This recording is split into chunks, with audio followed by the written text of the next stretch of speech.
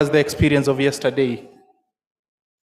Just a recap of how everything went yesterday, what you got, what message you could want to give as we set the pace for today.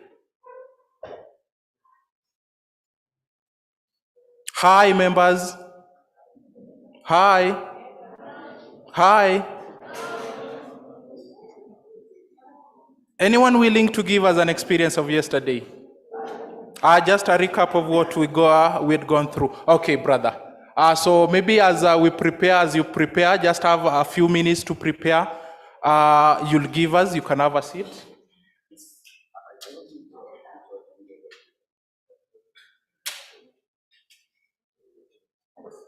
So as my brother is preparing for the recap of yesterday, in a special way, I want to recognize that today we are going to have a very good session that is going to be moderated by Dr. Peter Ongai, who is preparing shortly to come for front after we've got the experience of yesterday. Today, if you check at your programs online, we did say that we're environmentalists and we don't want to pollute our environment. So we're doing all possible ways of minimizing the waste that we have. So we're not able to give the printed copies, but have your program on soft copy. So today, if you look at the soft copy, the program, we're going to start the program on local-led adaptation and resilience building by one of our own, who is Mr. Nicholas Abuya, the Global Resilience Advisor, Christian Aid. I believe it will be a very nice session for us. He's an experienced man. I don't want to give his profile, but I'm sure Dr. Peter Ongai will do that. So as I welcome you to the second day of the summer school, kindly, as you came in, I believe that you must have registered. And if you didn't, kindly make arrangements. You do your registration at the information desk outside there. So as we prepare to usher in our good brother, he'll tell us his country, he'll tell us his name, the experience, and the recap of yesterday. I believe this summer school is going to be a very nice experience for you. Back to the DJ. DJ, give us something to welcome us there. DJ.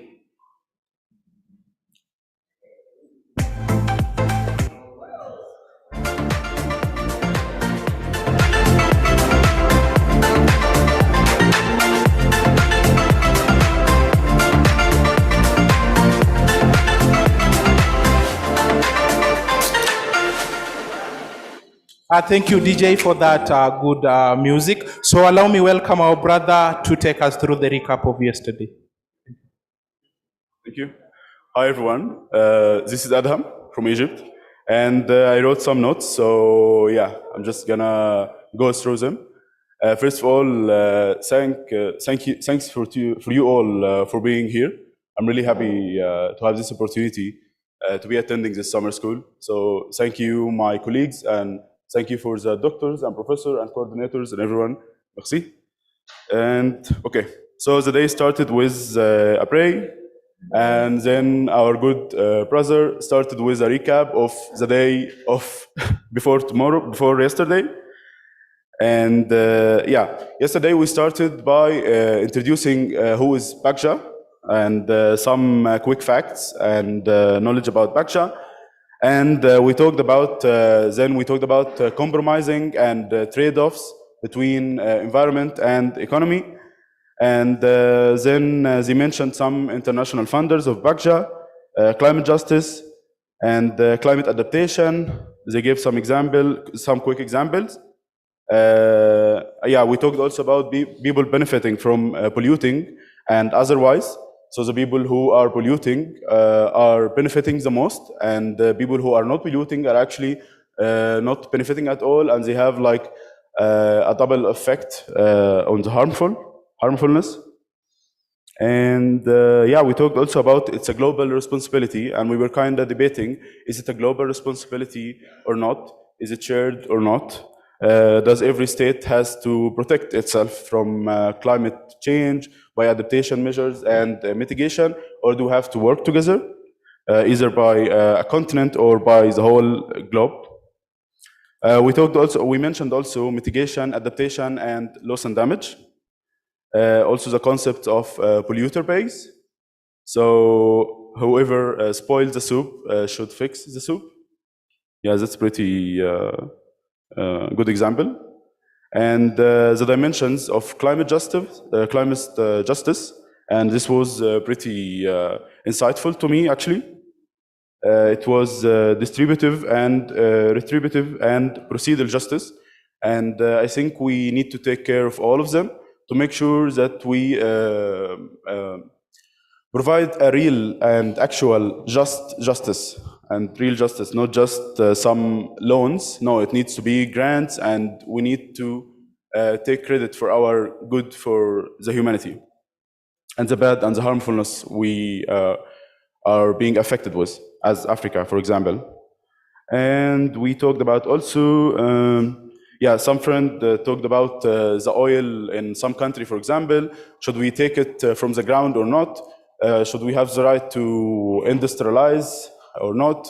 Or should we just abide by environmental and climate ethics and not focus on economical development? So it was also kind of a debate.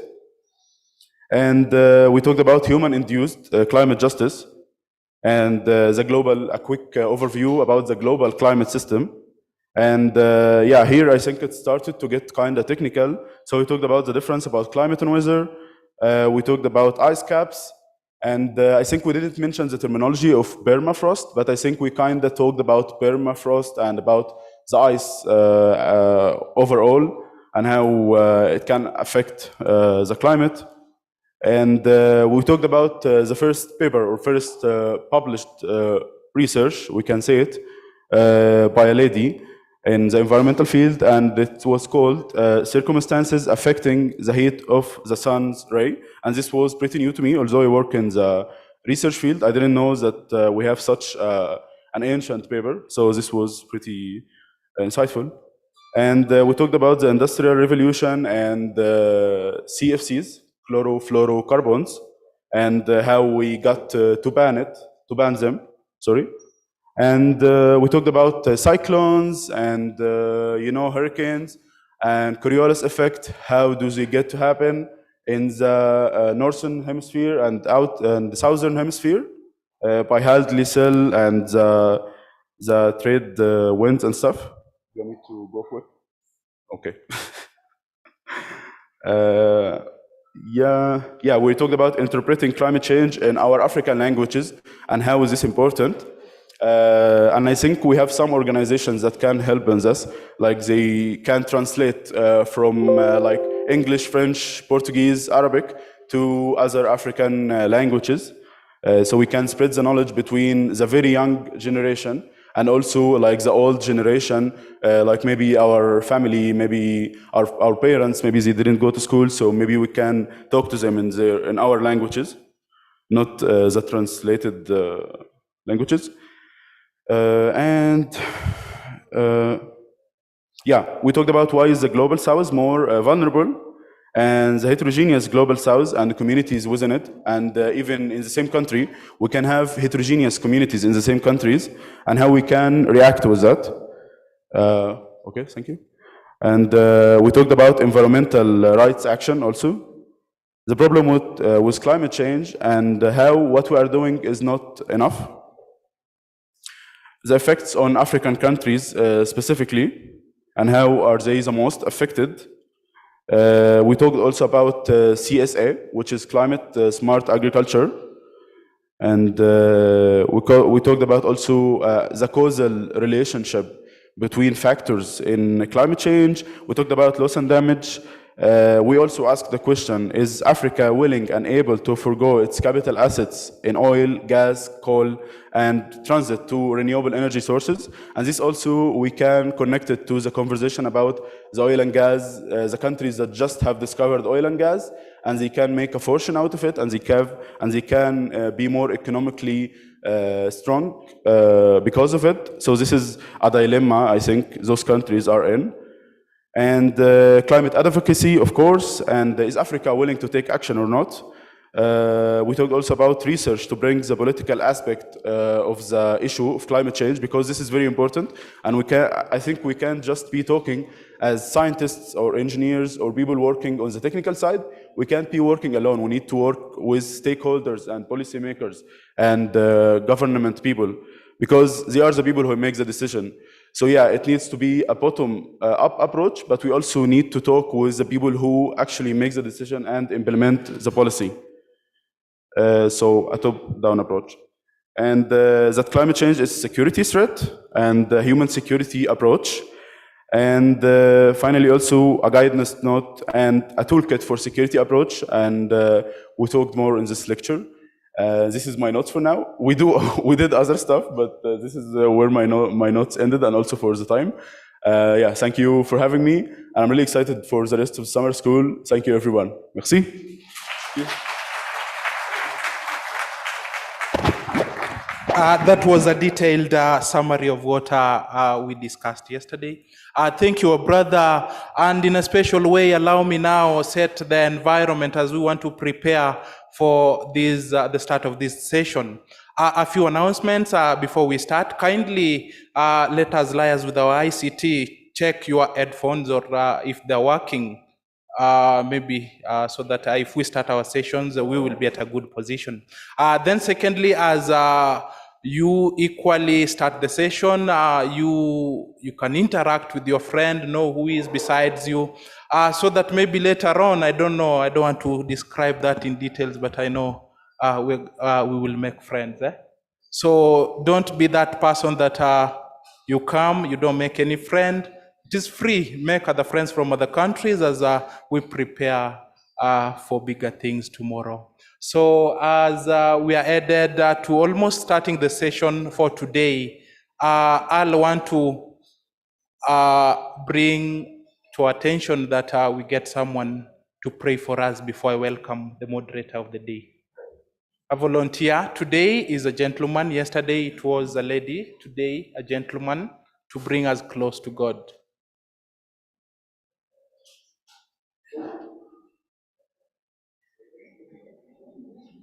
Okay, please, brother.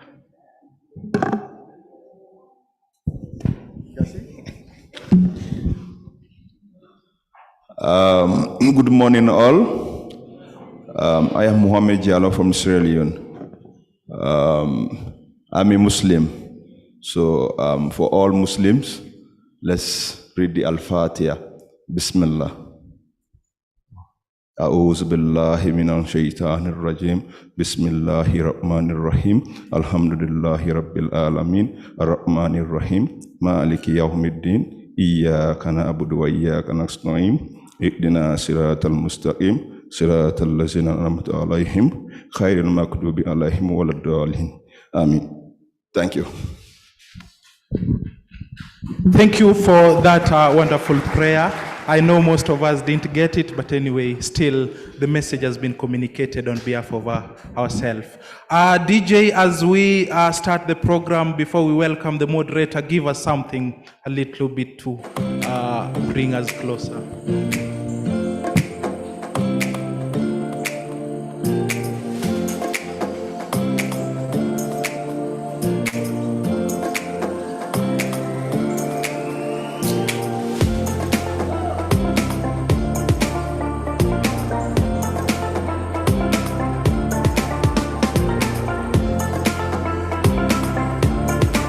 Thank you, DJ. Thank you, DJ. Because of time today, we're going to be strict on time. In a special way, allow me welcome Dr. Peter Wangai, who is a lecturer in the Department of Environmental Studies, Kenyatta University. Daktari, karibu sana.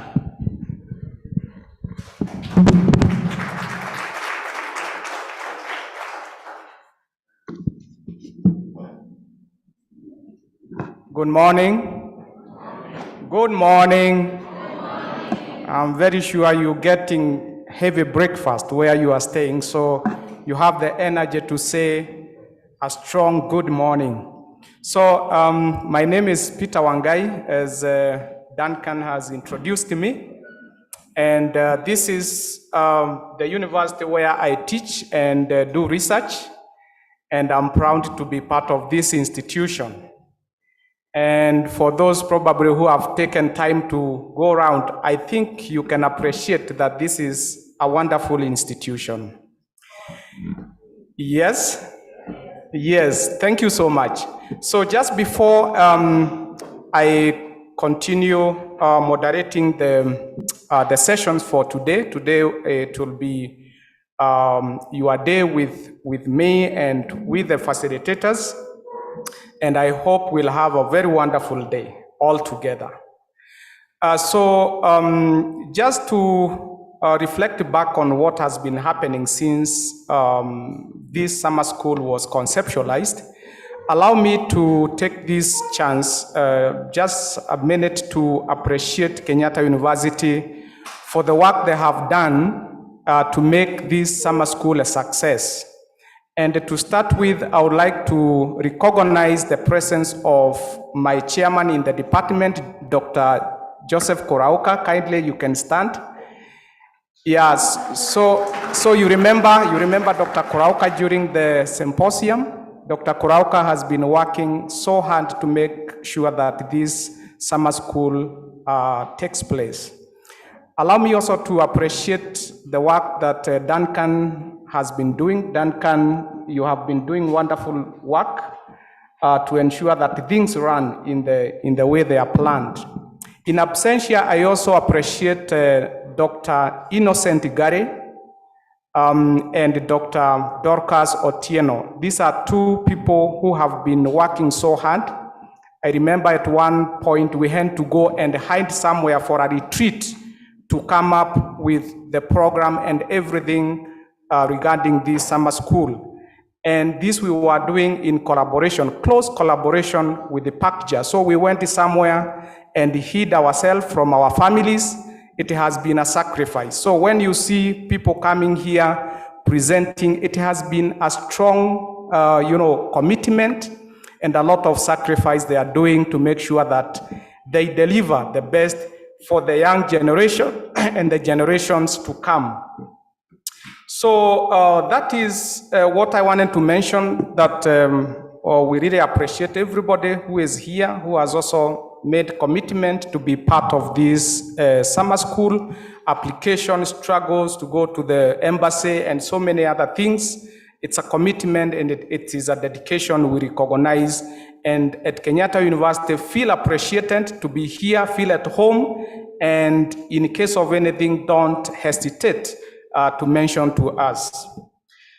So I've been following this, the proceedings for this summer school since day one when we ended the symposium, and allow me also to appreciate the high level and keynote speakers who talked to us on the first day we opened this summer school.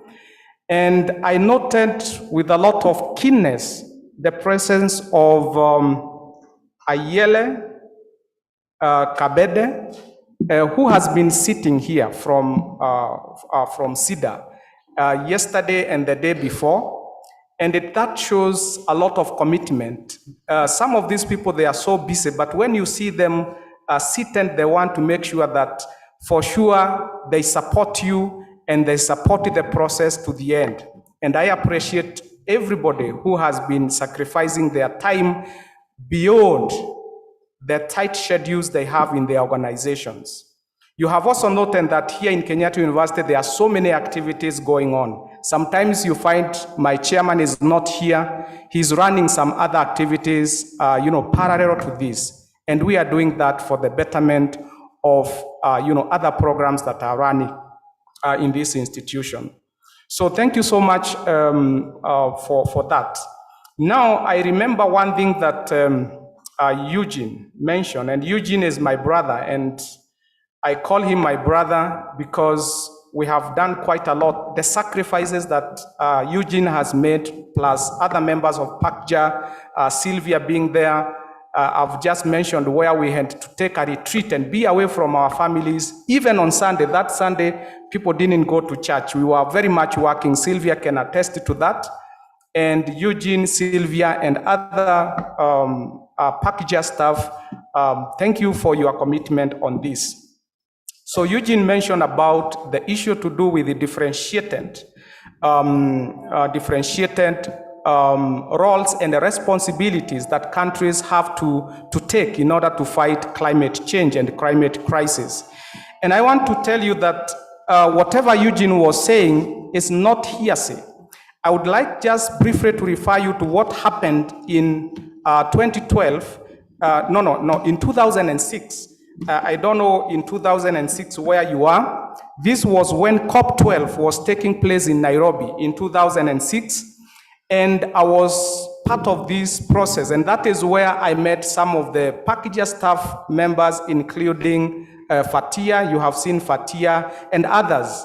I met them for the first time in 2006 during COP12 in Nairobi here at the United Nations Environment Program headquarters.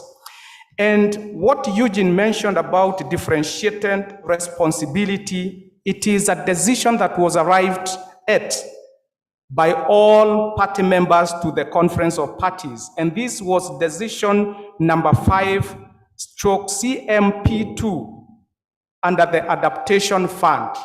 And it talks about common differentiated responsibilities and respective capabilities, and that accordingly, the developed countries' parties should take the lead in combating climate change and the adverse effect thereof. So this is a decision, and this is what we are fighting to make sure that it is implemented and it is followed. So now I want to invite the speaker of today. As you can see from the program today, we have also loaded day. We are starting with session number 1, which is about locally land adaptation and resilience building. And when we talk about locally land, of course, we talked about who is supposed to fund the process of adaptation. But we didn't talk about who is supposed to be the implementer. We wanted the funds to come to the grassroots level, and you are at the grassroots levels. And we want you to get the fund and implement using the activities that you are doing at the local level. So today we have our presenter with us, and I'm glad he came very early, even earlier than some of us.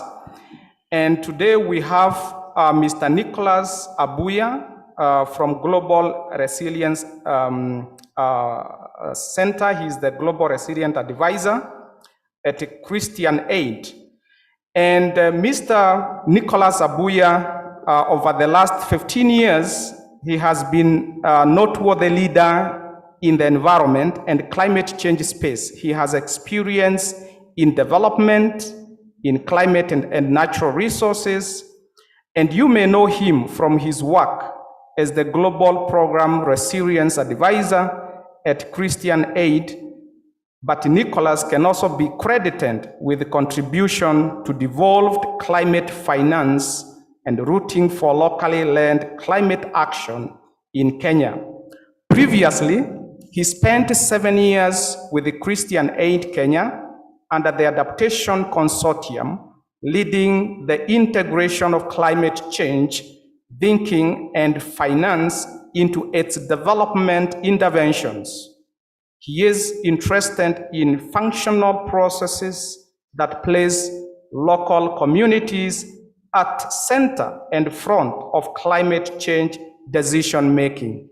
Ladies and gentlemen, allow me to invite Dr. Nicholas Abuya to take us through this session, and we welcome him with an appreciation clap. 1, 2, 3.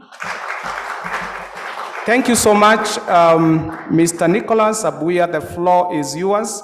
Welcome, and come and enlighten us on these matters of how we can build resilience against climate change and climate crisis at the local level. Thank you and welcome.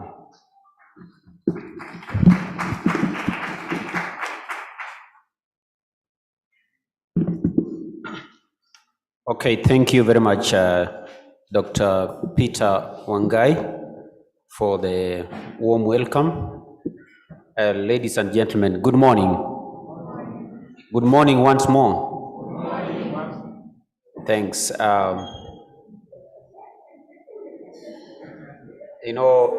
When I look at the faces, most of the participants, you are young, and being young, you're full of energy and, of course, happiness. So it also makes me to feel happy, because when I come to an institution of learning like this, exactly like 16, if not 17 or 18 years ago, I was a student, just like most of you, in an institution like this one here in Kenya. So to start us off, I'll ask the IT guys to play for us a video clip, an animation.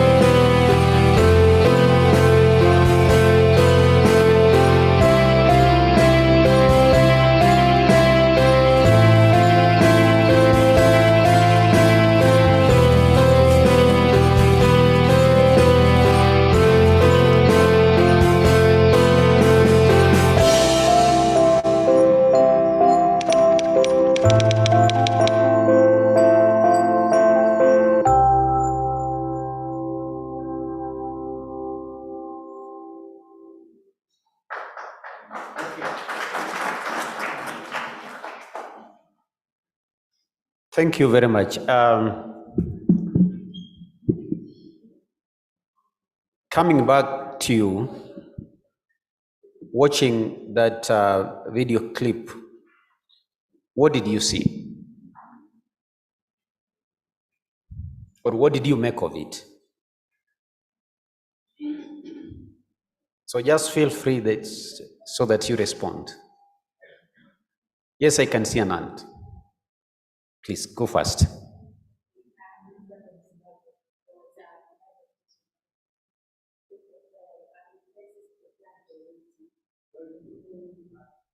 Maybe you give a talk.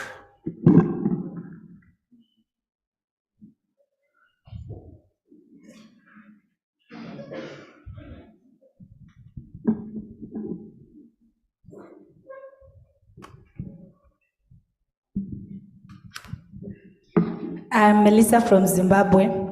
There was a process of adaptation. At first, the plants were wilting, and then the human beings, they had to make up a plan of rainwater harvesting, so that the plants don't die. So there was an adaptation process that was done there. Thank you. Thank you for your contribution. Somebody else again? Yes. I like the ladies are very active in this room. Let me start with and then I'll come to you.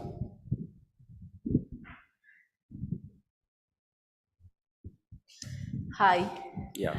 My name is Mashair. I'm from Sudan. I see in the video the importance of the sun. The sun, it is very important. We need in anything, plant, to water and rain and anything. The sun, very important. Thank you. Thank you. There was another reaction there.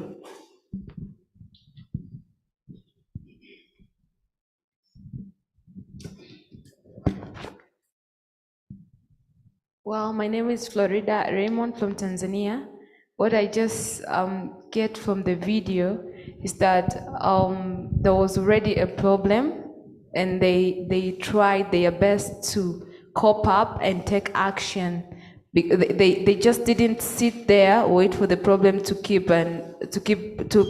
become bigger. So they find a way to get out of the problem, whereby they started harvesting the rain and solve the problem. Thank you. Thank you. Okay, there's a gentleman at the back.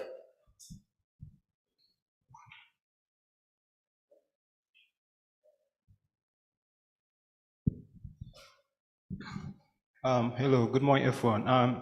My name is Abdullah from Gambia. Okay, what I see from the video, the community, the way they are living is no longer applicable due to the impact of climate change, because the flooding has destroyed their crops, their harvest, and their livelihood. So what I see from video, that's my analysis. Okay. Thank you. Then you can come this side as well. Yes, you can give the mic there. Okay, I'm Kudakwache from Zimbabwe. Okay, what I have seen there is not only about them adapting only, but they are working as a team, helping each other to the way that they need everything to look like. So working as a team, for you to achieve a certain goal, you need to be helping each other so that you make something. Okay, thank you. Yeah. There's somebody, okay, you, then there's a lady behind you. Hi everyone, I'm Purity from Kenya. I think he has just said what I wanted to say, the sense of teamwork. You see the first spherical ball that was trying to climb the hill, it was unable, but when the two came, they helped the spherical ball to climb, and then when it went to the water, they made a boat to help the one that was down. So teamwork. Okay, thank you. Yes, right behind you. Hi everyone, it's my first day, so my name is Sid Mohammed Saeed. I'm from Sudan. I think the main concept or idea from the video is that the adaptation. I think the adaptation is the solve of most of our problems. Sometimes the solution is not behind the door, which is closed. Sometimes the solution is to adapt with the surrounding conditions. And adaptation doesn't mean that to be in a single form or something like this, or adaptation means create an opportunities, create an solutions and something like this. Thank you. Okay, thank you. Then I think I saw a hand just somewhere in the middle.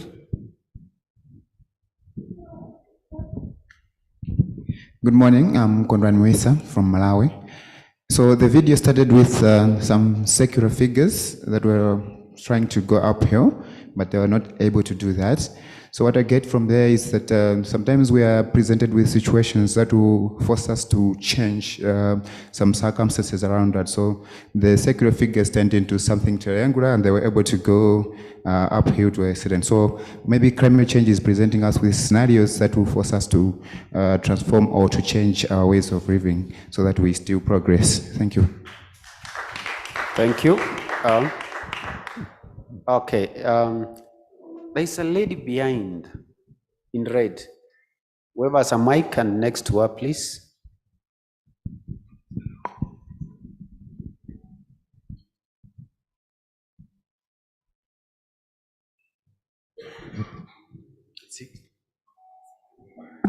Yes, yes. Bonjour tout le monde, je vais m'exprimer en français, donc prenez vos casques.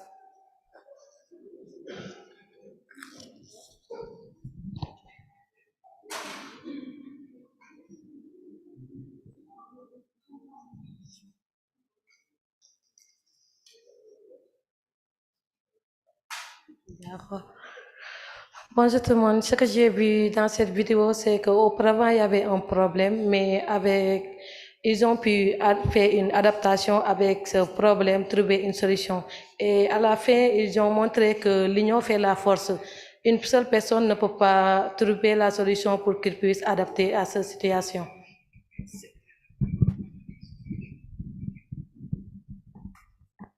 Yes, another response here.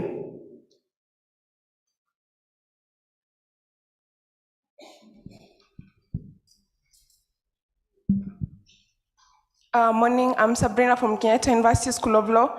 Yeah, from the video, we get a spirit of resilience in that in the environment, we face a lot of problems, but if we are resilient and we cope up to whatever challenge we encounter, we're likely to develop new mechanisms and tackle our every problem. So like we saw when they were oval, so they actually came as a team and then they developed new shapes for them to adapt to the environment. So we can also use other theories in regard to resilience and coping up to climatic conditions. Yeah, like we can quote Charles Darwin when he said that species usually face a lot of environmental issues. So the best species are the ones who cope to environmental conditions. Yeah, so it's basically called survival for the fittest and developing new tackles and coping with new environmental conditions. Thank you, that's all. Okay, thank you. I think the conversation can go on and on from the animated video that we've just watched. I was asked to talk about locally led adaptation and building resilience. So this morning, that is going to be our topic of discussion.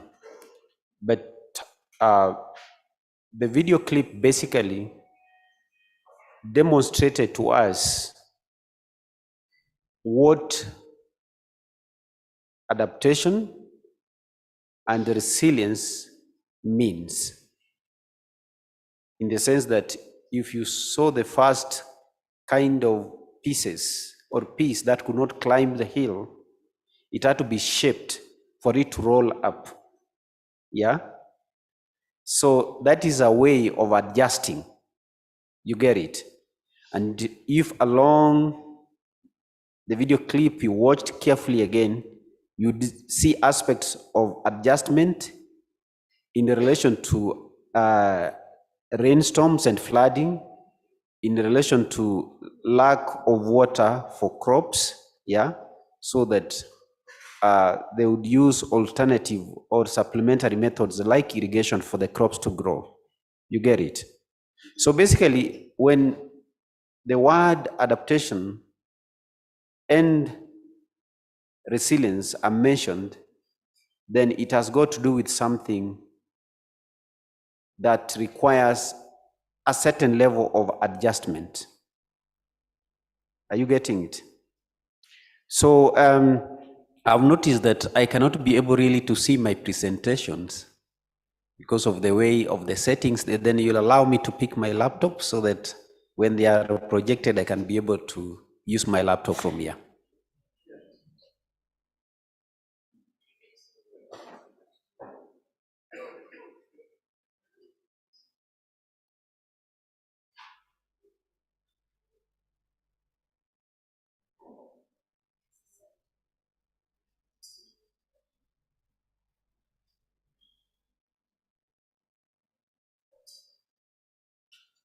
So just a moment.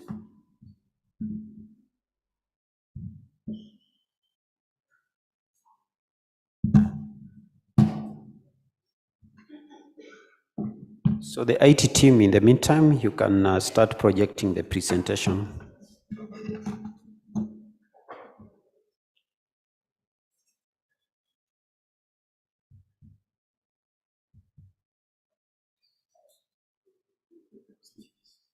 Okay, all right.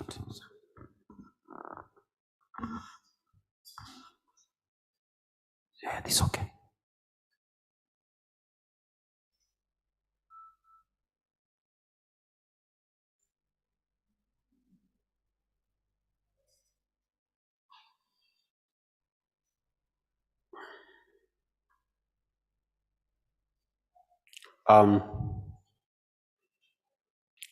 I believe it has been projected. Okay, then we can go to the first slide, which basically talks about the outline. So what we are going to discuss, we'll start off with an introduction to the concept of climate change adaptation and resilience building. Then we'll have a quick view of the adaptation cycle. Then we'll also I'll have a look at the adaptation in the UNFCCC processes before we now delve into the principles of locally led adaptation approaches. And then we'll end our discussion with a quick view of the County Climate Change Fund mechanism, which is an example of locally led adaptation in Kenya.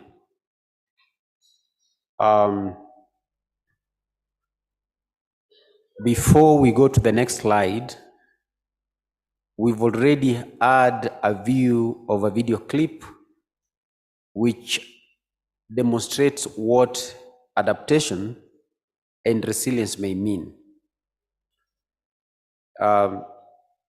But now let us have a quick view of what has largely been adopted and widely used when we talk about the concept of climate change adaptation and resilience. I want to believe that you've already covered the part on the science of climate change, and they must have mentioned some of these terminologies as part of explaining the science of climate change. So you can move it to the next slide. So broadly, when we talk about climate change adaptation, you will find varied definitions. Definitions which have got some common shared definition in terms of words used. However, for purposes of this session, we are adopting the use or the standard used by the UNFCCC. So according to the UNFCCC, adaptation refers to adjustments in ecological, social, or economic systems in response to actual or expected climate stimuli and their effects or impacts. That's actually a definition that is adopted by the UNFCCC. So in some circles, you will find definitions that goes referring to adjustment to human and natural systems in response to actual expected climatic stimuli. When we talk about natural systems, basically we are referring to ecological systems. When we talk about human systems, they are social or economic. So you can find in some variations definitions which talk about adjustments to human and natural systems. So those human systems are either socio-economic, and the natural systems that we refer to are basically ecological system. So if you watched the clip, then you can relate to the definition. Basically, adaptation refers to change in processes, practices, and structures to moderate potential damage or to benefit from opportunities associated with climate change. So from the clip that we watched, could you identify a process or a practice that was adopted to moderate potential damage?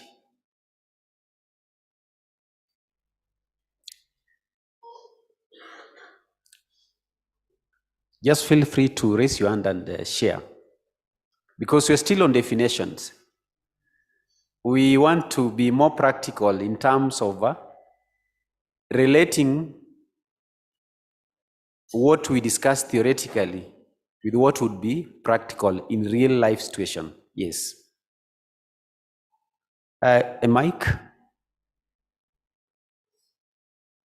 Somebody with a mic? Yeah, please.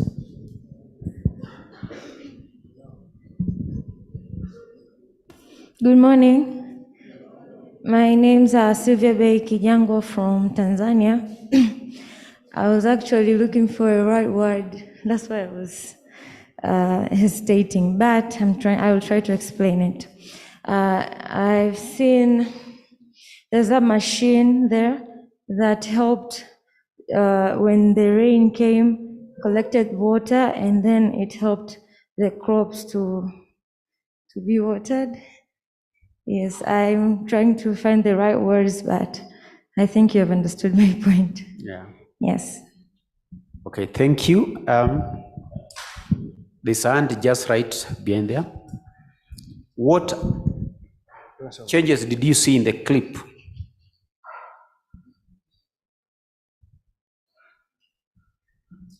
Voilà. Je vais m'exprimer en français.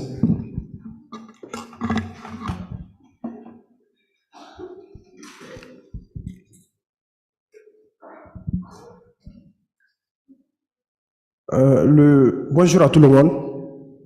Voilà, je réponds au nom de Vayen Gadozo de la République de Guinée. Les différents exemples que j'ai vus dans cette courte vidéo par rapport au changement climatique, en fait, la population, les gens qui sont habités vraiment sur cette terre ont conscience par rapport de ce qui se passe autour d'eux.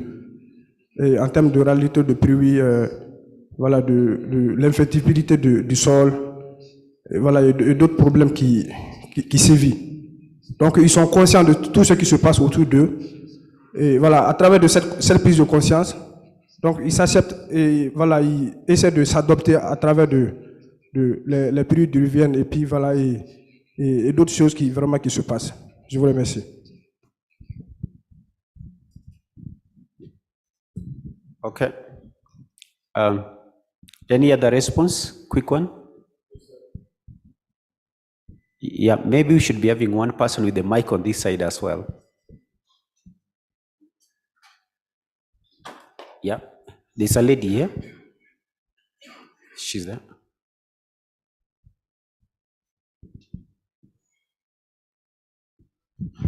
Hi, Heba in Egypt. They use smart farming now using in Egypt. Okay. She's actually relating to what she saw in the video with the practice back at home in the form of smart farming. Yeah, okay, thanks.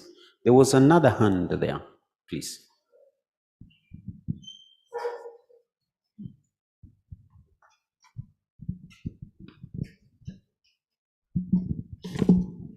Good morning. I'm Manasiti from Kenya. I think the change I saw in the video is related to mindsets. the people realize that there's a problem that they need to adapt to. And I think that's very important in tackling the climate crisis or weather extremes. Thank you. Okay, thank you. So we can have this conversation going on.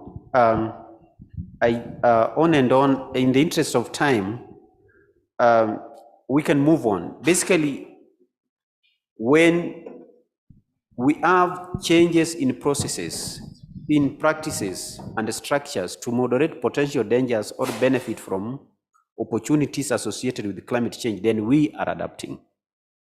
So in the video clip, you'd see that in some instances, there was a change of processes and practices, for example, to harness rainwater, which in itself is a risk when it causes flooding. Supplementing in irrigation for crops for them to really thrive and for them to have harvest.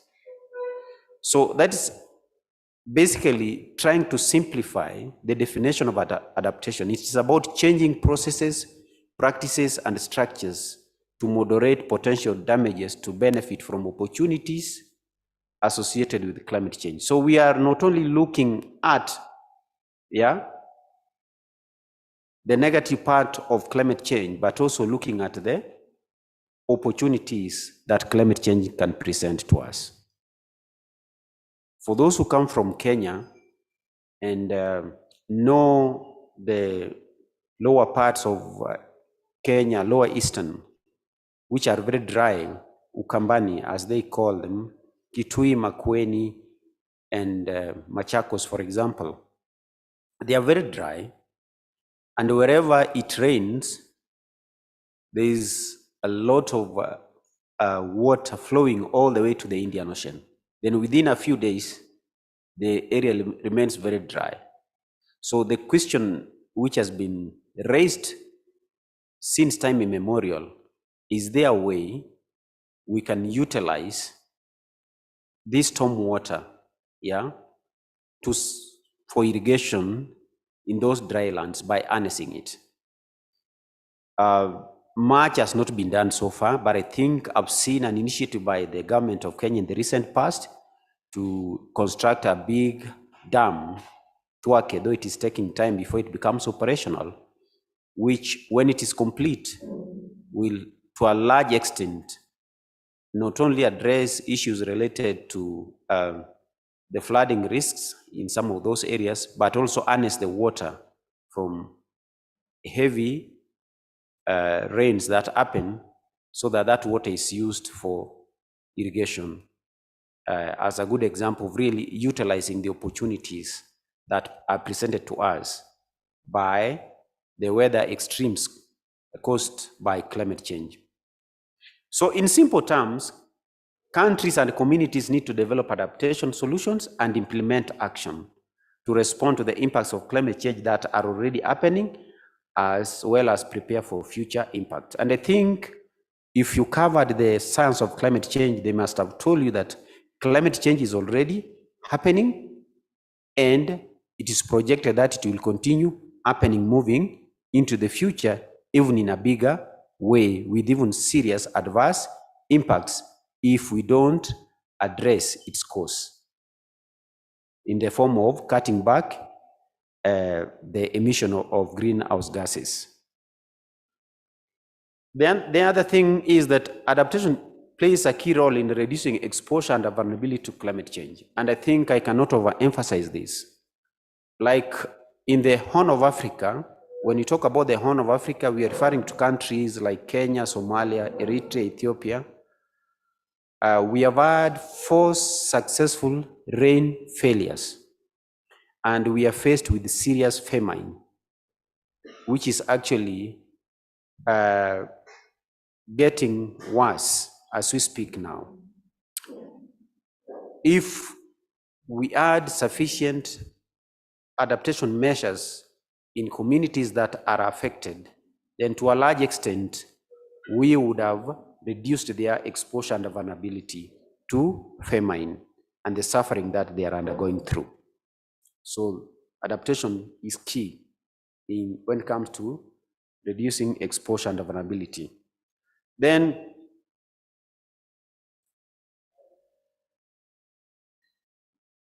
Adaptation in ecological systems include autonomous adjustment. Donc, l'adaptation.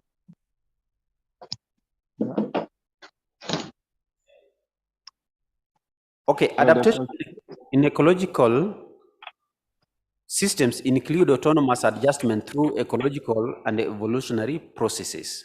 So we say that when it comes to adaptation, we not only refer to natural systems, but also human systems. In this case, we are talking about natural systems, which is ecological. So the adjustment happens also in those systems. The other thing which is very important is that adaptation can be anticipatory or reactive, as well as incremental and or transformational. So when we talk about anticipatory, is that, for example, when we expect extreme weather events, and we work, for example, with climate scientists like the meteorologists, and we are given information about, say, the seasonal outlook, then the farmers are told that the rainfall will be below average. Then they are advised through agro-advisories to plant, say, drought-tolerant crops or fast-maturing crops. Then they are taking anticipatory action.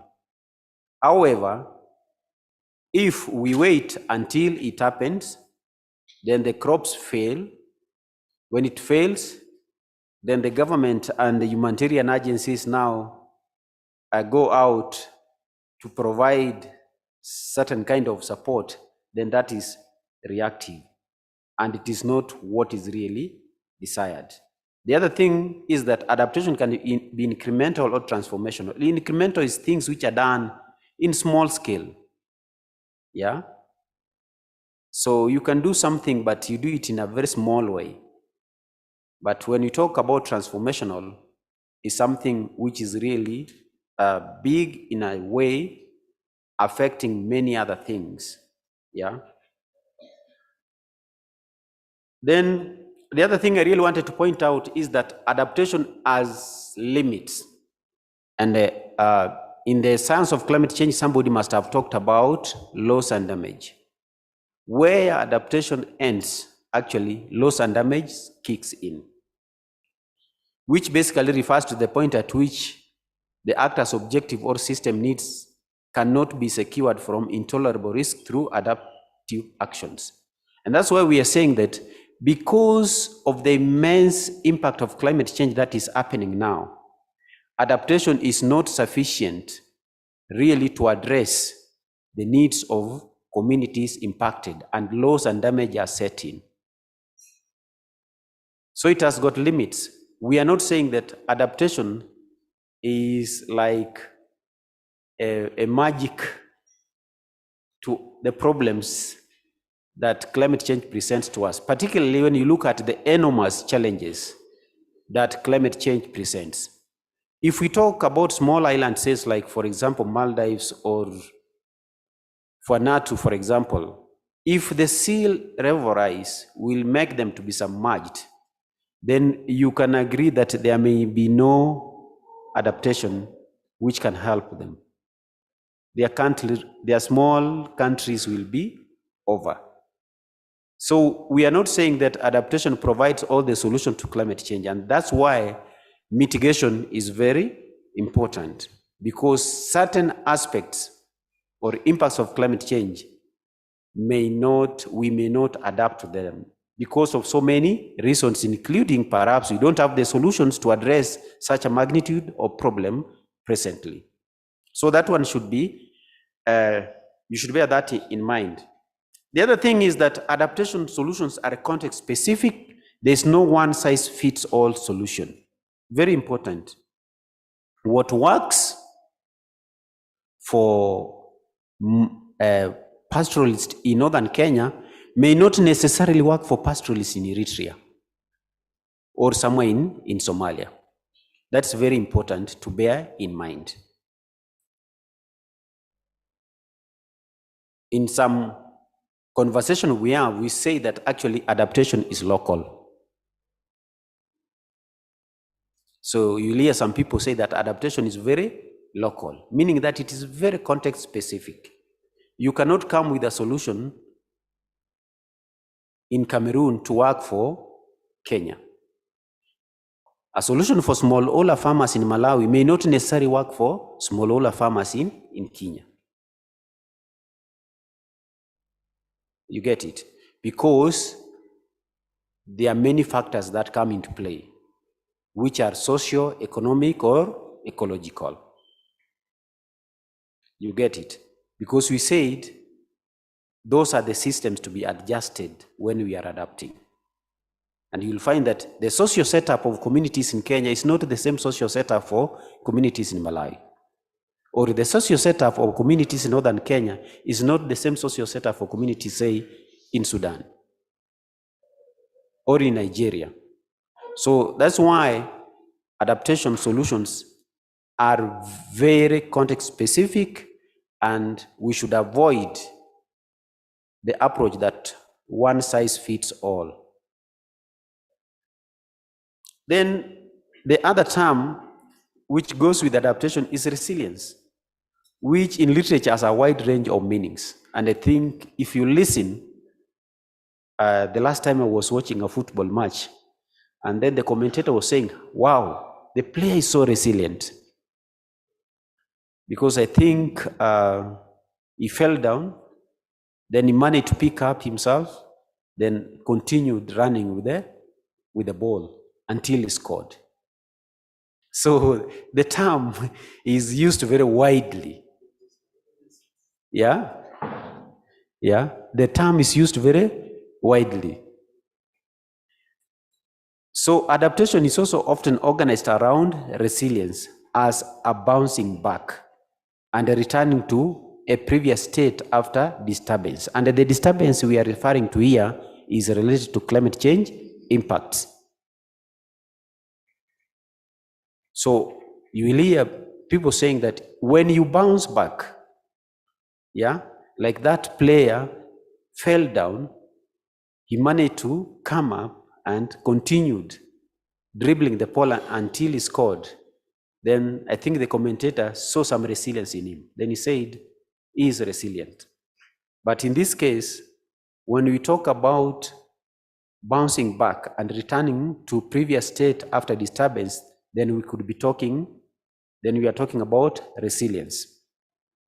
Then quickly, so that we move on, is that in many definitions, which are also varied, you will at least find something related to bouncing back or adapting when you are defining resilience. So resilience is defined as the capacity of socio-economic and ecosystems to cope with hazardous events, which is basically a disturbance, and responding in ways that maintains their essential functions, identity and structure, as well as biodiversity in case of ecosystems, while also maintaining the capacity of adaptation, learning, and transformation. A very long definition. Again, I adapted it from the UNFCCC. I work at Christian Aid as a resilience advisor. We have got a standard definition for resilience, which is shortened, but I didn't want to share that.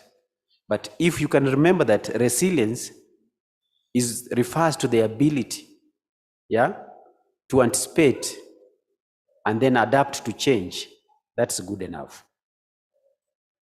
So if you have got the ability, if a system, yeah, if a community can have the ability to anticipate, adapt, yeah, to change, then they are resilient. So resilience is a positive attribute when it maintains such a capacity for adaptation, learning, and or transformation. So we see resilience as a positive attribute of really being able to anticipate and adapt to change. So I've seen farmers particularly when I was working in the front line as a program or a field officer, I go to places like Kitui, that's in Machako, in lower eastern Kenya. Then I find farmers who have planted crops. Then they say, oh, the rain has ceased before we could harvest. If it could only rain once or even twice, we would harvest. You get that? So then you find people who are quite actually helpless. Because they say if it could only rain once or twice, we could harvest. I think you've had such a kind of experience. If only it could rain once or twice. So that one demonstrates, yeah, their lack of ability, yeah. Lack of ability really, for example, in the first place to anticipate that it would happen the way it has happened, and when it happens, their lack of ability to adapt. And we say that adaptation is about adjusting the systems. So they say if it only it could rain, meaning that they have got nothing else to do except to just hope that it will rain once or twice more for them to harvest. And most of the times, unfortunately, it doesn't rain. So do you know the implication is that they come out with nothing. So how would you describe such like farmers? They are not resilient. They cannot adapt. It's simple as such. So I thought that with this kind of examples and discussions, we can have an understanding of what adaptation and resilience means. So that if you go out, you are able really to articulate and relate it with the real life situation. So I've given you examples. Then in the same locality, like in Kitui or Machakos where I'm talking about, you find some farmers who have got, say, farm ponds or are close to some seasonal rivers and they have constructed sand dams. Then, while thousands of hectares of crops are drying up, you find that those who are able to irrigate or supplement with irrigation end up harvesting. You get it? So the difference between these two groups of farmers is very simple. The first group I talked about is that they don't have the desired resilience to adapt. But the other farmers who had farm ponds or are organized around community sand dams, and when it ceases to rain, they are able to harness the rain water from the first kind of rainfall that happens and then supplement with irrigation, are able to harvest crops. So that would be an example I would give of adaptation and resilience in a real life situation. If you go to northern Kenya, for example, what we have there are mobile livestock keepers. In a certain point in time, we are working with livestock keepers in Isiolo County, not very far from here. And the livestock keepers in Isiolo have got very strong community structures, and they apply the community structures to govern how the livestock access pasture and water. And they have got very strict laws, bylaws, which govern when the livestock can access certain areas. Some are actually set aside as dry season grazing areas and others as wet season grazing areas. So you will find that when it doesn't rain, they have got reserves of rangeland pasture where they can drive their livestock to.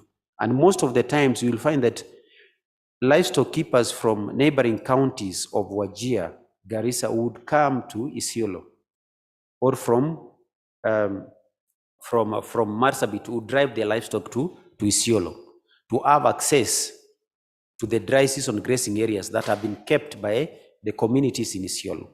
So you can see that kind of scenario where certain group of people are able to not only anticipate that there will be a dry season, and therefore they have set aside some areas which are not touched until that dry season comes, then they drive their livestock there, and therefore they are able to survive the drought when it is normal. But remember in mind, we say that actually adaptation has got limits. Right, up to that point, is there any question so that now I can move fast, because we are grounding the concept of adaptation and resilience? Yes. Please give the mic. You can start with the lady who is next to you. Thank you very much. I am Lusungu from Malawi, and I work for Christian Aid as well. I just wanted to thank Nicholas for the beautiful presentation, because it's building on what we discussed yesterday on a dimension of climate justice, which is the judicial procedure, where we would like to make the people who are affected to be part of the decisions that are being made. So yesterday, Eugene said the missing link is a loss and damage pillar. But building on your presentation, I see it's an opportunity, but not a missing link, where when we want, if we are enhancing the capacities for adaptation so that they build resilience, it means the people are owning the process, and they are making the decisions for their communities. In return, it means we are contributing further to the loss and damage, where we are trying to amplify the voices of the rural communities so that they should be part of the solutions. So I just wanted to comment on that, and this is a very good insight where I think we have something where we are building on, which is adaptation, and then the loss and damage. We are almost there. Thank you. Okay, thank you. So quickly, only two people so that we can move on for the interest of time. Yes. During the course of explaining the adaptation and resilience, you mentioned about the North Africa countries, Ethiopia, Eritrea, and others. I had some, I hear you some you call the successful failures. I didn't get you very well. What do you mean when you say that, when you mention all of Africa? Successful failures practices in all of Africa. Just to react on that, I think he meant successive failure of the rainy season, if I got you right. Yeah. He meant successive, not Yes. successful. Yeah. Successive. Yeah, of the rainfall season. Yes. Okay. Good morning, everyone. Good morning. My name is Elvis from Uganda. I'm a farmer.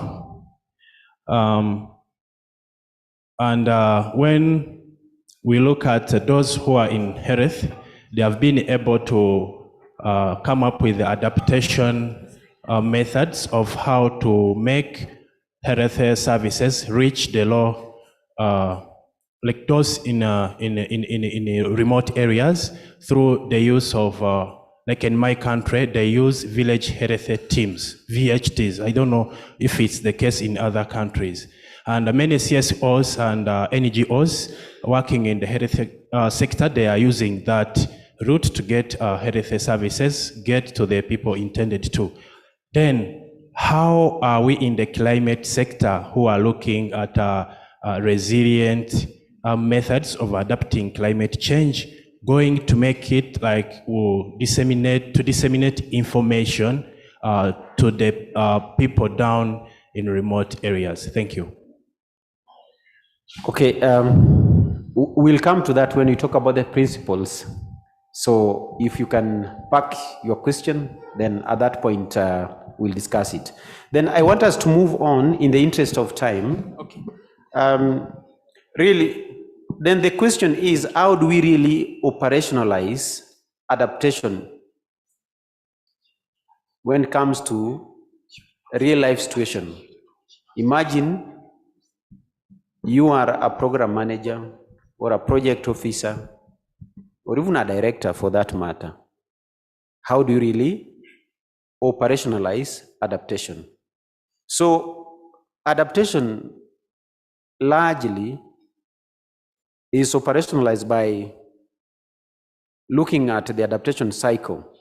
For those of you who have been in project implementation field for long, you know about the project management cycle. So one is that for us to operationalize adaptation, one is that we need to have an understanding of what we refer to as assessment of impacts, vulnerabilities, and risks. That is very important because, as we said, adaptation is very local and is context specific. And then once you do that, the next thing is basically to plan for adaptation. And these are things I don't want really to emphasize on. It is explained there that when it comes to planning for adaptation, basically you do the identification of adaptation activities, including aspects of costing them and stuff like that. Then the next thing is basically you implement adaptation measures. And then you do the monitoring and evaluation of adaptation. Then the cycle repeats itself. This is something which is very common in project management cycle. I don't really want to dwell so much about that. Then let us have a quick view also of adaptation in the UNFCCC processes. That is really taking a view from the global level. Is that parties, and when we talk about parties, we are referring to nations or governments that are signatories to the UNFCCC. So parties to the UNFCCC and its Paris Agreement recognize that adaptation is a global challenge faced by all with the local, subnational, national, regional, and international dimensions. It is a key component of the long-term global response to climate change to protect people, livelihoods, and ecosystem as provided in Paris Agreement Article 7. I think somebody must have mentioned about the Paris Agreement. You can have access to the Paris Agreement. It is an online document. Adaptation is provided for in Article 7. Then the other thing is that the parties acknowledge that adaptation action should follow a country-driven, gender-responsive, participatory, and fully transparent approach, considering vulnerable groups, communities, and ecosystems. Have made abolish the vulnerable groups, communities, and ecosystems. Very important that adaptation should be country-driven and taking into consideration all those factors. So within the UN climate change regime, and in this case, when you talk about the UN in matters climate change, is the UNFCCC. Parties carry out adaptation-related activities in several work streams through work programs and specialized groups and committees. These include the National Adaptation Programs of Actions. The National Adaptation Programs for Actions are usually targeted at least developed countries. So we used to be a least developed country as Kenya, then some years back, they said now we are moved out of that bracket. Therefore, NAPAs don't really apply to Kenya nowadays. So it is contested that we don't see that economic growth in some sectors, in some communities. Then we also have the national adaptation plans. Yeah, is a requirement which parties or governments and nations have committed to have national adaptation plans. If I speak of Kenya, we have the National Adaptation Plan 2015-2030, which is actually an intermediate and long-term approach of meeting the adaptation needs of a country. Then we have got the adaptation committee set up by the UN really, which guides aspects of adaptation. Then we have the least developed countries expert group as well. So it is recognized that least developed countries are have the least capacity to address adaptation needs, and yet they face huge adaptation needs. Therefore, there is a group of experts which has been set to help them when it comes to addressing matters of adaptation in many ways. For example, it could be on aspect of technical advice on how to develop the national adaptation plans, or it could be on advice on how to formulate the national adaptation program actions, which are normally short-term. Then we have all those groups, and I think Dr. Peter Wangai, when he was speaking here, he talked about the time when COP was held in Nairobi. We also have the Nairobi Work Program on Impacts, Vulnerability and Adaptation to Climate Change. Yeah, these are various ways and means of addressing adaptation within the UN climate change regime. And if you have time, you can go and read more about this. Then we delve into the principles of locally led adaptation approaches. The other thing I wanted to emphasize is the communities impacted by climate change are not only fast responders, but also fast adapters. I think this is one thing we need to really appreciate. The communities in the Horn of Africa that have been affected by the drought, which has been going on since 2020 up to now, in one way or another, they are actually trying to adjust their socio-economic systems to live with the drought and the failure of rainy seasons. Some of those people in their millions have not been reached by anybody. Are you getting me? Some of those people in their millions have not been reached by anybody, but they have not died. Of course, they are suffering. What does that one tell you? Is that in their own ways, they are actually responding and adapting. But remember, we had put a disclaimer there that adaptation has limits. So once we appreciate that those who are impacted by climate change are the fast responders and fast adapters, then we'll agree that they should actually be playing a central role when it comes to adaptation. Thus, the need for locally led adaptation and resilience. So this idea where we plan for vulnerable communities in Nairobi, and they are somewhere in Elwak in Mandera, we do everything for them. We draw out the plans and even approve the budgets without even consulting them. I think is something that we need to move away from. Or this idea where people talk big things about supporting adaptation somewhere in Bonn, yeah, or somewhere in Paris or somewhere in London, actually should stop, because the people who are impacted by climate change are the fast responders, but also the fast adapters. So the 8 principles for locally led adaptation are being developed under the World Commission on Adaptation through land experience of partners to help ensure that local communities are empowered to lead sustainable and effective adaptation to climate change at the local level. Remember, when I started this conversation, I said that we can get away by saying that adaptation is local because it is context specific. So somebody will ask you, which context are you talking about? So locally led adaptation approaches help bring to the center people's real experiences and voices in the design and implementation of adaptation projects, programs, policies, and strategies. Very important. We want those who are impacted, their voice, their experiences, yeah, to be heard when it comes to designing adaptation projects.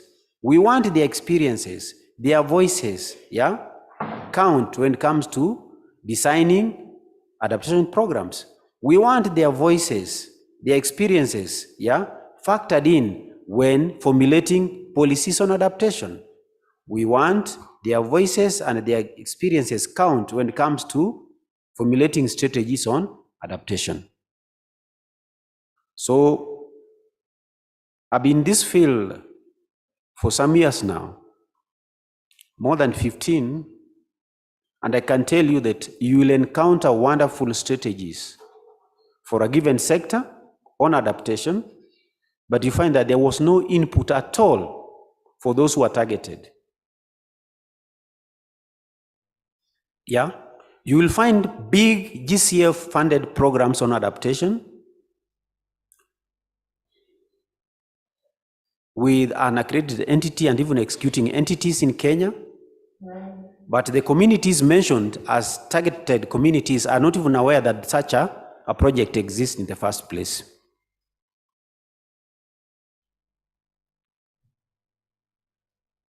Or you find big projects supported by Adaptation Fund in Kenya and Community X in certain county in Kenya is mentioned as a target community, but the people there are hardly aware that such a project exists in the first place. And the project has been in existence for the last 3 years.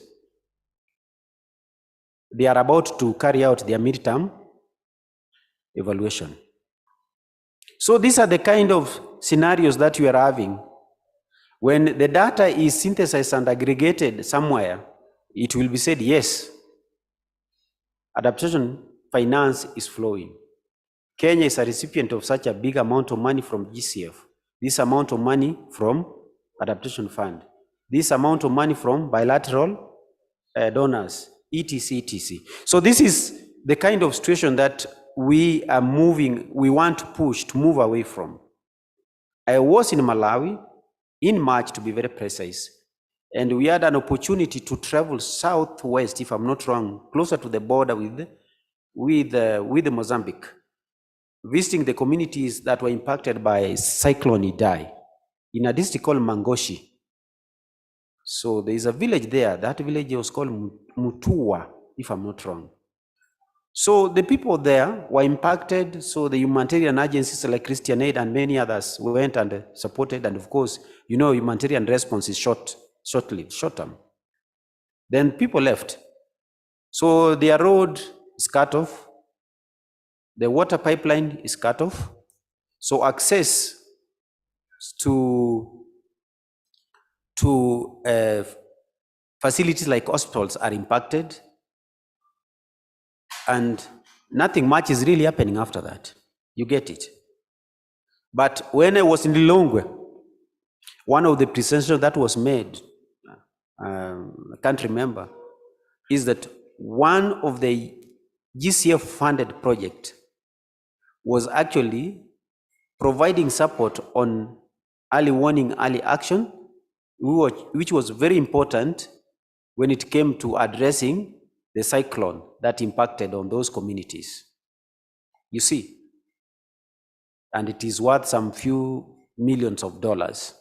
You see, people in Lilongwe, yeah, and others are aware, and they are actually feeling the impact of adaptation support from GCF, but the community down in Mangoshi are not even aware, were not even aware that there was such a project, and they cannot even relate to it. So that's the kind of situation that we find ourselves in, and we are really pushing towards having the impacted communities at the center of decision making when it comes to adaptation programs, project strategies, and policies. Then empowering local stakeholders to lead in adaptation to climate change gives communities on the front line of climate impacts a voice in decisions that directly affect their lives and livelihoods. So I was wondering, the community in Mangoshi district that I saw in Malawi, how much could it take to construct the bridge so that their lives could be restored? Remember, we defined adaptation in the beginning and resilience, yeah? that if we are able to adapt and bounce back, yeah, then we are adapting. So if those communities could construct the bridge that was washed away, then we can say that they are bounced back, because to a large extent, their normal services would resume in terms of road transport, access to the hospital on the other side. Could that bridge cost $1 million? I'm not very sure. That's still on the higher side. Could that bridge cost anything like a few hundred of thousands of dollars? Yes. And how much was this project that is supporting adaptation from GCF worth in Malawi? Tens of millions. How comes that we cannot get some funds to the communities so that they can prioritize the adaptation needs? So really, we need to challenge the existing systems, including the ones which have been put in place like GCF and even Adaptation Fund, and among others, because they are not working for the local people. And we should not be part of a generation that will actually perpetuate these structures that have made it impossible for the voice and priorities of impacted people to influence the decisions on adaptation. I think that's very important. But there is a disclaimer, so that I come to you. The disclaimer here is that not all adaptation needs can be locally owned or led. Countries and local stakeholders are demanding a greater effort and commitment to putting more resources into the local hands for local adaptation priorities. What we are saying for the situation like Malawi is this: yes, those adaptation funds from the GCF, some of them would be retained in Lilongwe to support, say, the National Met Department when it comes to weather forecasting on cyclone. But some of those funds should also been taken to the village that we visited, so that the community would prioritize what kind of structures they need to be put in place after the cyclone had happened. So we are pushing for greater efforts and commitment so that we put resources into the hands of local communities for them to appropriately prioritize on adaptation needs. I think that is the bottom line. So that it's not like the Ministry of Environment and Forestry in Kenya, in the current financial year, they will say they spent this amount of money on adaptation. But when you go to the communities that are most impacted by climate change, they are not even aware. They are not even aware in the first place that such a thing existed. But in the reports, in the plans, millions allocated on adaptation. This is what we really want to push away from. That yes, the ministry needs some funds on for its functions when it comes to matters adaptation, but can we take part of the resources to the communities so that they can prioritize their own adaptation needs? Yes, I saw an hand here, so that I move on. There was an hand here, yes.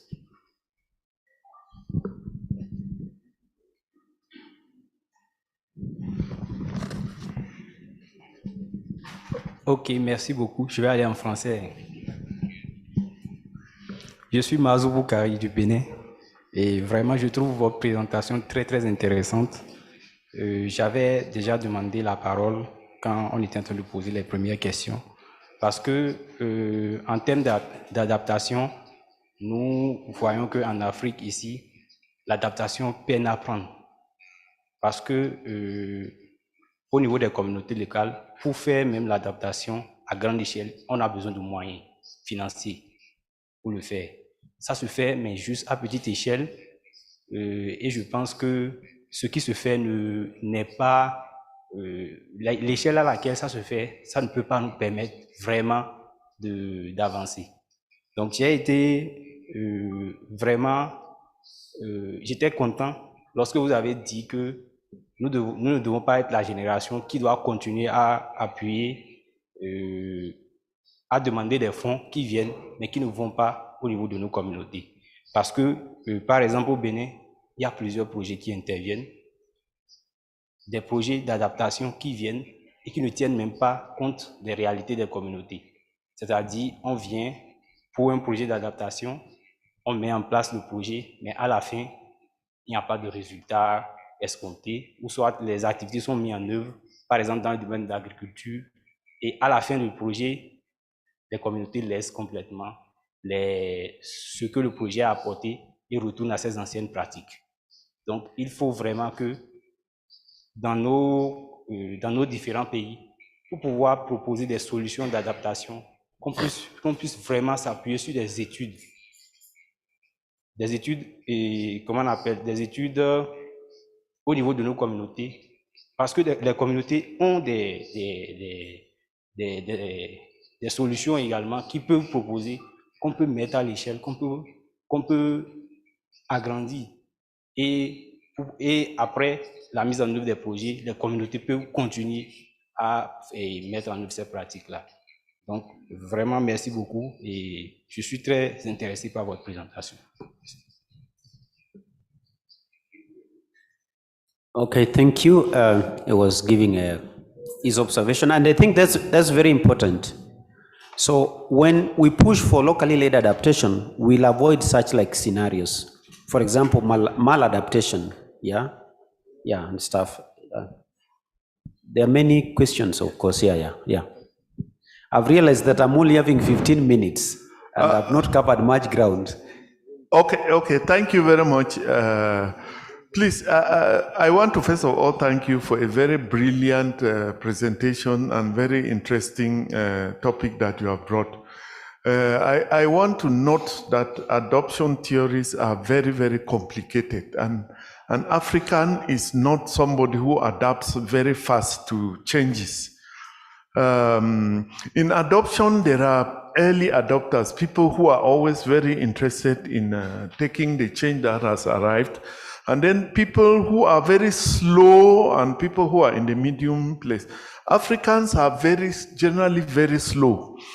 The issue of top-down or bottom-up sometimes does not count. The government might be in a best place to know what the people want and then present it, but when you go, even when the people have seen that this is a good initiative, they turn back to their old ways. It is so difficult in the African society. I work a lot in the rural world with people. In the north of Cameroon, sometimes we had a project with the Chinese to bring boreholes to people in the north. Women used to go for 5 kilometers to fetch water. So we thought that no, we needed, to stop this, you should bring water very close to their houses. Many of these women rejected this project 1 year after. And we were surprised. When we even went for evaluation, some of them were violent. And we saw that we actually discovered that women preferred to trek for 5 kilometers because it was during that trek that they mixed with their peers. In the north is a Muslim community where they are closed, and the only way a woman can have some liberty is to trek 5 kilometers out of the compound. So when these taps were brought right to their doors, they became so violent, they didn't want it. So you find yourself in a dilemma. You are trying to solve a problem and you know that this is a real actual problem that you are solving, but the community does not want. So those issues of adaptation are very, very complicated. Well, they even see the solution, but sometimes they tell you, okay, fine, they don't want it. Your solution is so good, but take it away. Those are some of the problems that if you blame government from coming from the top down, sometimes you find out if you go right to bottom up, will these local communities really tell you what can develop the country? So it is so complicated. The fact that they have rejected it does not mean that this idea coming from the top was bad. Sometimes we have to look at adoption theories. What do we need to take these people? We have so many complicated issues where very good solutions were brought, but people turn around and went the other way around. And I would like to end by saying that one of the countries I've done a lot of studies there and gone there several times is Israel. Israel started from a catastrophic environment, complete desert. But they have the best results now in the world, the best in milk farming, in vegetable farming, in flour, everything. Because there are people who adapt. That is, when adaptation comes, all the farmers go into it. They have a network where farmers get information. They are always interested in how do we improve, Africans are not like that. And you in that field, maybe I would suggest that you should find out how can we make these people appreciate the changes that technology is bringing. Thank you.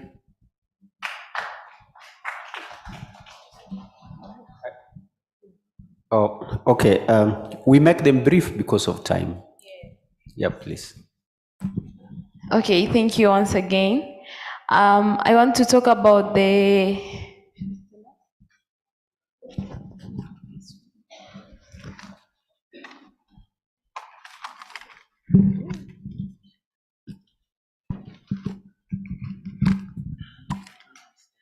Okay, so I was saying, he was saying that we African, we are slow, but I want to say something by using an example. A long time ago, UNDP went at Maasai community with the project of building toilets.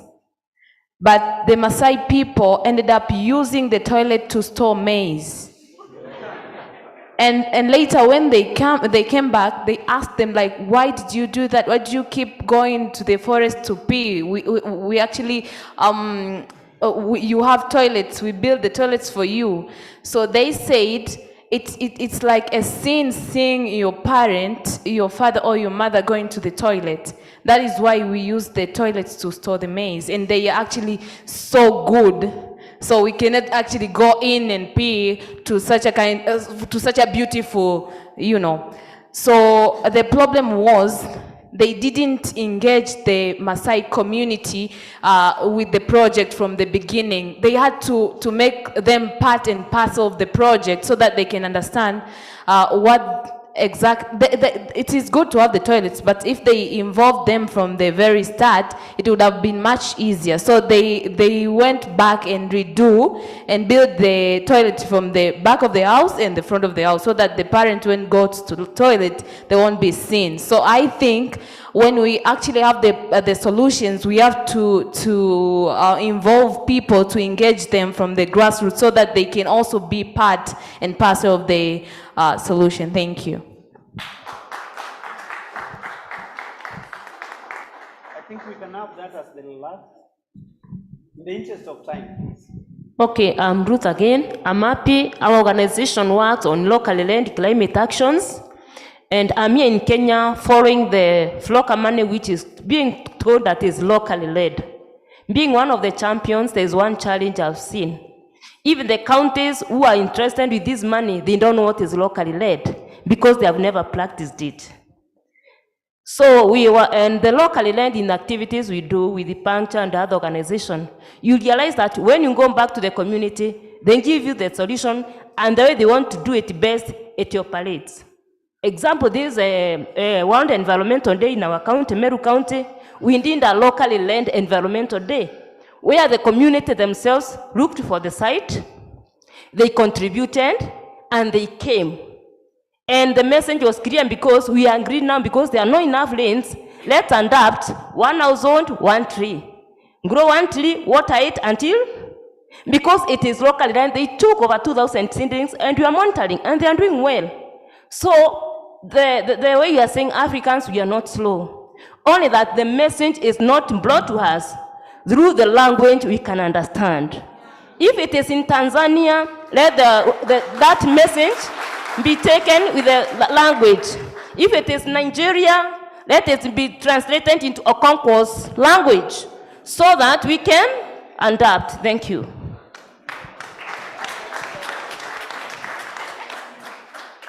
Okay, thank you very much. Many hands. Many hands up, but for the interest of time, I would beg that you pardon me so that we proceed, so that we don't disrupt the program, because other presenters will be coming after me. Maybe it should have been given longer time, like more than 1.5 hours. We can now appreciate. So what I would say is this: locally led processes are the best. We are not saying that you cannot face challenges when you implement them, but for sure, there is enormous evidence emerging that they work better. So, and we should not be having assumptions that they are appropriate adaptation for certain people without them telling us that this is what works for them. A quick example I can give so that I move on is when we were working in Isiolo, promoting a form of developed climate financing, the community, the Boran in Isiolo, actually closed down a borehole that was sunk by a national government agency because they came and did the survey in terms of water availability without consulting the community if that was the appropriate place to sink the borehole. To them, they sank the borehole in a dry season grazing area. And when they sank it there, it meant that now people are driving their livestock there even during all the time of the year, therefore undermining the conservation of the pasture that is meant for dry season. So at a certain point in time, they say that it was not serving the intended purpose because it was undermining their resilience and contributing to even increased vulnerability. But let's move on quickly. Then these are the 8 key principles. Principle number 1, not in any order, is that devolving decision making to the lowest appropriate level. We talk of appropriate level. Somebody was asking me last time when in a conversation, how low is low? That is again is context specific. In Kenya, for example, we are under a devolved system of government. What's emerging is that the ward is actually the basic planning unit. So it could go as low as the ward level. I don't know what could be the case, say, in Ethiopia. It could be a different case in Tanzania, etc. So you give local institutions and communities more direct access to finance and decision-making power over how adaptation actions are defined. Let us mark those words. Not the way you've read it in books. Not saying that what you've read in books is bad, is very good. But let them tell you how they define adaptation, or prioritized, implemented, and how is progress monitored and how is success evaluated. So you know what looked to you as a success in terms of adaptation needs was not really a success to those communities. So that's why they rejected it. That's principle number 1. Number 2 is that we want to see addressing structural inequalities faced by women, youth, children, disabled, displaced indigenous peoples, and marginalized ethnic groups. So,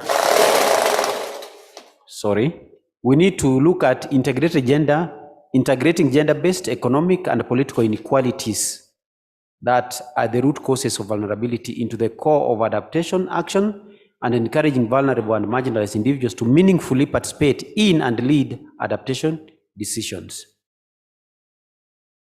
That is principle number 2, but I said not in any order.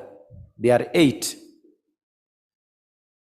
Then the other principle is providing patient and predictable funding that can be accessed more easily.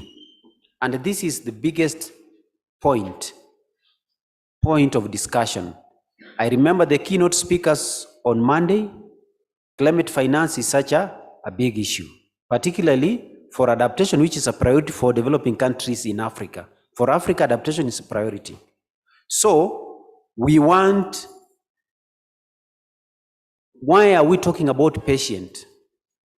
We are saying patient because we want really to initiate innovations that can be scaled.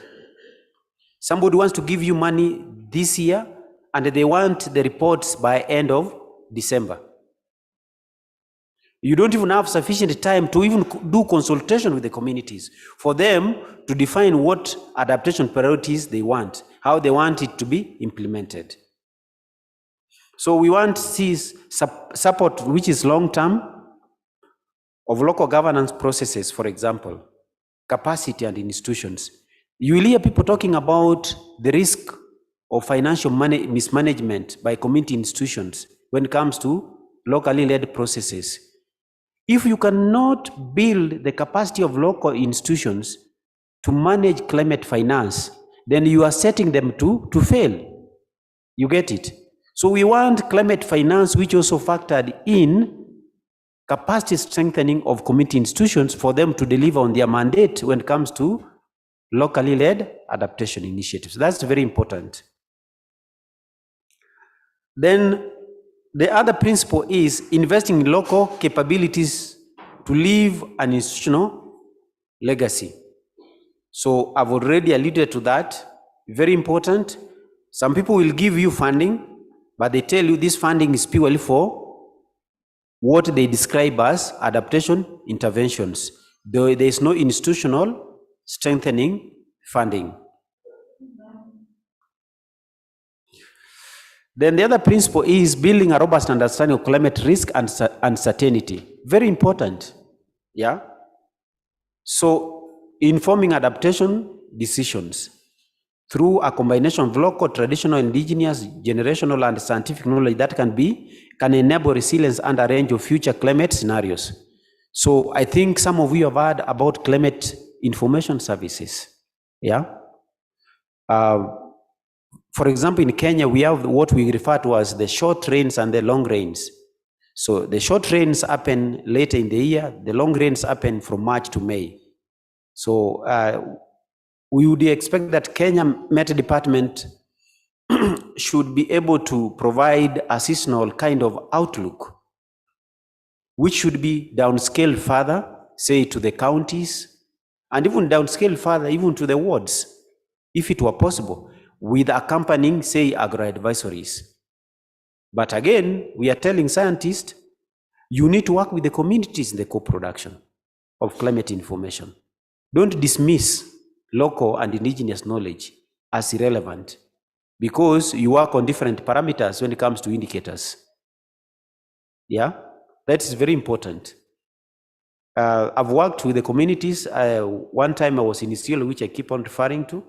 When we interacted with some communities, they challenged the Met scientists, asking them, how can you claim that you can predict what will happen tomorrow or in the coming 3 months? That was a situation of seasonal forecast. Then they said, some of them are believers. Then they said, you are kind of trying to act God. Yeah, that you can tell tomorrow and what will happen in the next three months. You get it? Let us have honest conversation about these things. What informs that person's views that way? He's a believer. And from his belief, who knows tomorrow? Only God. You get it? But again, who has given people knowledge so that they can be able to say, for example, to predict that the cyclone is approaching and it will land in the next few hours? The same God. You get it? So eventually we had very good conversation. And I can tell you that one of the best areas I've seen uptake of climate information services was in that community where we faced the biggest resistance. Then we need flexible programming and learning. I think the science of climate change, they must have told you about the uncertainties accompanying climate change. You get it? So we need flexibility when it comes to adaptation. Yeah? So we need an environment that actually enables adaptive management so that when things change, you are able to adjust the systems. And these systems we talked earlier on, they are either socio-economic or ecological, to the inherent uncertainty in adaptation, especially through robust monitoring and learning systems, flexible finance, and flexible programming. So that is a principle, and we want to also have this incorporated. So basically what the principles are calling for is that if we are in program or project management, for example, or implementation, we should adopt these principles, so that when we adopt these principles, we either change our practice or improve our practice. So your practice could be very bad, you need to change it. Or your practice could be good, but you need to make it better. And it cuts across from the implementers to even to the donors. So we are telling the donors, we want flexible funding because of the inherent uncertainty in adaptation. Then the other thing is ensuring transparency and accountability. Yeah? Making processes of financing, designing and delivering programs more transparent and accountable downward to local stakeholders. Most of the times what we have is what we call upward accountability. So you talk about project managers, M&E officers, they will tell you about milestones, they tell you about key performance indicators, they tell you about how to report. And my sister Fatia is here. She understands these things. Compliance is such a big thing. They will tell you about this is the requirements of CEDA, this is the requirement of DFID or FCDO, this is the requirement of the European Union or the government of the Netherlands. You get it, which is good. But can we also balance that with downward accountability? It's like my time is over. Then the other principle is collaborative action and investment. So that's another principle you can read for yourself. Yeah. And you know, when it comes to adaptation, there are aspects that need to be addressed across sectors. And when you are addressing aspects of adaptation which are cross-sectoral in nature, it means that you need to work with, say, the Director of Agriculture and the Director of Forestry. Yeah, you need to work with the Director of, say, Met Department. You get that? So that is the kind of nature that we need to embrace. Then very quickly, so that I wind up, is that I say that I was going to make a presentation of the County Climate Change Fund mechanism, which is an example, yeah, of locally led adaptation in Kenya. And I can say this, that among the members or partners of the World Commission on Adaptation, which has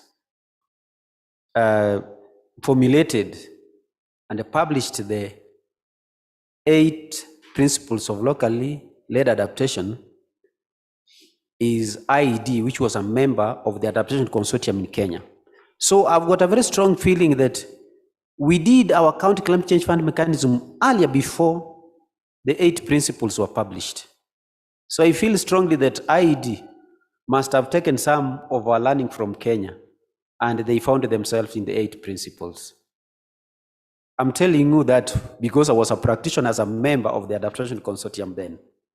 And this is what we had in 2014.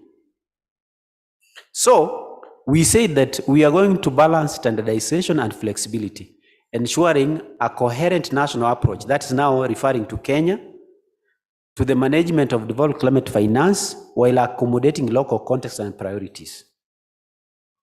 And these were the principles, yeah, of the County Climate Change Fund, CCCF. One is that community-driven and bottom-up planning. So you can check those principles. So I feel strongly that they must have taken some of our principles here, though they don't explicitly accredit or acknowledge. So we say that CCF is anchored within and supportive of devolution. Then we say that CCF recognizes flexible learning approach. Remember some of the principles up there? Then our focus was on investment on public goods, and then we had inclusion of climate vulnerable people, including women in decision making. So this is something which has been piloted in Kenya, and as we speak today, the government of Kenya has taken it up and they are scaling it out to all the 47 counties through the funding from development partners, including World Bank, CEDA Kenya, Danida, and others. I may not know, but I'm told that others have developed interest as well. And the program now is known as FLOCA, Financing Locally Led Adaptation. Actually, the forerunner of that was the County Climate Change Fund mechanism. Basically, if you can access the documents, you'll find that actually they refer to the County Climate Change Fund mechanism as the approach they are going to use to deliver FLOCA across all the 47 counties. So how does FLOCA work? Very fast, so that I finish up. I don't want really to talk so much about those principles. They are explained. I'll share this with you.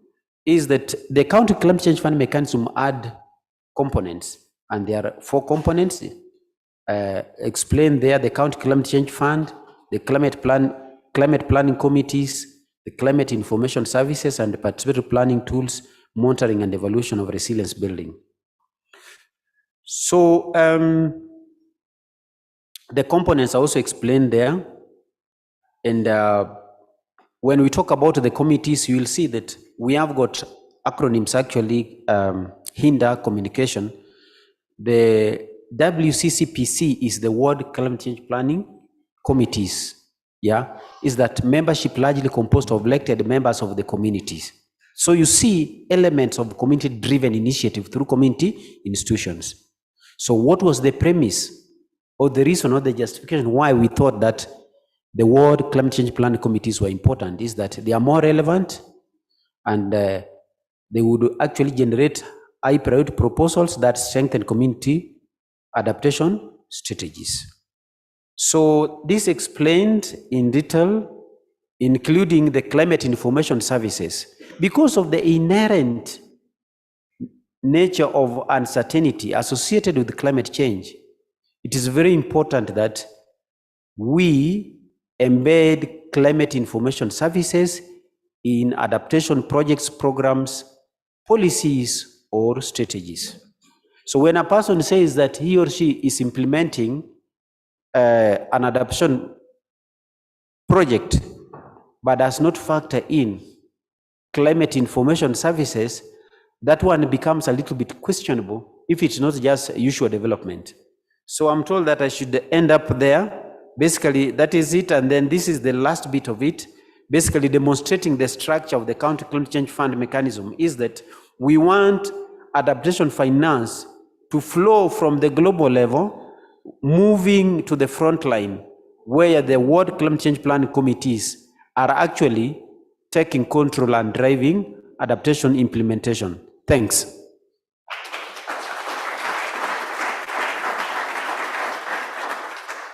Yeah, thank you so much, Nicholas. Thank you so much for that informative presentation.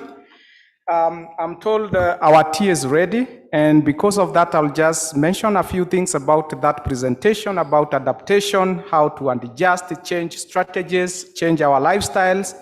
Resilience, we need to build resilience so that we are able to cope up with the pressures and adverse effects from climate change. And there exist opportunities in the whole crisis on how to adapt to climate crisis. We also heard that we have cases of utilizing some of the, we take opportunity of some of the problems like floods and capture and collect that water so that we can fight food insecurity in our countries. And there was a case that was given where in Kenya, the arid and semi-arid areas, which are so productive, the soils are so productive, but what lacks is water. And now people, they are being, advised on how to tap stormwater and store for irrigation. Again, the issue to do with the vulnerability, we know that most communities in Africa And in the global south, they are so vulnerable, and this is the susceptibility to exposure to different problems coming from climate change. And again, the reason why we are talking about adaptation today, Mr. Nicholas has told us, it's to reduce the exposure to these problems. And at the same time, we do not only talk about adaptation, but also together with the mitigation. And when we combine the two, then we are able to address most of the problems that are affecting us. So again, adaptation is contextual, and it is from one community to the other. We've heard about communities where you go with a solution, they don't take it up, probably because it was conceptualized somewhere in a conference and it was pushed down onto them. So communities, they lack means to adapt, and therefore there is a lot of desperation, especially for that farmer who is saying that if it only rained once, then we would have harvested. Again, taking this into practice, we know that already in Kenya we have this going on, and I recognize one of us who is Dr. Mary Baru from our department. This month they went to launch boreholes in Machakos County, and this is part of the Climate Change Adaptation Fund.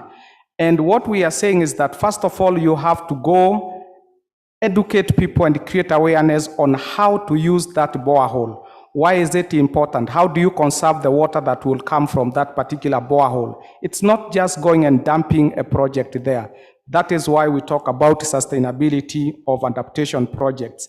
And one of us is, one of my colleague will speak about a topic today is also with us, and together with the Dr. Baru, in launching this particular borehole, Dr. Eric Kioko will talk to us later today. And the issue of about adaptation should be community driven, and communities have untapped solutions. And if we tap those solutions, we can upscale them. And I'm very sure this is what we can borrow. And this was coming from Benin, the comment from Benin. Again, cultural dimension in the uptake of adaptation solutions. Again, we have to really understand the culture of the people so that people don't go and they don't go to the toilet where you have, constructed a store. So it can be the other way around. Where you have constructed a store, they go for the toilet, and where you wanted them to go for the toilet, they make it a store for the. So we have to understand the cultures very well. Thank you so much for your patience. We are a bit late for tea, and I'm informed the tea is ready. So let us break for tea.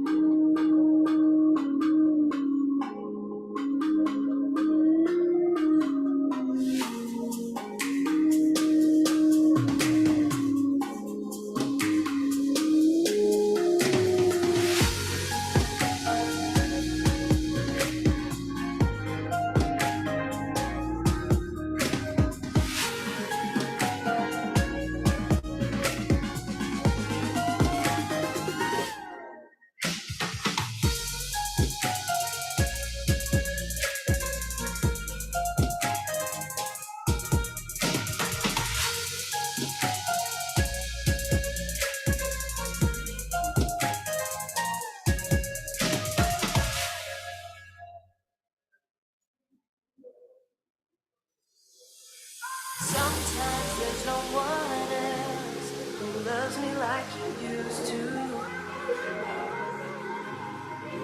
Sometimes we're not ourselves. There's no one I can turn to. And I know all the feelings that we shared are in the past. And I know your relationships are never meant to last. And I'll take some time, but I'll be alright. We're moving on. We're moving on. I know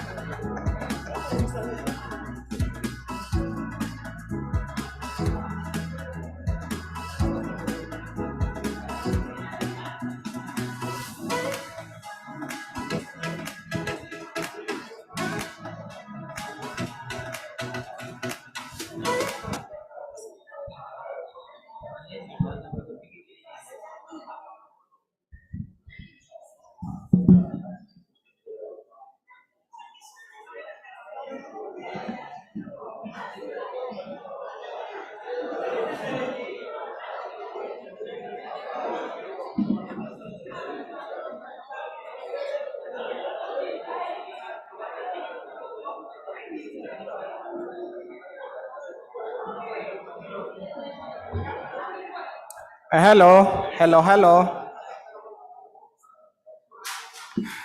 So welcome back to this second session.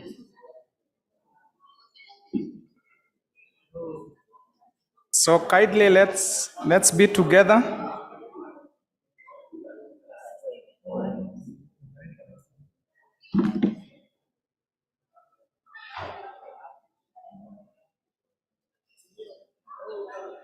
Okay, thank you. Finalize. I can see people talking about the morning session. So let us now get to this session, which is urbanization and city level climate resilience. And this is focusing on cities as frontiers of fight against climate change and injustice. And just to mention a few things about cities, all of us, we are aware that the global population is living, the majority of the global population is living in cities today. Over 56% are living in cities. And again, we heard that cities, they are contributing over 70% of the greenhouse gases, and mainly the CO2. Over 78%, actually, to be precise, is coming from cities. And again, that is a problem, but also cities act as the drivers of the global economy. So there is funds which are generated in the cities, which can be used to drive the adaptation activities. And not only about that, cities are also centers for technology. Technologies, most of them, they are incubated in cities, and therefore we see opportunities and we also see problems. So allow me to not to dwell so much on the content, because we'll get more from our presenter today. And our presenter for this topic is Mr. Mtobisi Masinga. And Mr. Masinga is a manager for sustainability, cities, resilience, and stakeholders, business relations. He is an advocate for green and net zero carbon buildings, sustainability initiatives, and resilient cities, working in partnership with the cities and governments across Africa. Mr. Masinga has expressed commitment to environmental, social, and governance, and also economic sustainability, demonstrated through his work in urbanism, sustainable development, resilience, climate change, and green building practice in Africa and Europe. He has also served as an advisor on climate change, technological innovation, and sustainability trends towards low carbon economies in cities. Furthermore, Mr. Masinga is the head of the World Green Building Council, Africa Regional Network on Policy and Advocacy Steering Committee. In addition, he is also sitting on the board of the Property Sector Charter Council, the Premier's Expert Advisory Committee on Climate Change, Commonwealth Scientific and Industrial Research Organization, Technology and Innovation for Sustainable Human Settlements Steering Committee, and the Adjudication Panel of the Industrial Development Corporation, and a number of project steering committees and technical working groups. Internationally, Mr. Masinga has worked in Bondo for Bodo Commune and Hudolholmen Bufrikting in Norway, and in addition, also in Portland, Oregon in USA, in a consulting capacity with sustainability, smart mobility, and climate change. So, ladies and gentlemen, allow me to invite Mr. Masinga to come and explore this important session for us. Let us welcome him with a clap.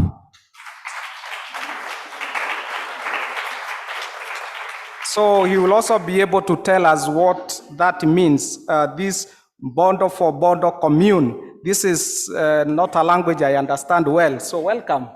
Yeah. Thank you very much. Good midday. Yeah, I think it's midday.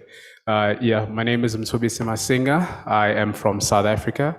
That's Buddha, so it's a Norsk from Norway. So at that time, I was working in the Arctic Circle. We were developing energy positive hotels. So as a result, we have developed the very first energy positive hotel. So you can go to YouTube and write Svat Hotel, which is S-V-A-R-T, Svat. It's right up past Tromsø and Trondheim. All right, so that's just regarding Norway. Sorry, just trying to switch my tablet on. All right, perfect. So a good welcome to you all. Could you please pop up my presentation? Perfect, right. So this morning, I just added the title, Cities as Frontiers to Fight Against Climate Change, because that's the module, but largely what I want to explore is the pathways to 2030. So, I'm grateful for the previous speaker this morning that highlighted the importance of climate change and highlighted the importance of the Paris Agreement. So I'll be tapping into 2030 and the ambitious targets related to 2030 and the ambitious targets, of course, of 2050. I'll further delve into the net zero, energy efficiency and certification. Next slide, please. So as a bit of background, I sit in the Green Building Council of South Africa, but I also work for the World Green Building Council that sits in London. So in that capacity, I head up all the African countries that have green building councils. And I'm just here today so that I can be able to be a part of this journey. Would have loved to stay longer, but we have a World Green Building Summit happening right now in London in the next 2 days. So I'm really, really appreciative of being here. So from a South African context now, so I'm going back to South Africa. Our CEO is the current deputy chair for the African Regional Network. The current chair for the African Regional Network sits in Kenya, and that's Elizabeth. Next slide, please. All right, and then, so this is just a graphical representation of our membership.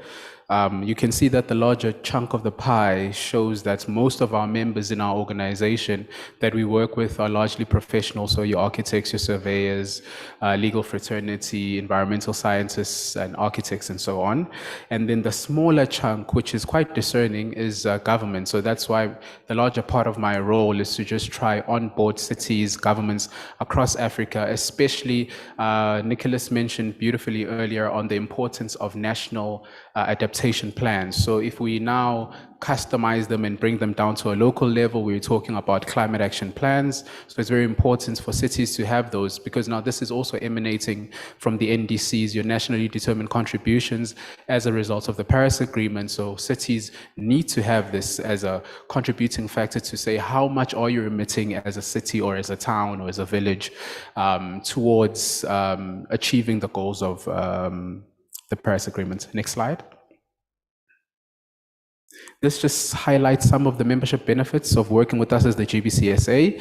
I won't talk too much into them because I've got a very long presentation and I don't want to bore you. I just want to talk about the interesting parts. So, you know, we do capacity building and skills transfer through our GBCSA Academy. We do advocacy, policy lobbying, drafting of policy, drafting of law. That's what I head up. Advisory services, SDGs, ESG alignments. ESG is probably the biggest buzzword going around in corporates right now. So we also assist corporates and governments in alignment in terms of ESG. What is their output? What are they trying to talk about? Because largely, you know, we have a lot of greenwashing, and I'm sure a lot of you know, corporates will just say, well, you know, this is what we do, this is what we do. And they'll take a lot of their CSI projects and a lot of their CSR. So, you know, their corporate sustainability responsibility, and just say, well, this is ESG, when it's actually not. It's a completely different ballgame. Yeah, next slide.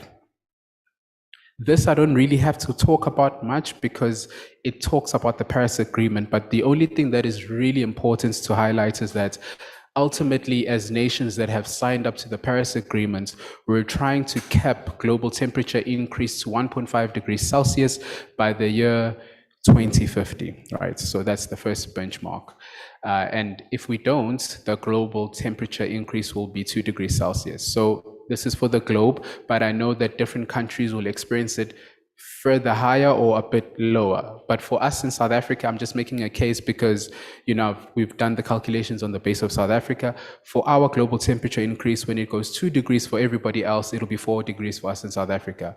So which will make things far worse. Not that the rest of the world won't be higher. I'm just making an example.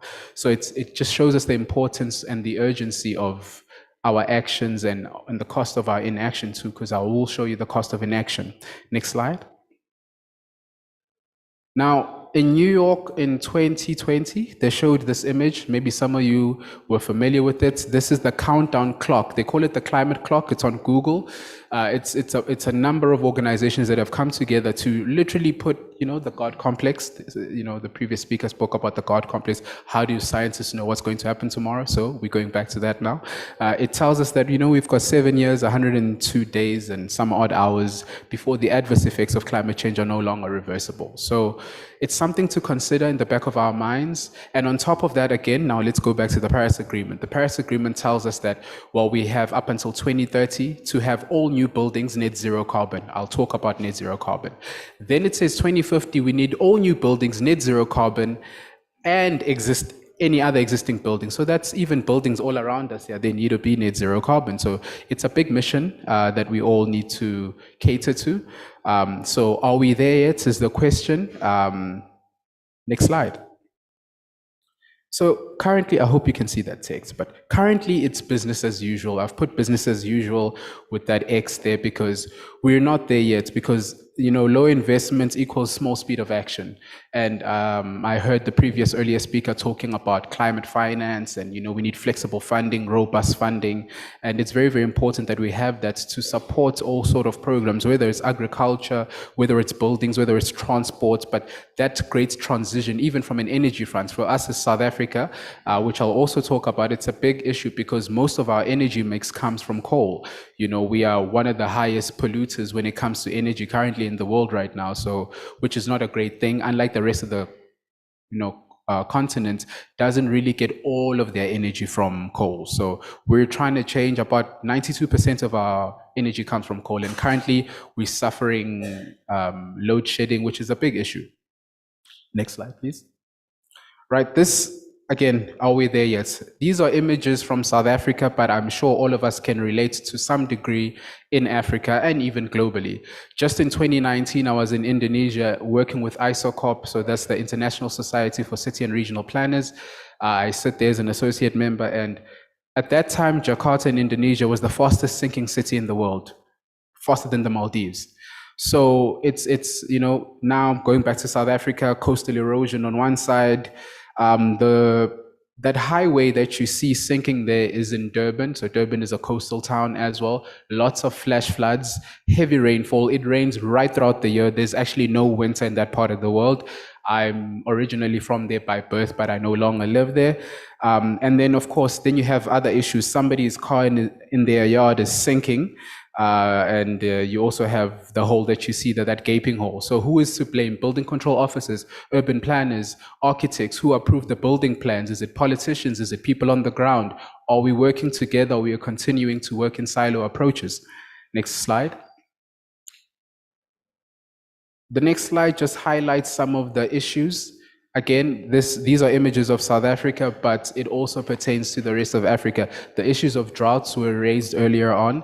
In South Africa last year, we had the issue of Cape Town being one of our other coastal regions. They were suffering a day zero scare, meaning they were getting to a point where they were running out of water capacity. But luckily, they were able to adapt and they were resilient enough to put measures in place to change the way that they work, the way that they think, plan, and design, and how they use water. Smart, your water metering in their tap systems, become a bit more water efficient, because we want to be energy efficient, but it's important to be water efficient. We can all live without electricity globally. Everybody can, but nobody can live without water. And that's where I think people are always forgetting to tie up the two.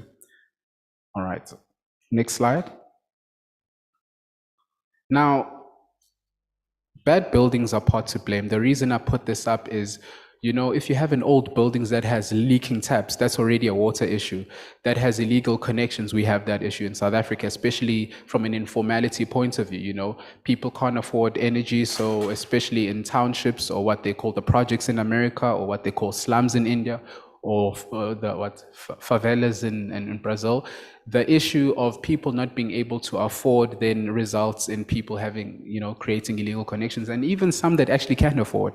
It's cheaper for them to get illegal connections, which is not good. So also then we look at the old CBDs. Joburg comes from a very different part of history. Besides colonization and everything else, we also had apartheid, which sort of said, you are this color, you need to be there, you are this ethnicity, you need to be there.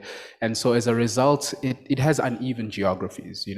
Of course, if you're lucky enough studying, working, whatever opportunities you get to live a bit better now, but there's still a large chunk of the country that hasn't really stepped out of that zone and is still in dire need of basic service delivery. Next slide.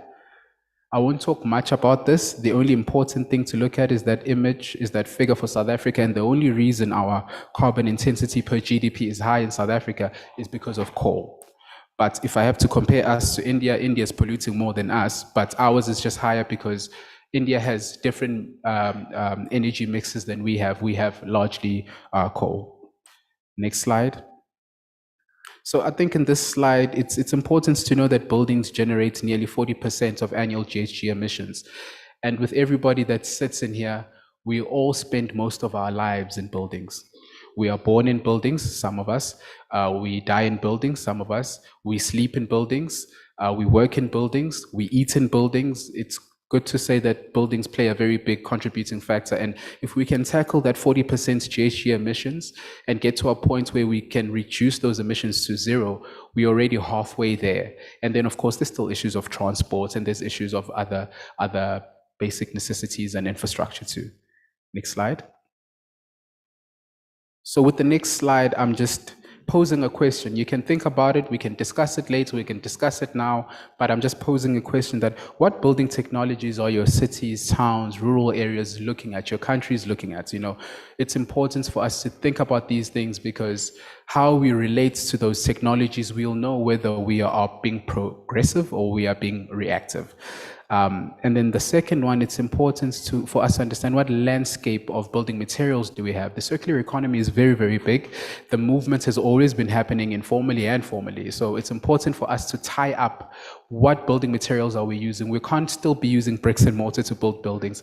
Unfortunately, it cannot work. The amount of GHG emissions that normal bricks and mortar buildings emit is a lot. So we need to get to a point of having more breathable materials. Yes, they're not cheap, but in the longer run, you can be able also to the climate finance, the sustainability finance, and be able to get a lot of programs supporting that, and you get higher returns on your assets as well. Of course, to the layman, it may not mean anything, but it means a lot. This is also now tying up to green jobs, the green industries, because when you support these industries, you're creating a bigger economy, a higher employment rate in your country, education, capacity building, and skills transfer. Next slide. This slide is not as important. This just highlights some of the policy landscape from an energy efficiency side in South Africa. So I won't really talk about that much. I want to talk about some things that we can all relate to. Next slide. So here is Section 12R of the Income Tax Act. It is a South African act, but I'm assuming, or well, maybe I'd like to know, do any of your countries have an act that talks to this? So this is an act that talks about the carrot and the stick approach. So if you're doing well as a company, as a citizen, as an organization, government, you know, there's a reward being the carrot. But if you're not doing well, there's a stick approach. So in other words, it also works with the polluter pays principle. This is all it is. It's the polluter pays principle. What sort of mechanisms are your countries putting in place for the polluters? For us, our biggest polluters is coal.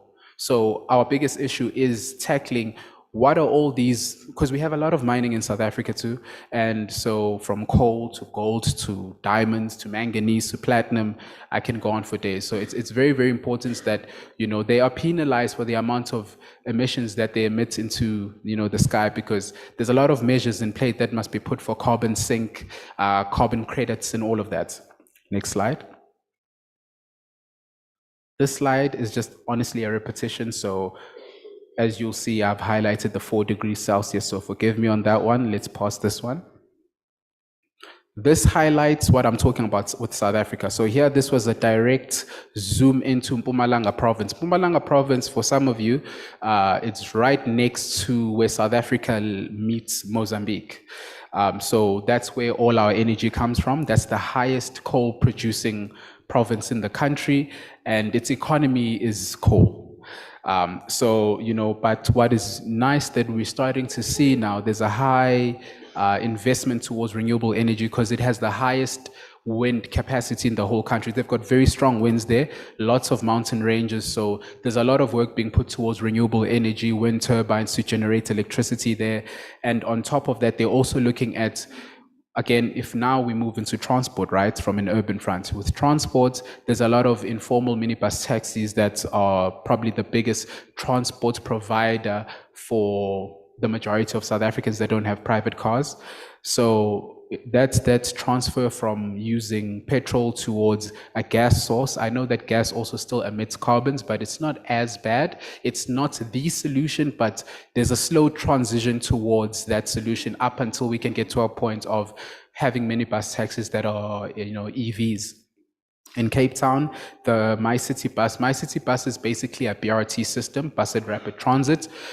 So they're trying to get that into electrical because a lot of the people in Cape Town use that from different parts of the neighborhood. So they're also trying to reduce their water consumption by 50%. Remember, I mentioned the issue of day zero with Cape Town. So they've already seen the issues with that. And by the way, there's another city in South Africa on the East Coast, just below KwaZulu-Natal. It's called the Eastern Cape. And on the Eastern Cape, for some of you who know Nelson Mandela, he's originally from there. So very, very big province, very green and lush, beautiful beaches, but they're at a point where their water capacity is lower than 10% right now. So that's a big issue because, again, this is the second city in South Africa that has a water crisis. So it's becoming more alarming for many, many cities to take action, especially that major city. It's called Nelson Mandela Metropolitan Municipality, and it's important for them to take such measures in place. Moving forward, the next slide just talks about the City of Cape Town's climate change strategy. I just highlighted a few goals that I thought were important, because they're looking at technological innovations. They're looking at, all new buildings, residential, commercial, and municipal to be net zero by 2030, because they have signed into the Treaty of the C40 cities as part of the Paris Agreement, which I'll talk into that too. Next slide. You can actually even pause the next slide and get to, let's see, yes. So this one largely talks to Gauteng. Gauteng is the province I'm in, where Johannesburg is. So again, the issue is energy and power. So the most interesting part is that now the politicians are realizing the importance of this. So the province is now looking at 5 independent power producers. Currently, our power is monopolized by one major power producer, being Eskom. So, we're trying to diversify our portfolios, as they say in the corporate world, in order for us to revive ourselves, especially also not looking at coal as a power producer, rather, and look at renewable energy sources. Next slide. I think this is very, very important as a slide. Maybe not everything, but that first paragraph of blue word. Okay, so the US departments just noted this. I think this was 2020, just in the brink of COVID when everybody was having a lockdown in the world. The survey was done by the US Department of Energy in partnership with the World ROS, WRI for cities. And they discovered that we have enough energy to meet, we have enough daylight energy, to power us up for the next 30 years globally.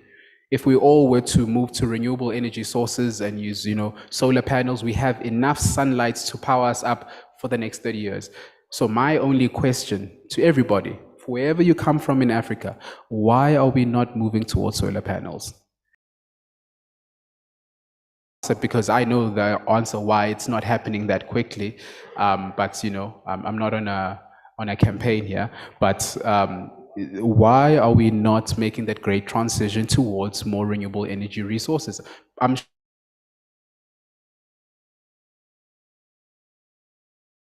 We can have a discussion. I don't have all the answers, but I'd really love to know.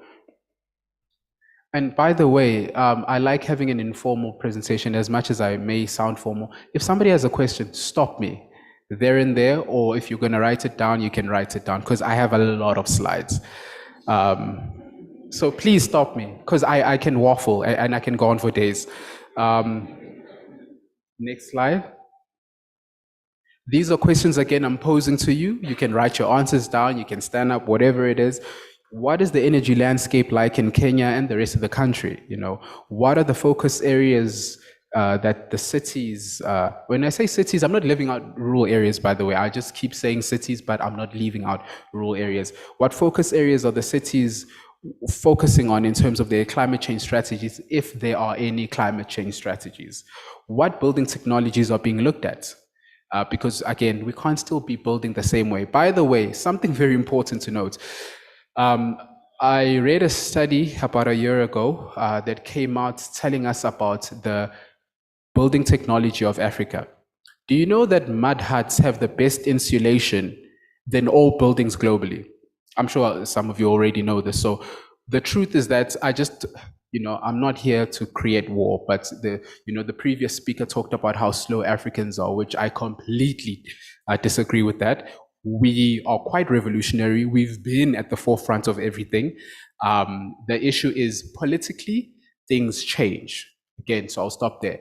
But my point is that a hut has better insulation than most modern European conventional buildings. Now, and I've worked in many parts of the world. I've worked in Scandinavia, and huts still have better thermal regulation than most buildings there. On a hot day, it's cool inside. On a cold day, it's warm inside.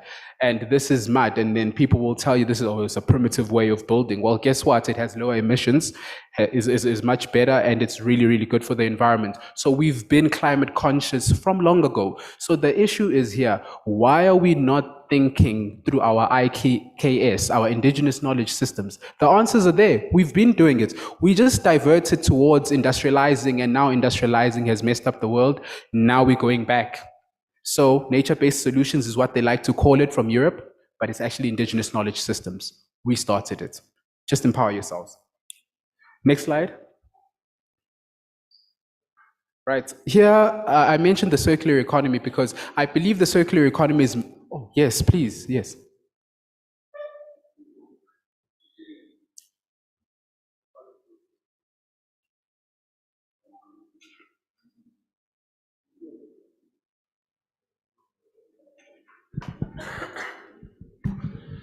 Voilà, donc merci. Moi, je voulais parler en français. C'est par rapport au transport commun.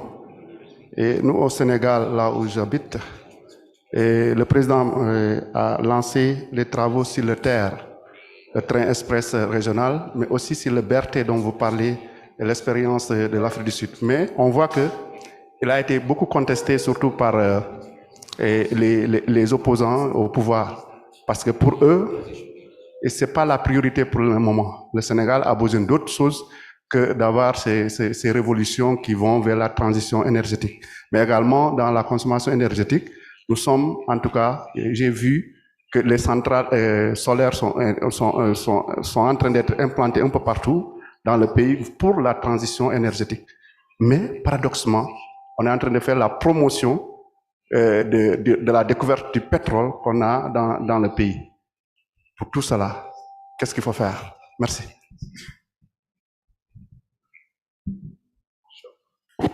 You can go to the next person. I'll just answer him while they're coming to you. That's a very good points that you've mentioned there. Again, I am not a politician, and I don't want to step on any political toes. I want to be safe. But what I'm saying is that what people want, as opposed to what politicians want, sometimes clashes. That's why they talked about the bottom-up approach, the top-down approach, or whatever it is. But the truth is that, the proof in the pudding is that no one method is better than the other, but a collaborative effort towards achieving that helps, because sometimes when you have a bottom-up approach, it assumes that you know everything. In urban planning and urban design 101, they call it the omniscient ruler, as if you know everything. And when you provide infrastructure to people without consulting them, what you realize is that they never use it. You can go anywhere in the world. Again, I'm not bragging. I've worked around the world. Anywhere, even in Europe, people do not use something if you do not work with them, because you are assuming that you know better than them. They are the ones living the real life experience. And most politicians, by the way, that go to people in rural areas and say, oh yeah, we've built toilets for you. They don't even live there. They don't know how it is to actually live there every day. So they are so far removed from those realities that they no longer understand what the localized aspect is of living that. Coming back to BRTs, it's good that we sing a transition like that in your country as well. But it's also important. I know in South Africa that in some of our cities, BRTs are successful. But in Johannesburg, where I am, in certain parts of Johannesburg, it's not as successful. People are still using other buses. People are still using taxis. Do you know why? The governments didn't consult the people. And it's also marginalized because we know the hype between rural areas and townships or projects. Some areas get more funding and other areas don't. So this bus goes to certain areas and leaves out a larger chunk of other people. Then they'll tell you that there isn't enough money. I do understand that too. And as a result, when people are not involved, they don't use it. Same thing with taxis. If you don't talk to taxi organizations and just put a rank and say, well, they must park here so that they don't park on the streets, they don't use the taxi rank. Speaking from experience in South Africa. So it's important to involve people when you're working for people and you're planning and designing for people. So it is a complex problem. I do agree with you. And again, the answer is simple. We just need to work with people and talk to people. Next question. Hi, so I'm Zina from Tunisia. Thank you for all the good... Yes, I speak French and English too. Okay. But I'll try to pass my thoughts in English. So my question is about the technologies. So according to you, did you believe that technologies can generate another type of, let's say, problems? Like, for example, if the example of the water and the smart solutions to access to water, when we connect access to water to energy, and we don't have, we have a problem with energy, so with the time we will have also a problem with the generation of energy. So did you in South Africa have an imagination for the future of all this impact or not? And thank you. Okay, sure. To answer you, honestly, we're still straddling behind as South Africa, you know. It may seem like we are light years ahead, but we are not so far ahead. So there's still a lot of issues, especially when it comes to energy and water, because we have a lot of rainfall in South Africa, you know, unlike most parts of Africa. We have a lot, especially our coastal line has flash floods and rainfall nonstop throughout the whole year. But when you go inland, especially in the areas that have been overmined, especially the platinum mines, the gold mines, it's a dry, arid region. And water is a big issue in those parts. So with us as well, you know, we're still trying to get there. You know, we've got plans and policies in place. And by the way, I'm not bragging. We have one of the best plans and policies in the world, but our issue is implementation. No, you know, it's very, very slow. It's like we love talking. We are the William Shakespeares of the world. We will do this, we will do that. But the doing never happens. But it's slowly starting to happen now. Do you know why? Because it's affecting the decision makers being politicians. It's also affecting the corporate sector because they are the funders. And quite frankly, if you want to get the attention of the corporate sector, mess with their money. So if it messes with their money, they get up and do something. And ultimately, we can't put pressure on government only, and we can't put pressure on the private sector only. You know, they call it the triple P, the private-public partnership. It's very important that we have those, because it's through those that we're able to have more sustainable relationships and more collaborated working effects that actually have an understanding on the ground, and it's easily implementable, and there's the right funding involved. Thanks. Next slide. Oh yeah, I'll come to you. Yeah, you can go, sir.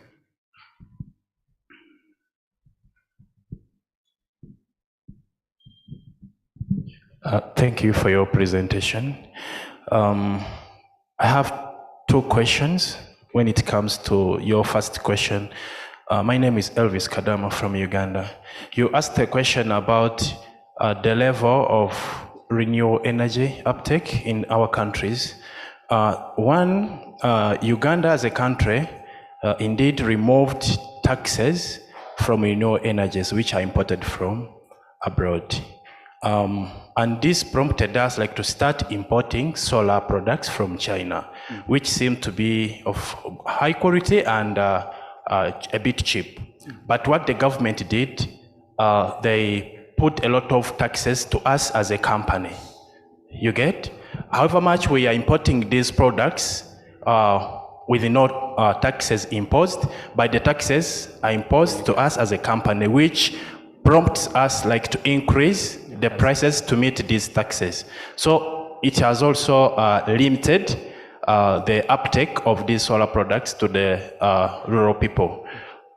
How you as, can I say, policy implementers or activists, climate activists, going to talk with these governments that to enable people take on renewable energy, we have to remove taxes so that we meet the SDG 13. Then another question is that the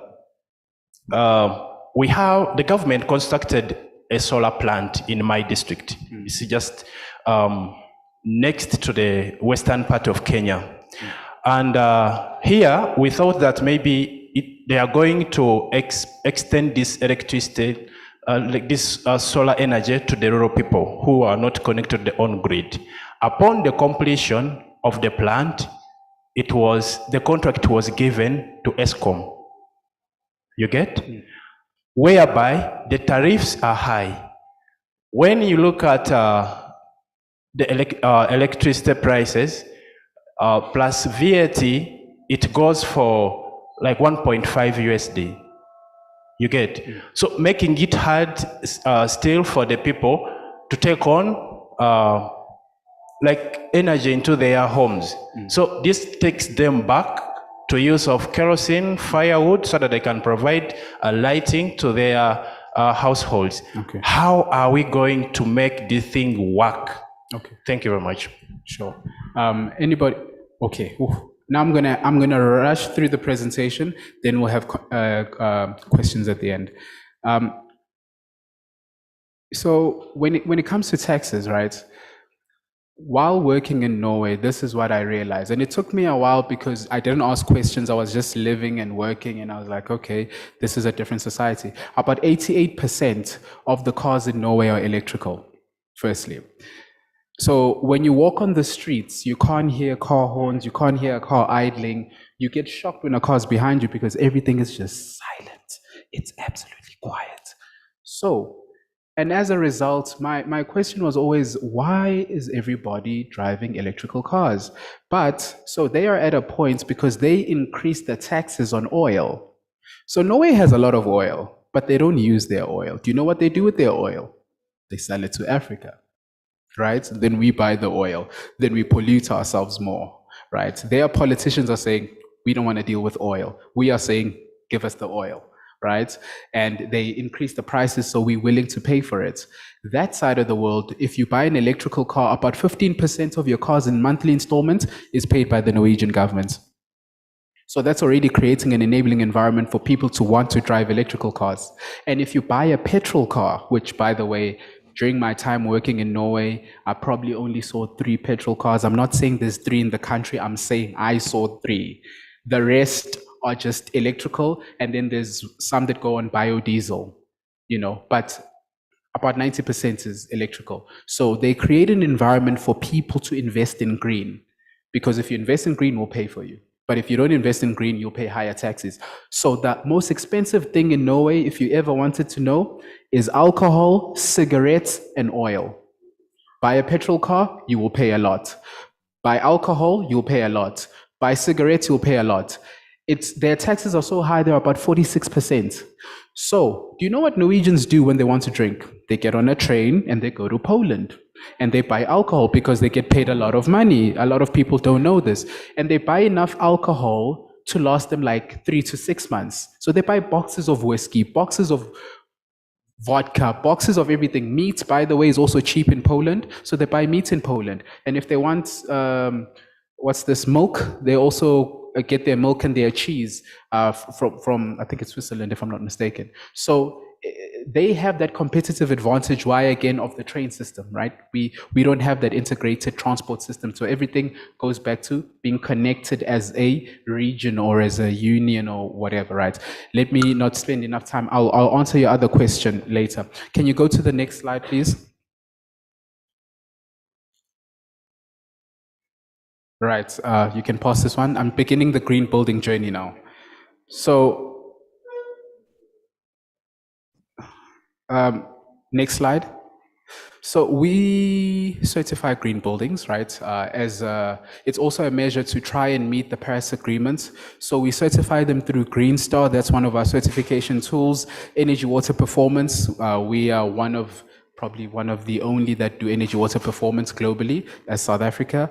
And then we also do net zero. The globe is still doing net zero carbon, but we went a step further. We're doing net zero carbon, net zero water, net zero waste, and net zero ecology. And then we also do EDGE. Some of you may be familiar with the IFC, so they do, EDGE certification. We're one of the licensing authorities that work with the IFC to do EDGE certification. Next slide, please. You can even pause that one to get to the more interesting things. Next slide. Yes, yeah, you can stop here. Opportunities. So the opportunities of certifying your building green are the financial benefits. We are now in the age of green bonds and eco loans. I will talk to them. And it also provides you, with support on your green journey, and to also align with local and international policies when you start investing in green assets, in green buildings, green houses, green neighborhoods, and so on. Next slide. Why green buildings? Next slide.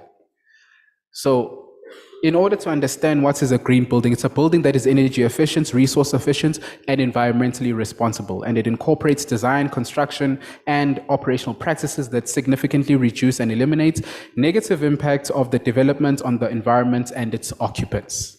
Next slide. Great. So global construction is responsible for 40% end user consumption, 40% solid waste consumption, and 12% fresh water usage. That is a very important one, especially the fresh water usage one. About 50%, which is almost half of the energy generated in the world, is used up by buildings. I mentioned that we all spend most of our lives in buildings. Now you see why the importance it is for us to reduce that energy consumption in buildings. Next slide. This slide is about building efficiency, but what's very important when I want to draw your attention is the bar graph, the first bar graph that talks to buildings, where we have that large chunk of orange, that's the low cost emissions. So buildings for us, whatever profession you come from, they give us the low hanging fruit of low cost emissions, because it is cheaper to go green on a building than it is from a transport perspective, than it is from an energy perspective, than it is from industry, than it is from agriculture and forestry. So if we can start changing with the buildings perspective, we've already cut half of the emissions that we are emitting globally, and we're definitely going to have a more safer environment and more habitable environment for everybody else. Next slide. These are just some of the 3 top benefits of green buildings. I won't talk about them, but it's for the planet, it's for people, and it's for the economics. By economics, I mean financial returns. Next slide. Green building drivers, 1, they cost less to operate.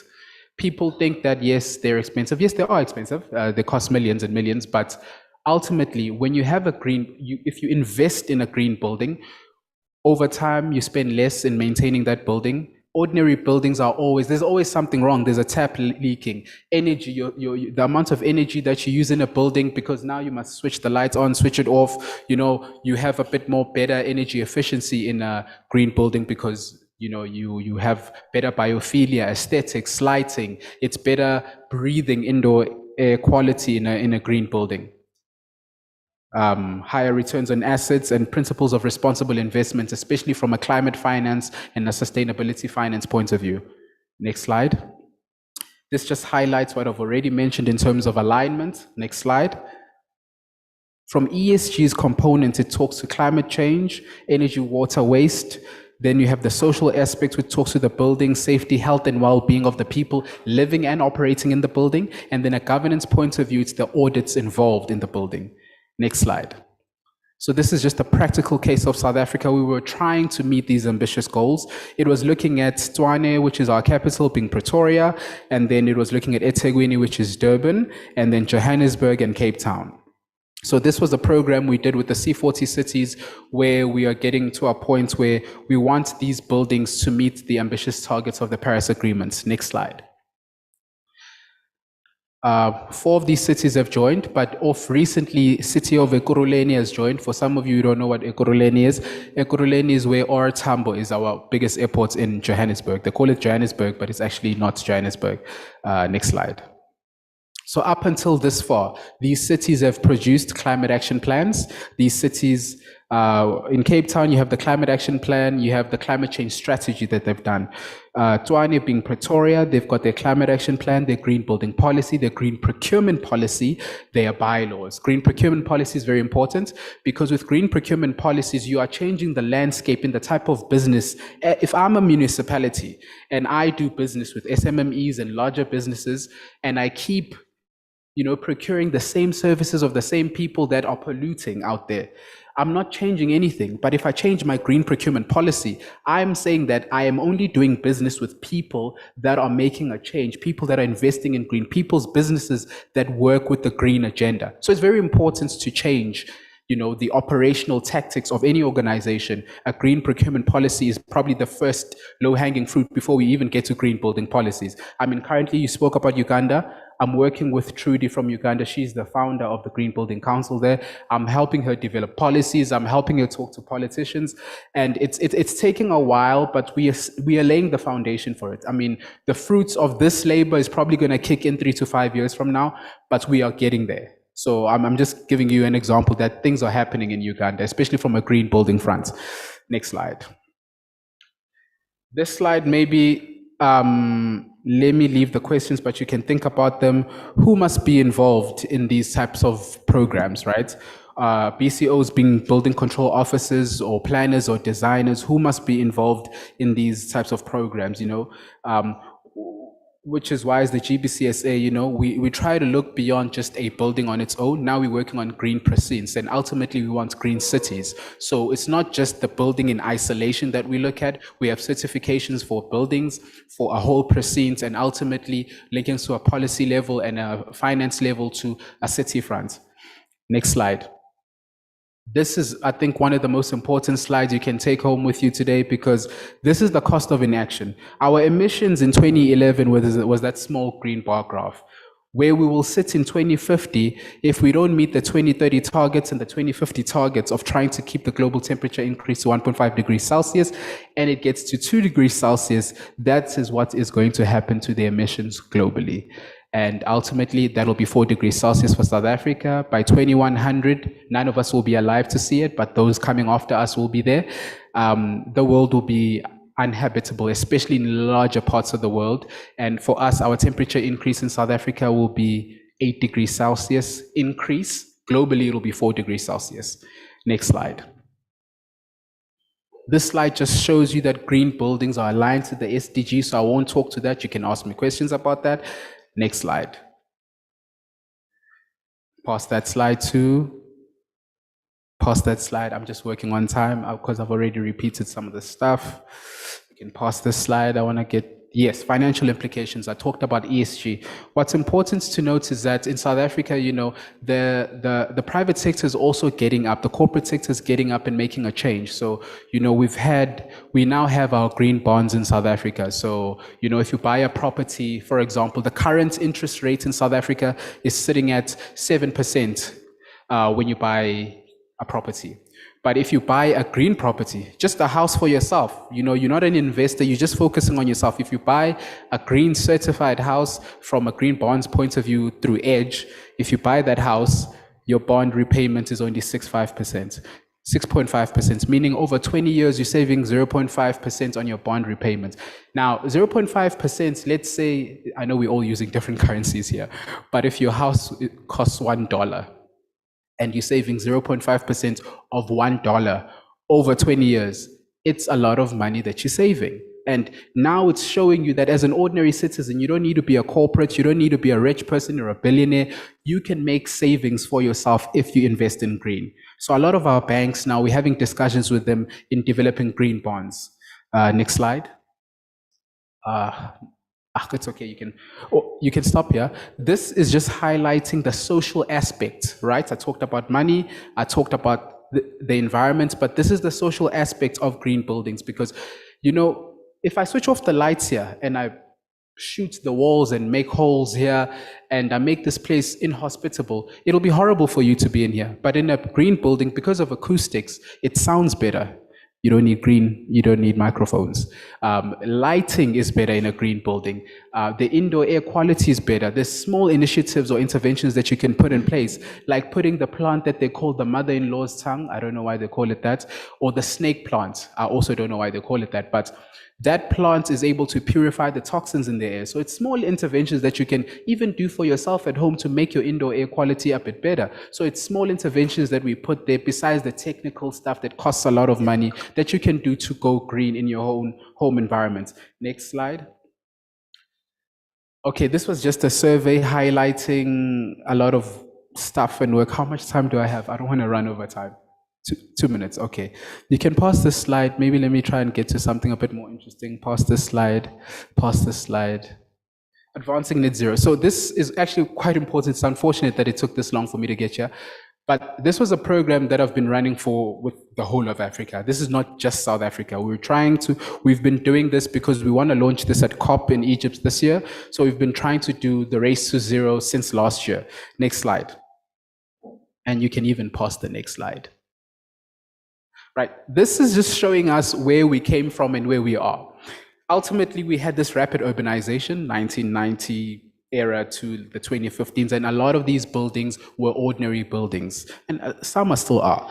But in 2017, we started seeing this rapid rate of certification towards green building globally, regionally in Africa and in South Africa. Then we have this Paris Agreement that we see there, 2030, 2050 targets, right? But in between, there's been a big issue. We've had recessions, we've had the COVID pandemic, we have had a lot of instability globally that has hindered the progression. But ultimately, if we meet our 2030 goals, we can then meet our 2050 goals. And ultimately, what we want is these adaptive communities, these resilient communities, these healthy communities that can adapt to nature, and as human beings, we can adapt to vice versa, you know? Next slide. We've had this Race to Zero project. Those were the 3 target areas that it was looking at that are highlighted on the slide there, and it was just to try and bring Africa together. But maybe you can race to the next slide so that I can close off there, because I just wanted to show a slide, next slide, that highlights the wants of Africa. Next slide, because I've been working with about 14 African countries that have green building councils. Nigeria is back, so welcome back Nigeria to the Green Building Council family. Ethiopia just joined, Egypt just joined, Mozambique is joining, Zimbabwe just joined, Namibia's there, Botswana's there, Uganda's there, Cameroon is there. Who did I leave? Of course, Kenya's there. Tanzania's there. Maybe I forgot one more, but there's about 14 of us. We're doing well. We're getting there, guys. We're definitely getting there. Next slide. I just want to show the slide that's a bit. Next slide. Next slide. Next. Oh, this is South Africa. No, next slide. Let me see. Next one. It's the following one. Great. So this is basically, in summation, you can forget a lot of things that I said about net zero and this and that, but these are the asks that I didn't write. All the African countries wrote, the different heads we set together, and we were trying to realize, how do we meet these global ambitious targets that the Paris Agreement wants from us, right? How do we work together? What do we need as this international organization of the World Green Building Council? So it's decentralized access to renewable power. You mentioned a very crucial point of, if it's not decentralized, you get to a point where, certain people in power want to monopolize it and increase taxes so that they get money back in their pockets, but people are not actually benefiting from this. And it's important for us to have trade policies. I mean, I mentioned the important thing. What did I say about Norwegians? They can just get onto a train and land in Poland, and just like that, you buy your bread, your milk, and you buy your alcohol, and you go back home. I can't get on a train and just come to Kenya and just buy, I don't know, Kilimanjaro beer or Tusk beer and go back home. It would be nice to do that, but we don't have that yet. But if we have these policies in place, we will start to build infrastructure and invest in something that connects us as Africans, so that we can have an integrated approach when we think and when we work together. That way we can have economy of means that support one another, because all of our countries in Africa are thriving in something. We may have problems, but believe you me, our problems in Africa are not even half of the problems of Europe and America. Don't let them lie to you. I have worked there.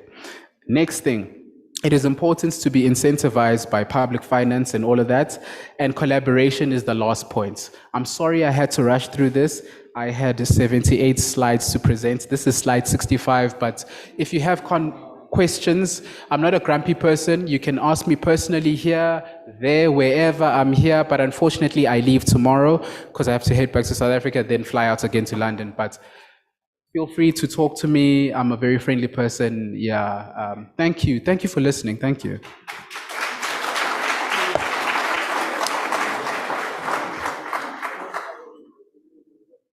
Yeah, thank you so much.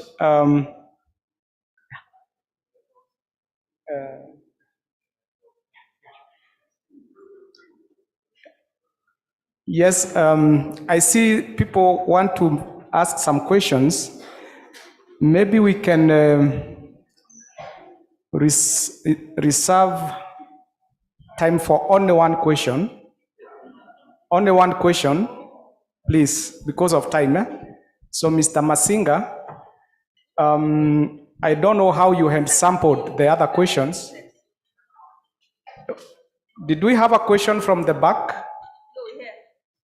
So we can have one question from the, at the back, and then from there, I think we'll just agree we have conversation after the session, please. They are just next to the camera. We are running short of time. Sorry, we have to. Time is a scarce resource. Bonjour, je veux parler en français. Je m'appelle Alice Annie. J'ai fondé une organisation internationale sur le développement durable intégré. Et donc, du coup, je me suis retrouvée dans tout ce que le monsieur a présenté. Et hier, j'avais posé une question qui n'a pas été répondue. Donc, du coup, je me permets de vous la poser parce que ça concerne ce que vous avez présenté aujourd'hui. Ma question concernait justement dans la construction des bâtiments en Afrique. En Europe, ils ont un système énergétique quantifié de A à F. F étant la lettre la plus pire en consommation énergétique. Donc du coup, en Europe, les bâtiments qui ont la certification F payent beaucoup d'impôts, plus que les bâtiments de certification A. Ce qui pousse à l'État, à l'Union européenne de financer les investisseurs pour détruire ou travailler sur la certification énergétique. Alors, en Afrique, aujourd'hui, vous avez parlé que, par exemple, les maisons en hutte, ils n'ont pas forcément besoin d'énergie polluante plus que les maisons en pierre. Aujourd'hui, si une personne qui est dans un village africain au fond de l'Afrique, s'il a besoin de construire une maison durable, ça va lui demander beaucoup de fonds. Alors que pour cette personne, la seule chose qu'elle veut, c'est une maison. Elle pollue pas, la personne, elle pollue pas, elle n'a pas d'argent, la seule chose qu'il veut, c'est une maison. Comment nos gouvernements ou tous ces financements qu'on entend pendant les COP, ces promesses, ils vont arriver à la personne lambda qui est pauvre, entre guillemets, mais qui veut vraiment vivre dans une maison? Ça, c'est une première question. Et pour nous, les entrepreneurs qui sont dans le BTP, les BTP, c'est les entreprises dans la construction. Si on fait des projets pour faire des quartiers, des cités durables, comme vous avez dit, il y a un retour d'investissement. Mais c'est qui vont financer ça? Si nous, on a ces projets-là et que on n'a pas, c'est pas comme en Europe où on va dire, on va avoir des crédits sur 25 ans. En Afrique, par exemple au Burundi, si on fait un prêt de l'immobilier, c'est au max, vous devez le rembourser pendant 5 ans, sur une période de 5 ans. Alors qu'en Europe, c'est sur une période de 20 ans. Comment une personne, lambda, va vraiment s'aligner pour la réglementation? Je vous remercie.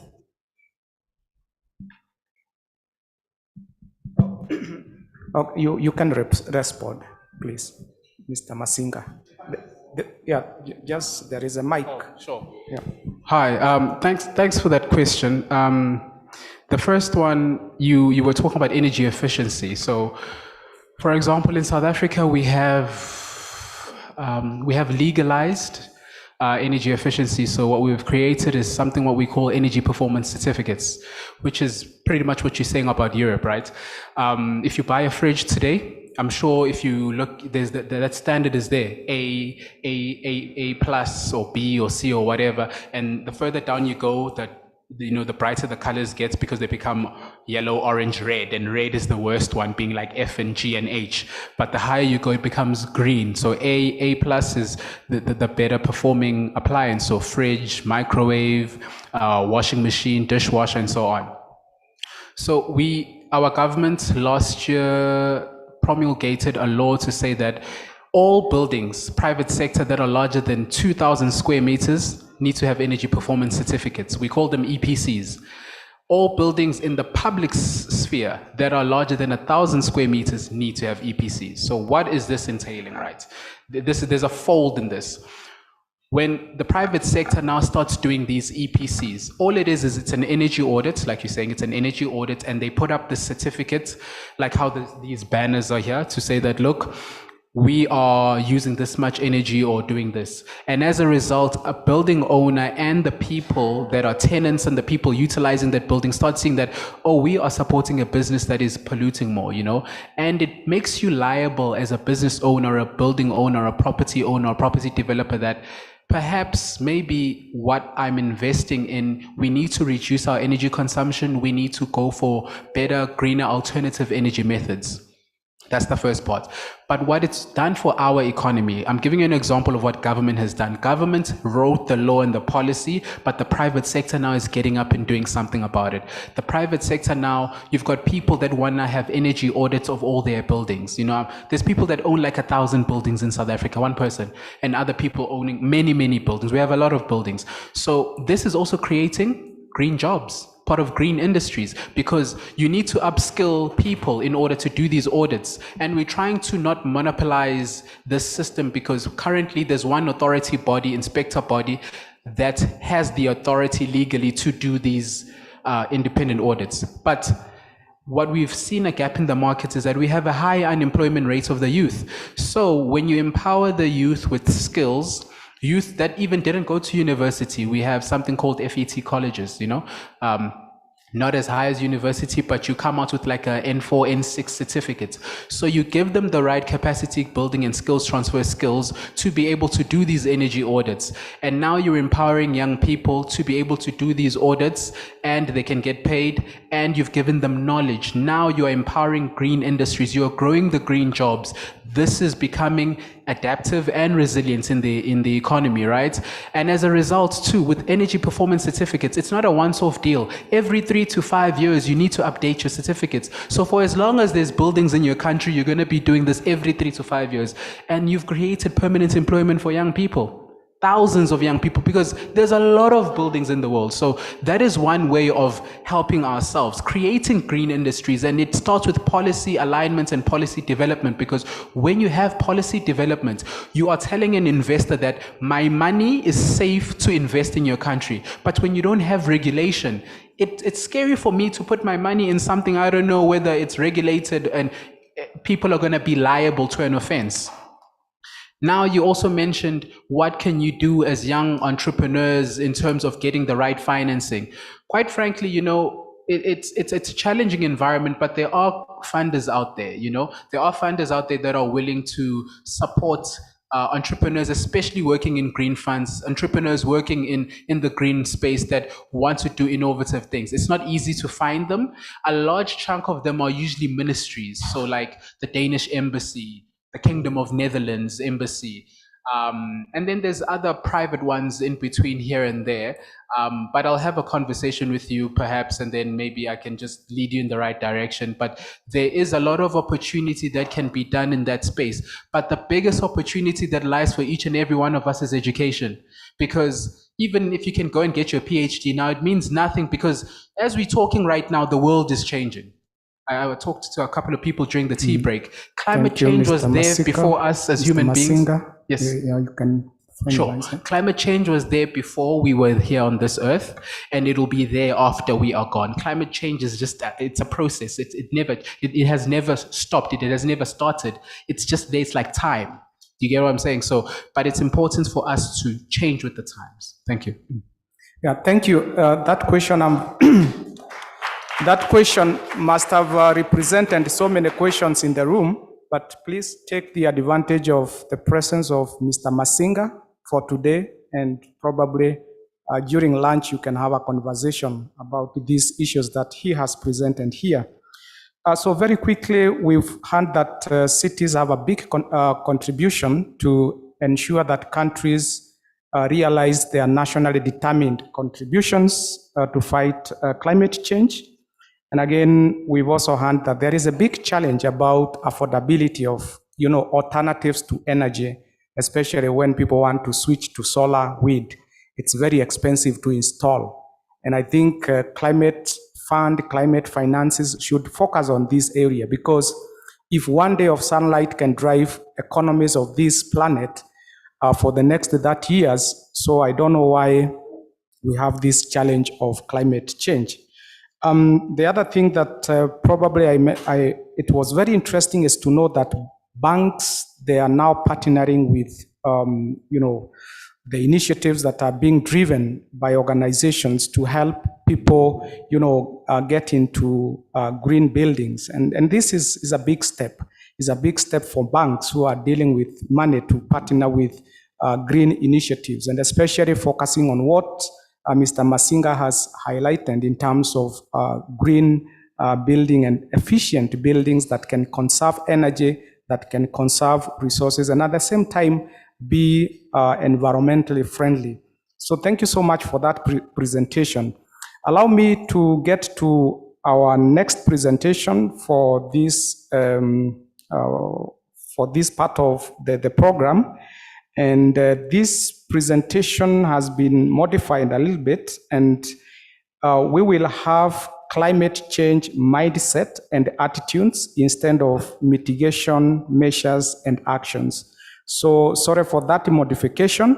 So this presentation will be by Mr. Alvin Monyasia, who is having a background in political science and public policy. Mr. Monyasia is a Rotarian. You've heard about the Rotary Club. They have so many initiatives targeting poor people and initiating projects that help people socially, economically, and environmentally. Mr. Monyasia is a Young Africa Leadership Fellow, Initiative Fellow, which is YALE, and this fellow is also referred to as the Obama Fellow. Fellowship, and he's part of that.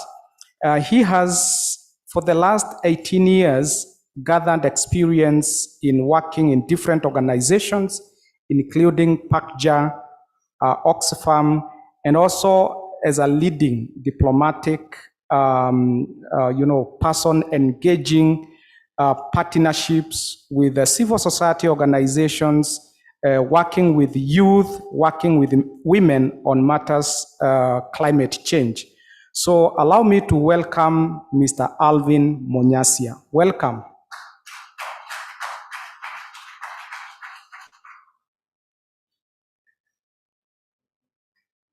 Thank you for the prop-up. I think, comrades, ladies, and gentlemen, good afternoon. I'm here to talk about climate change, mindsets, and attitudes, which is very, very important because I know you are not here by mistake. And if we are here to change the narrative and talk about an African narrative on climate change, then we must have a particular mindset that informs the different contexts in which we come from and how this climate crisis or this catastrophe affects us differently. So as young people, I know we have a role in terms of defining the future and the debate around climate change. This is a fight, it is not a talk show. And for those that have participated in these processes, know the dynamics and the complexities that are involved in the conversations around climate justice.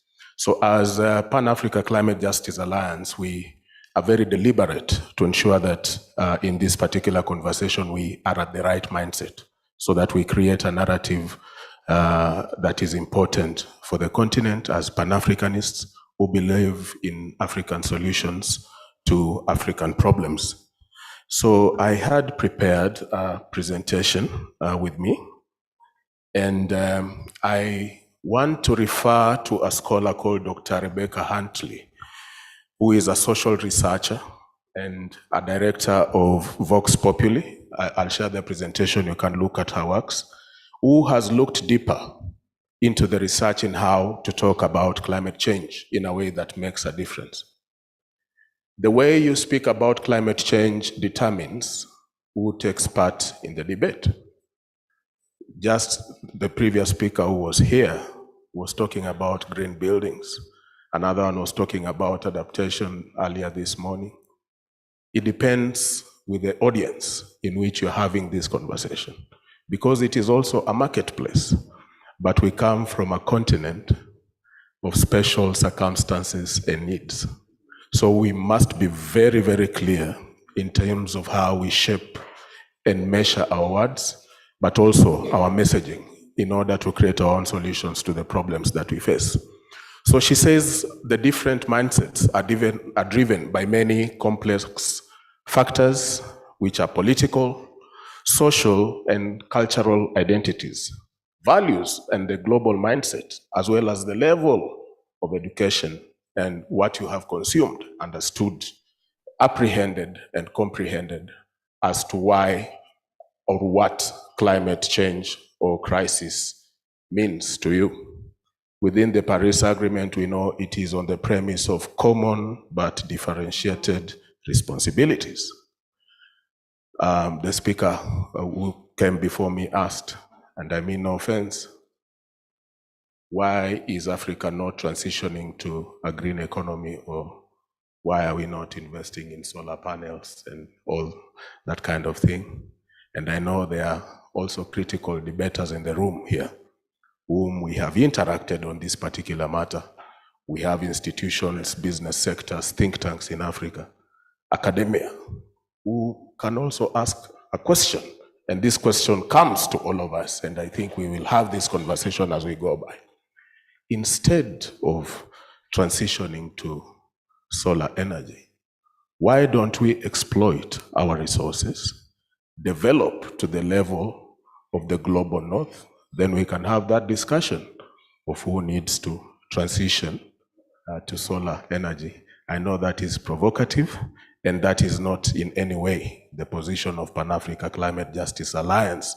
But if the principle of common but differentiated responsibilities is respected, then we are saying somebody should pay for the stranded assets,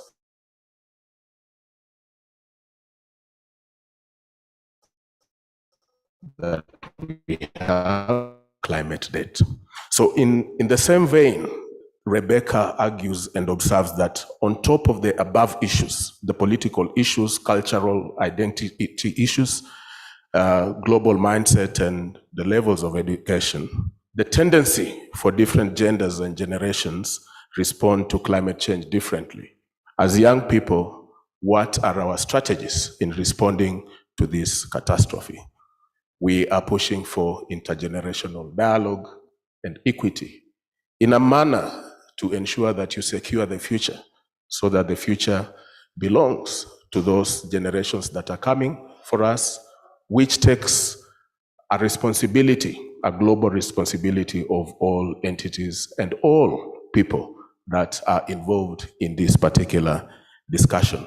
Therefore, in my view, as we continue with this summer school, science is there, but it is not always the best starting point for such discussions. And that is why we have a diversity of people in the room from different backgrounds. We have farmers, we have scientists, we have environmentalists, we have businessmen, we have religious leaders.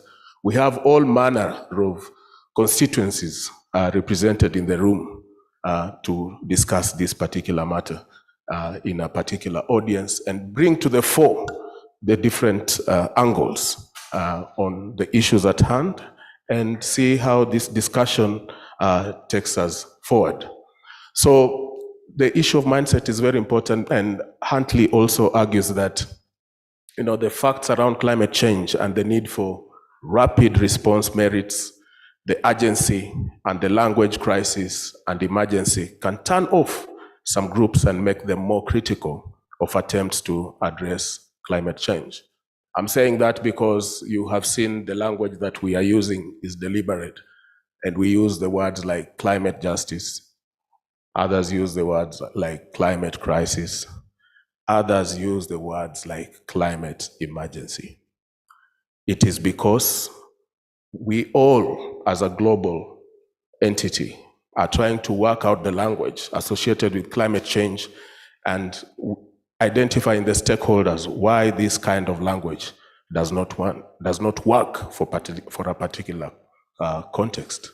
It's because of the investments involved in the particular sector. And therefore, for example, in the business sector, start the conversation with what matters to them most. What are the connections between businesses, their investments in you, and how is that related to climate change? There are different proposals in terms of mitigation and adaptation strategies that have been proposed as measures to respond to the catastrophe or to the challenge of climate change. But what is our priority as a continent, as Africa, or as people who come from places and contexts that have been affected by climate change? Is there anyone here from Mozambique? When you hear about climate crisis, what do you feel?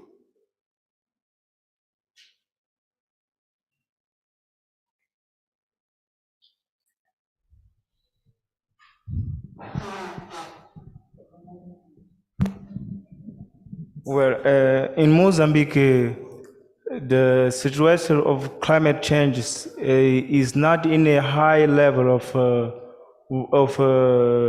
works, but there are the climate climate changes needs to be worked hardly, because there are a vast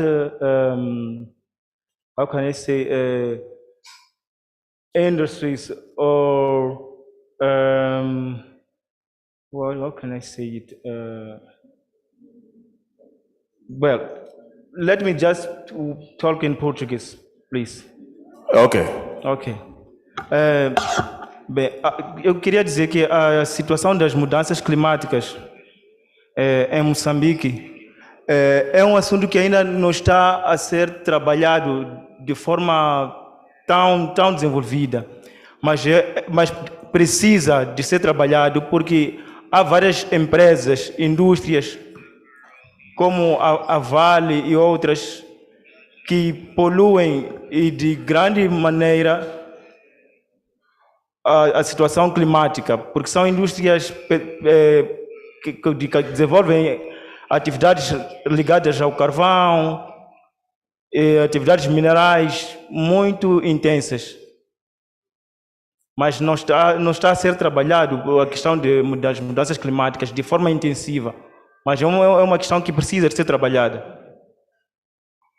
Thank you. I think that brings to the fore my point. Anyone from Somalia? Anyone from Somalia?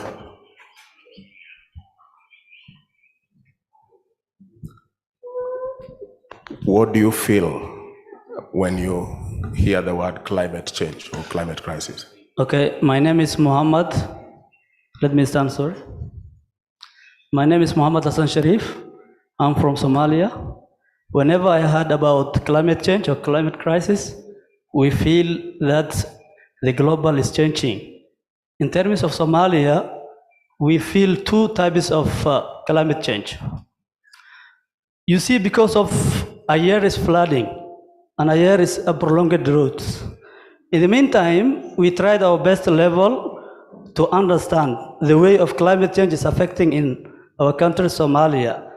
Whenever climate change is being had in overall Somalia, because of the most causative agent in our Somalia is a prolonged droughts and a prolonged conflict in Somalia. Prolonged drought and prolonged conflict. Thank you, sir. You too. Anyone from Ethiopia?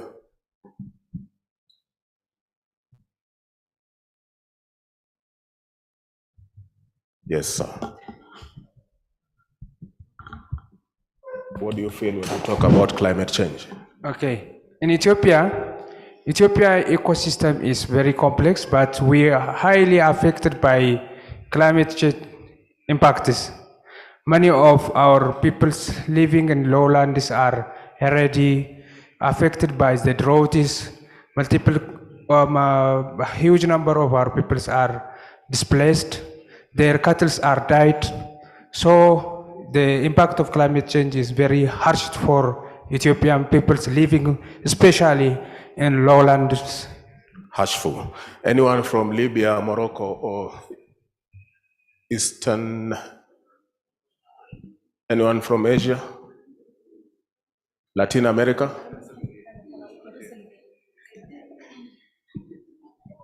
Northeastern Kenya? Yes, sir.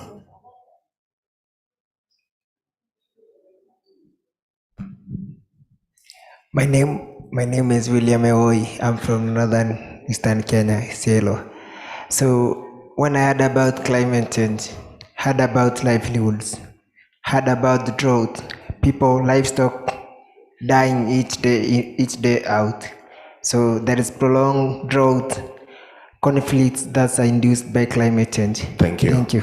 People, drought, climate-induced effects, conflict, and all that. Anyone from Senegal, West Africa? Senegal. Let's have the lady back there. Senegal.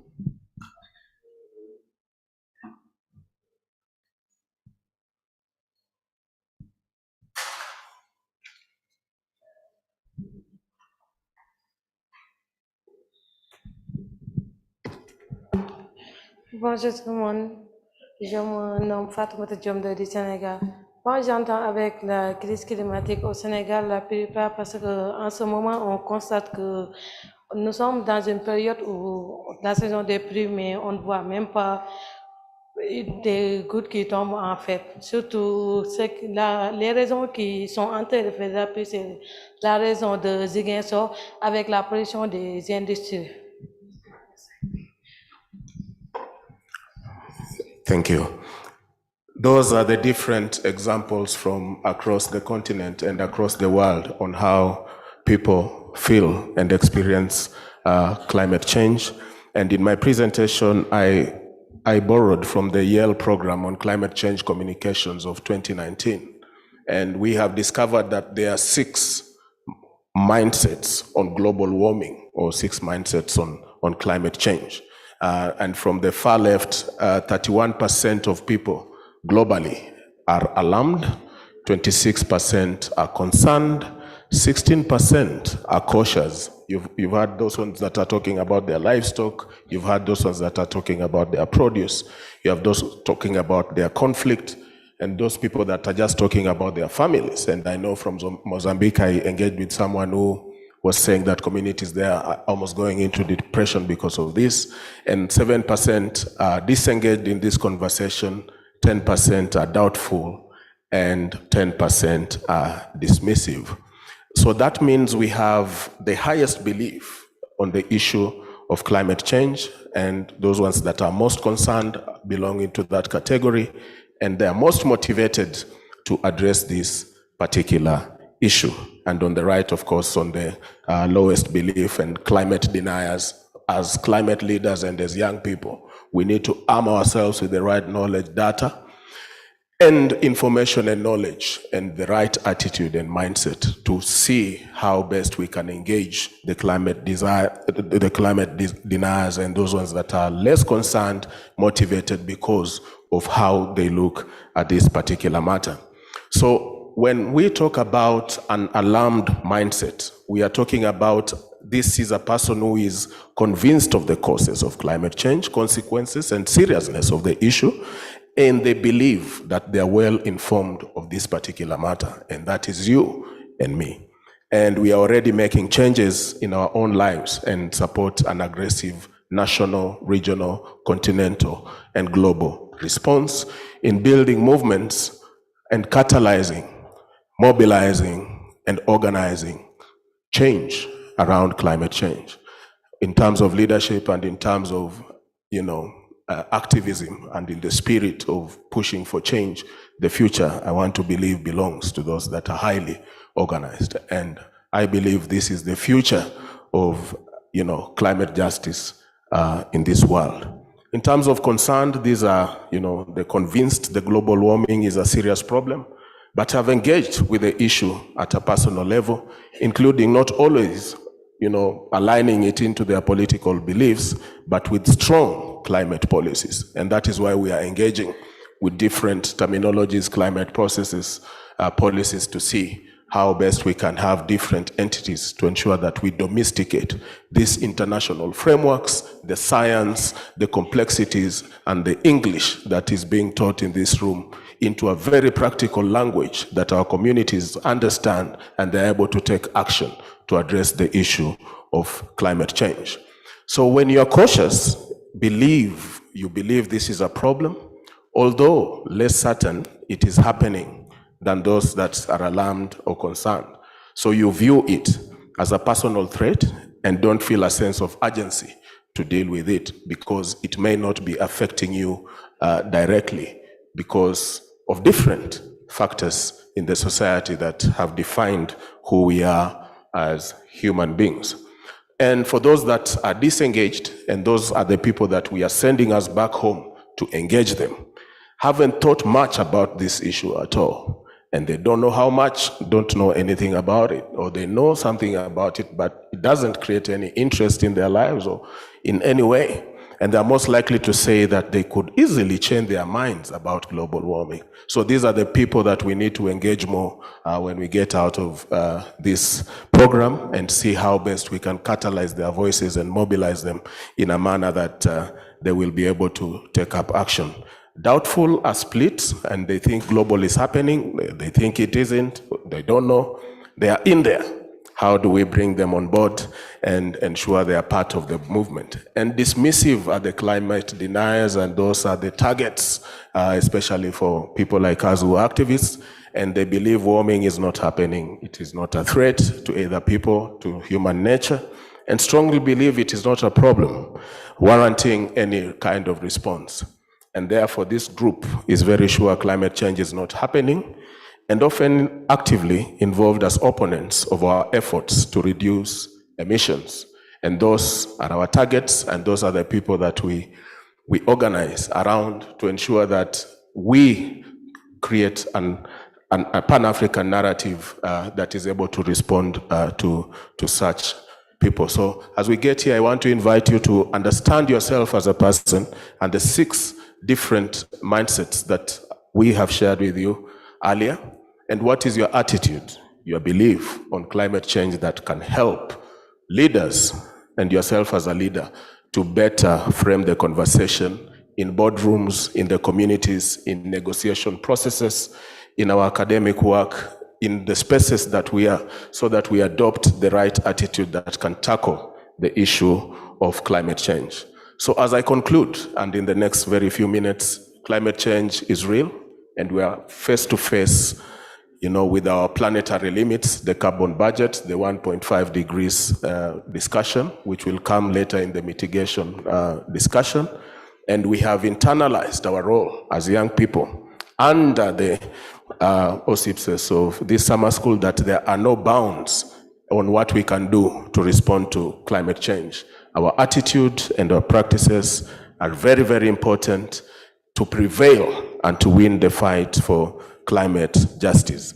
Adapting and mitigating climate change will require a major cultural and social change at a personal level in order for us to affect all aspects of our society to win this fight. And therefore, as leaders, we are dealing with special challenges of climate change and climate change education. So let us be proactive in taking responsibility and take our expertise and put what we have learned into practice. And hopefully we are going to have the opportunity to play a role in resolving this catastrophe that will free us from the anxiety, the destruction, the loss and damage that is causing in the community. I thank you.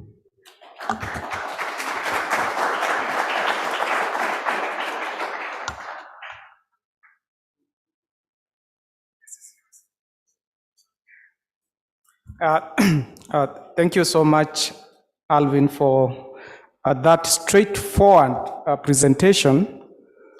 And I'm very sure everybody was able to capture the 6 mindsets that exist around climate crisis, the cautious, concerned, doubtful, dismissive, alarmed, and disengaged.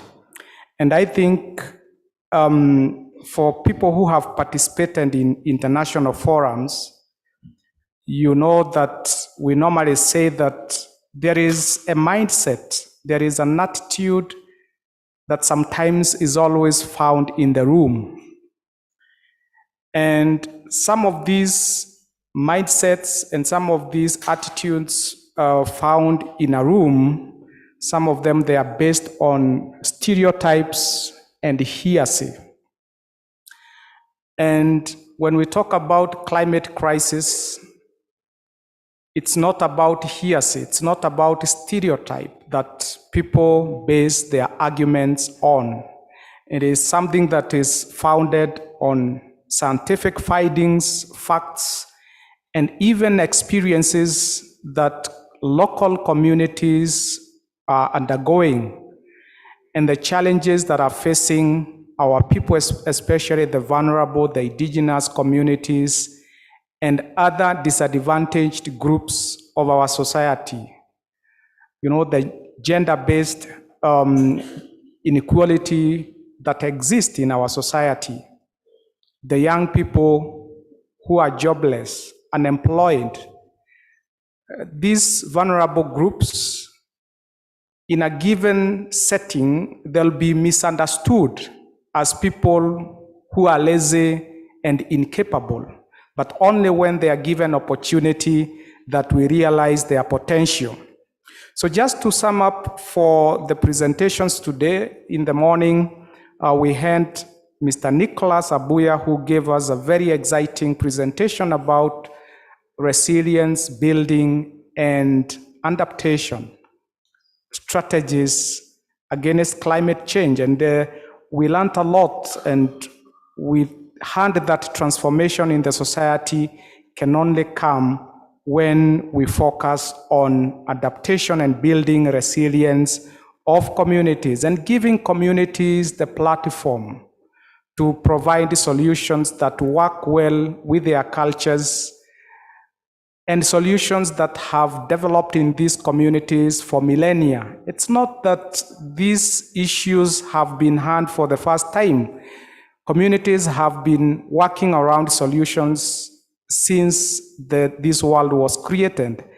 And therefore, dismissing them is at our own peril, and we may not achieve much in the fight against climate crisis. We've heard about our cities and their contribution from Mr. Masinga.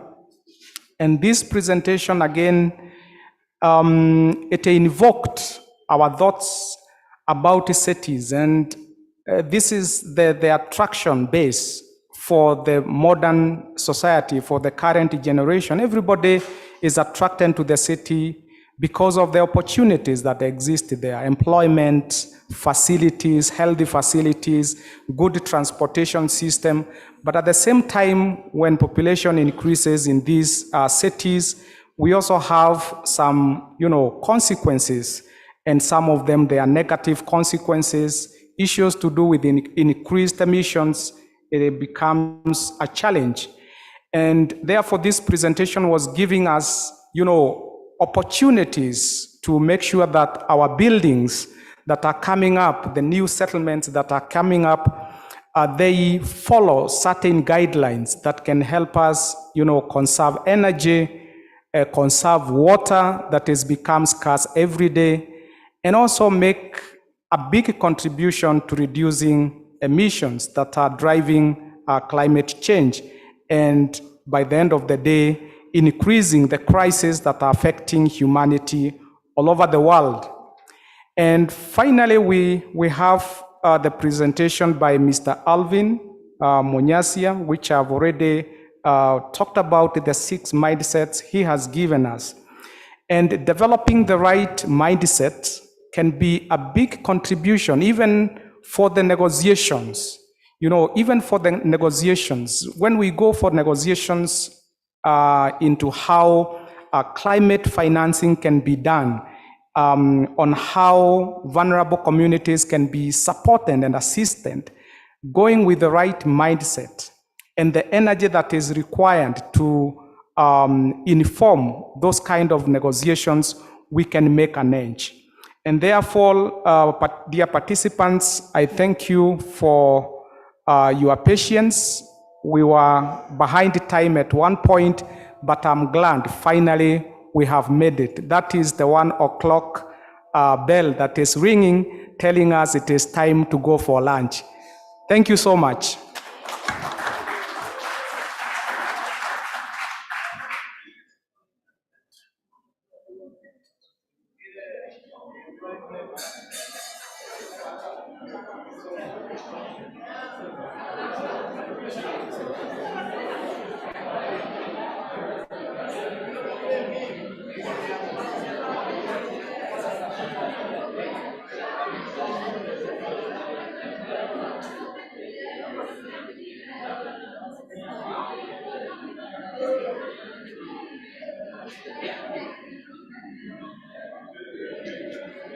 So as the buses come to collect us, you can have the questions that you had. The facilitators are still with us. So kindly engage as we walk, slowly towards the collection point for the buses. But they have not yet arrived, so maybe in a few minutes. So you can engage and have a conversation on these issues.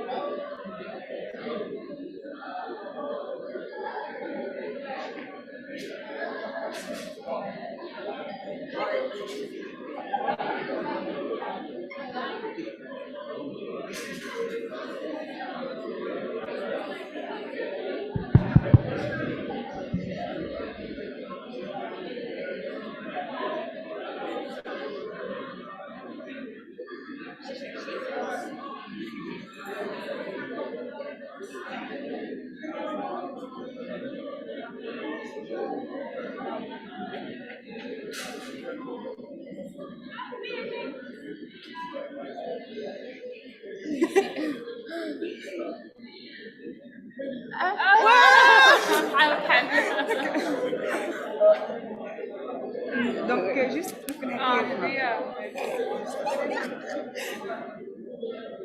Pas que j'adore, ça me voilà.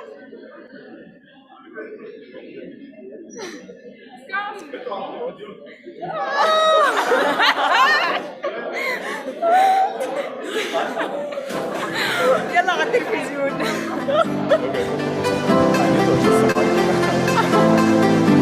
Justice now, here, guys. Show some tissue, please. Justice, no. The phone, can you bring it like this? Yeah. Serena, it's a t-shirt, it's a t-shirt.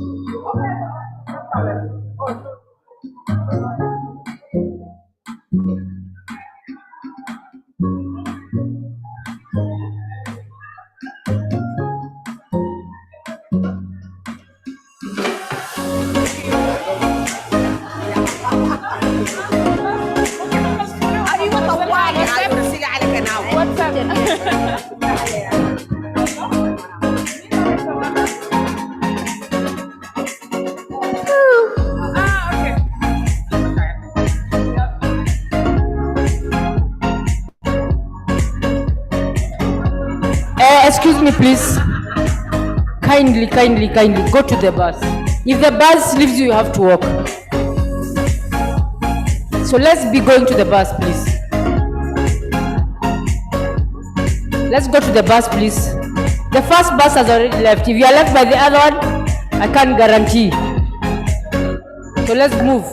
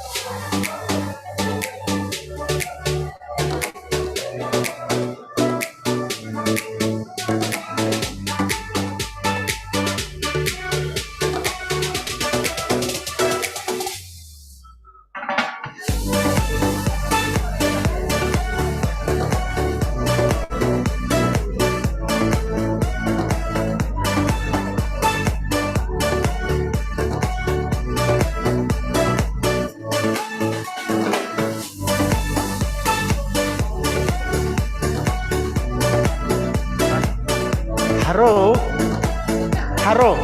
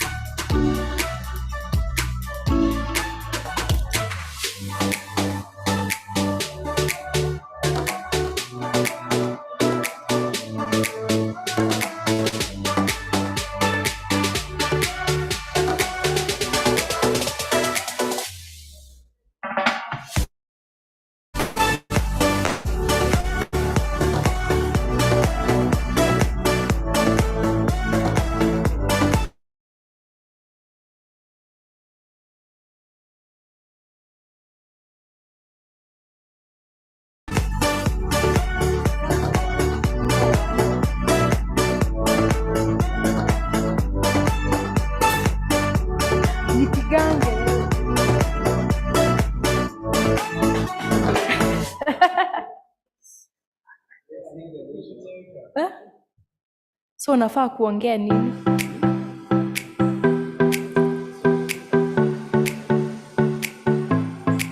Nafaa kuongea nini? Na uikapte vizuri venye nafaa kuongea nini. Uko poa?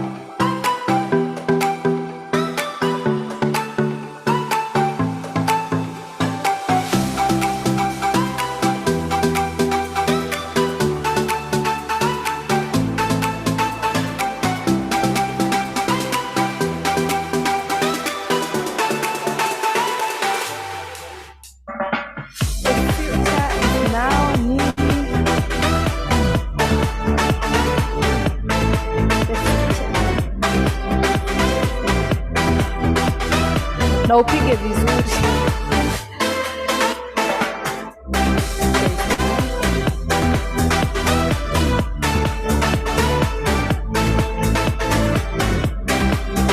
So, unafanya nini sai? You are very vibrant kwa ile ni ya UNESCO. Yeah.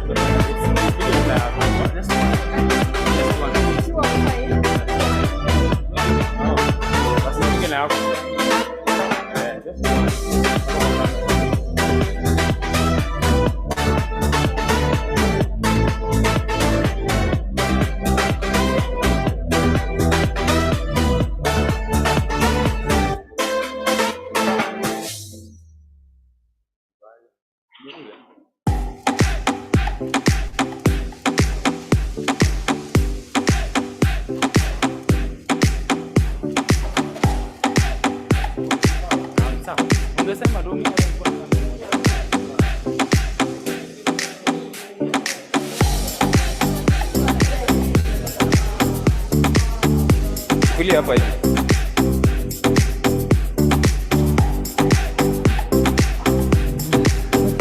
Inachukua poa.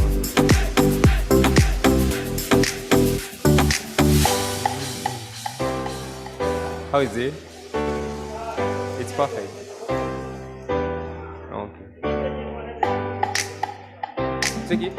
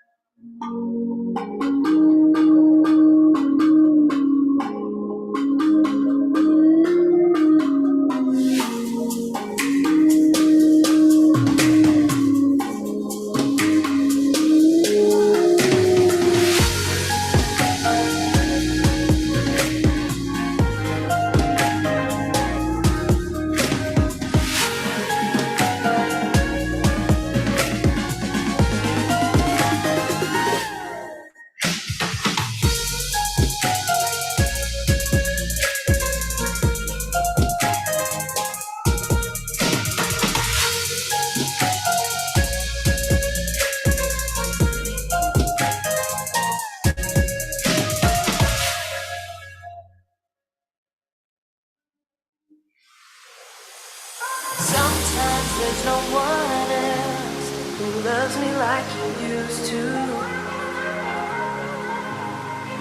Sometimes we're not ourselves. There's no one I can turn to. And I know all the feelings that we shared are in the past. And I know your relationships are never meant to last. And I'll take some time, but I'll be alright. We're moving on. We're moving on. I know times are tough, but I've had enough. Moving on. We're moving on. We're moving on.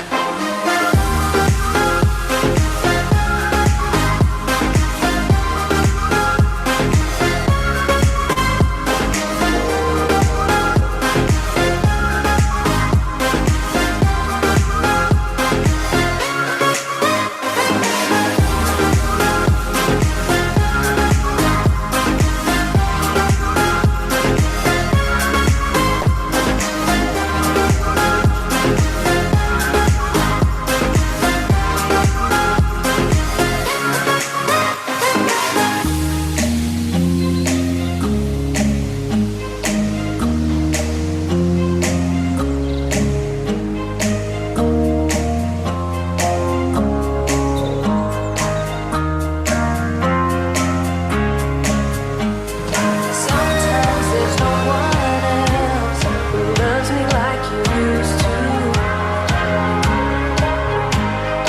Sometimes we're not ourselves. There's no one I can turn to.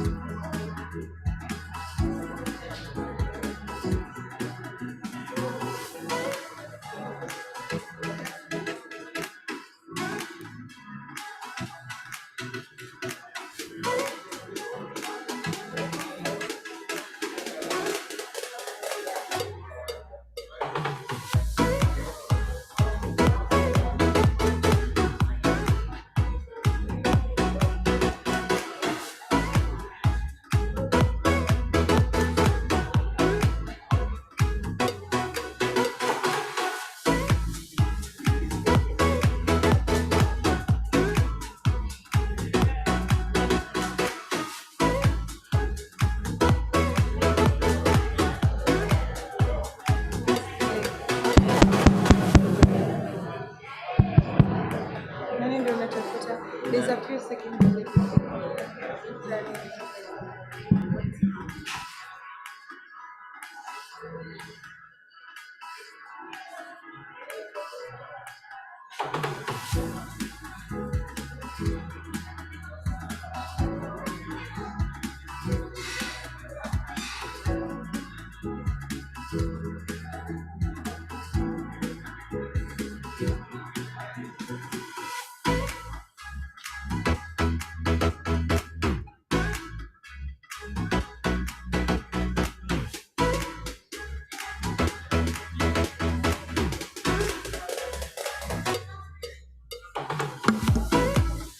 So good afternoon.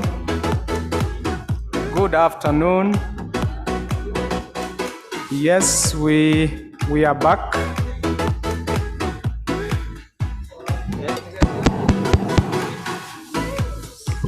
So we can have the music down now, I think, for us to start. Thank you. So we are now in the after lunch session, which we will be talking about loss and damage as a third pillar of climate action. And I hope you remember the three pillars that were introduced yesterday by Eugene. We have mitigation, adaptation, and loss and damage. So this moment, I would like to welcome two more speakers who will be taking us through this session. And just before I continue, I have two announcements which have been brought to my attention. So tomorrow, as you register, when you come in the morning, you are requested to put your names in the order you want them to appear in the certificate. Okay, so that is one announcement. The other one is about a session that will be at 3 p.m. You are requested to download the Vevox app in your phone. Maybe you have already seen that in the WhatsApp group.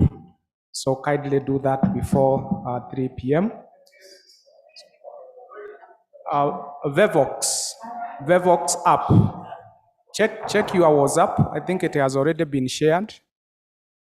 Yeah, in the group by Sylvia.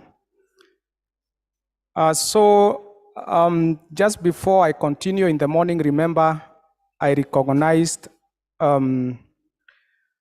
the presence of our facilitators, and especially Dr. Ayele, who has been with us since the launch of the summer school on Monday.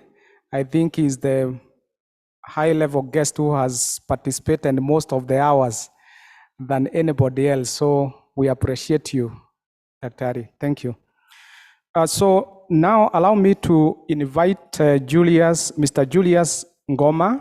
Mr. Julius Ngoma is a global negotiator, Malawi government, and he is also the convener of PACJA national platform in Malawi, and he's the national coordinator, civil society network on climate change. Mr. Julius Ngoma, they will be sharing the platform with Mr. Yared Deme from Ethiopia. So Mr. Yared Deme is from the Ethiopian negotiation platform he has worked in World Resource Institute, and he's also a negotiator on this third pillar of climate action, that is loss and damage. And he's negotiating on behalf of the government of Ethiopia, and actually he's the youngest negotiator as we know it. And therefore, some of these responsibilities, they are not for the old. It is these responsibilities, they are for all of us. We just need to bring our talents and our determination to partake some of these processes. So thank you so much. So Mr. Julius Ngoma will start, and then will be followed by Mr. Yared Deme. Welcome, Mr. Julius.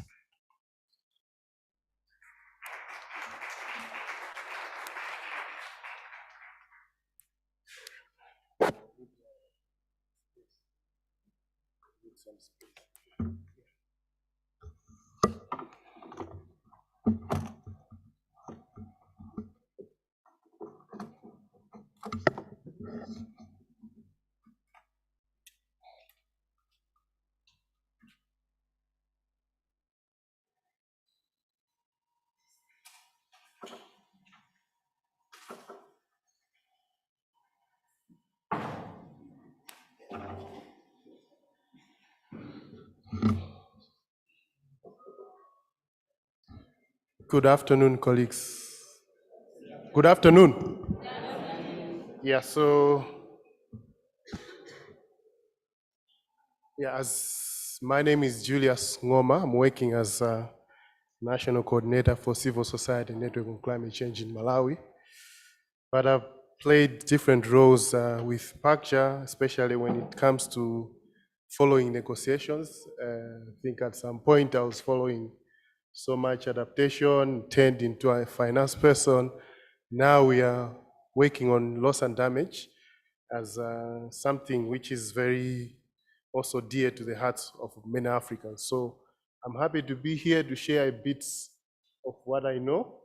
And I know in this room, we have so many experiences, so much knowledge about climate change, but also loss and damage. So let me take a different approach from maybe the colleagues that were here before, to act more of a facilitator than someone who is going to be talking a lot. But of course, to do that, first of all, we need to use our phones so that I know exactly what kind of people we are dealing with. And I also know exactly how much I can say about loss and damage. So there's David. David, can you please project the link?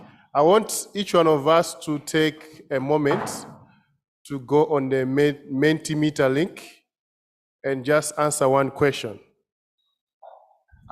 Upon answering that question, then we take the session moving forward.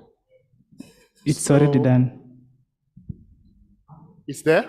Yes. Okay, so please use the link provided, and then just answer one question that you find on the link. We'll have to see what responses are coming so that we start the session in a way that we can all be talking to each other and learn from each other.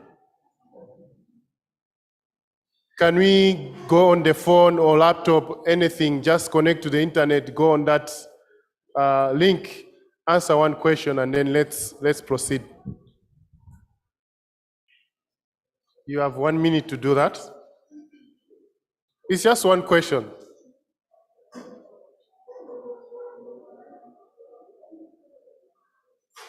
So after 1 minute, I'll request David to just project what outcomes are coming from that, from the feedback that we get.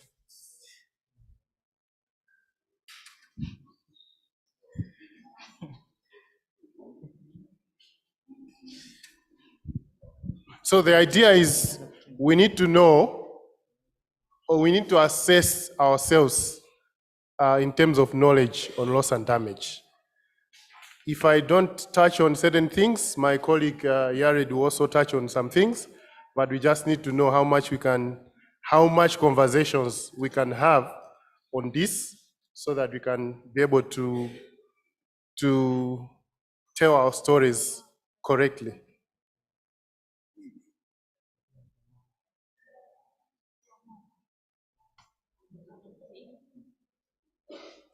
Anyone having problems? Oh, the internet is not. By show of hands, how many of us have heard about loss and damage? By show of hands, how many of us have heard about loss and damage? Heard about loss and damage? By show of hands. Okay, thank you. How many of us have been involved in loss and damage conversations? By show of hands. Involved in loss and damage conversations.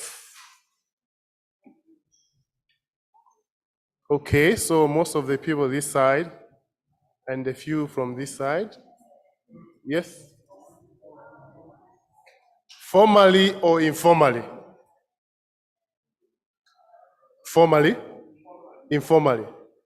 Thank you. So at least we know, I know at least, and my colleague also, I think you've seen how much we can talk about loss and damage here. So thank you. If you are able to connect to the internet, go ahead to answer the question. It's still very important for us. If you have the internet as we get going ahead. So maybe you can just project the slides. So here, today, my task is very simple, just to introduce this topic of loss and damage. Let's discuss a bit on what terms are revolving around loss and damage.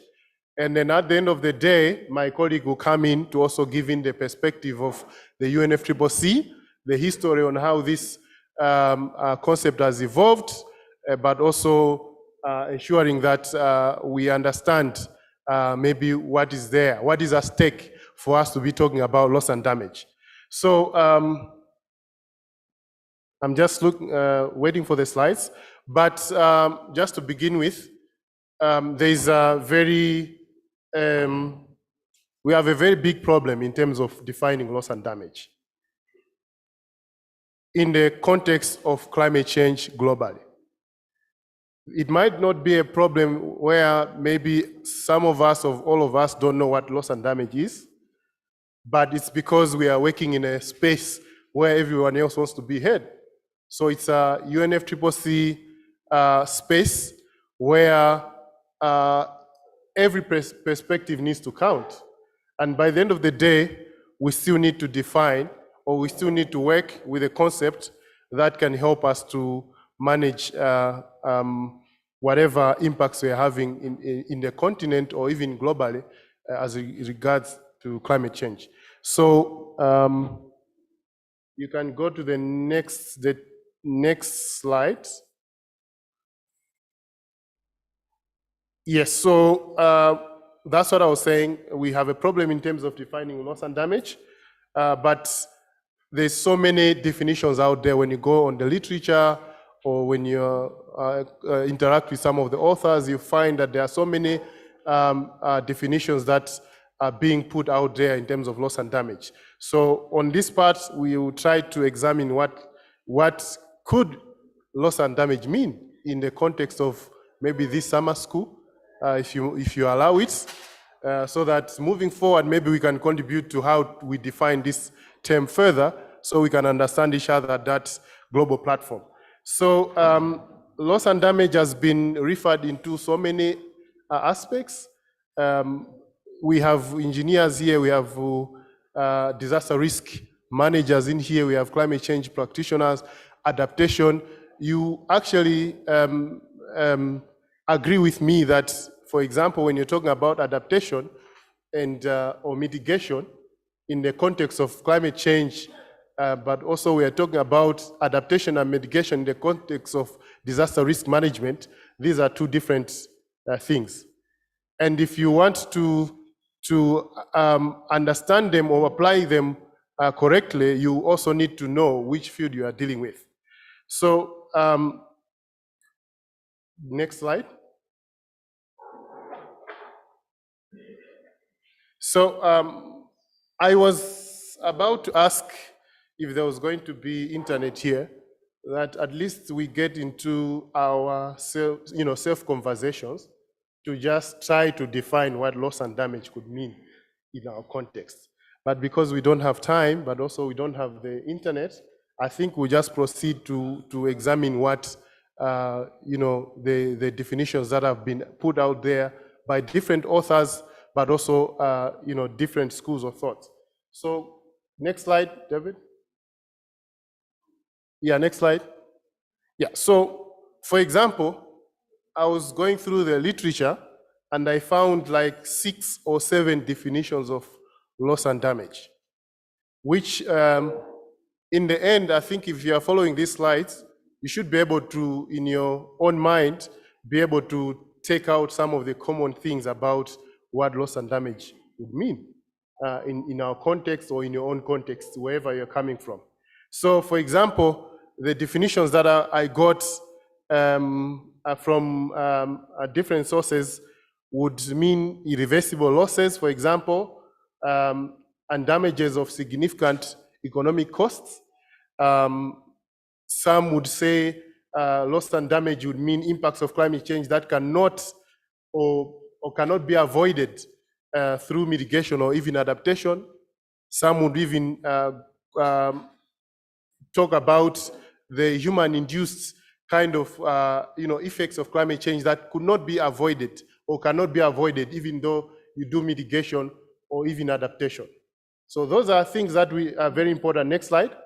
Those are things that are very important for us to start to relate to, because when you go into that global space, there are very, very small things that will actually matter when we want to define certain contexts in different areas. So the next slide was also giving some good examples of what is there in the literature. I would just implore you to use some of the literature to even understand further and then see what kind of perspectives are there from different authors when it comes to this subject. Next slide. So I was just trying to get a sense of some of the common terms. I think the slide has been moved, but this is where I was saying, as we are taking through this topic, please bear in mind that you also need to look at what are some of the common themes or terms when different people define loss and damage in the different contexts. I'm saying different because I believe we all know that we are talking about global north and global south, isn't it?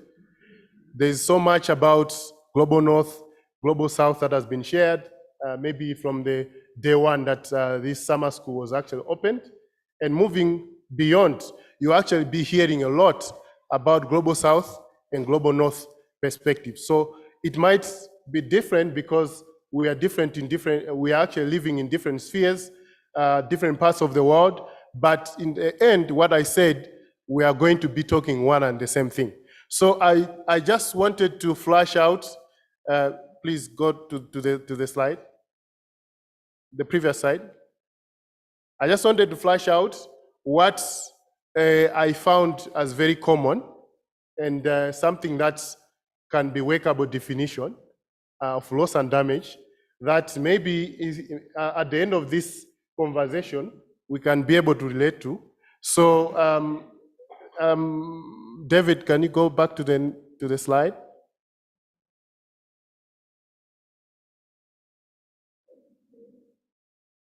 Yeah, so the definition that I flashed out was actually taking some very common terms about what all these authors were talking about when we were defining loss and damage. So in the context of this conversation, I was saying loss and damage could mean impacts of climate change and climate variability that happen or will happen despite adaptation and mitigation efforts, or where adaptation and mitigation efforts have not been implemented. I don't know whether that makes sense, but that's like you are saying those residual impacts that will not be mitigated, or impacts that we might not be able to adapt to, even though we have applied any sorts of efforts to do such kind of efforts. So next slide. I wanted to talk about a few concepts about loss and damage. First of all, I indicated already that loss and damage is a concept that has been applied across. I was talking about engineers here, I was talking about disaster risk managers, and it has been used so much in the disaster risk management space to mean residue risk. I hope I'm talking to those that are in the DRI sector.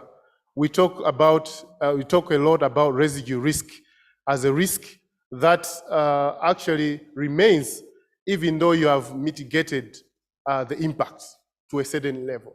So that would be the risk that you'll be managing by the end of the day as a residue risk, but it's the same risk that will be referred to in climate change space.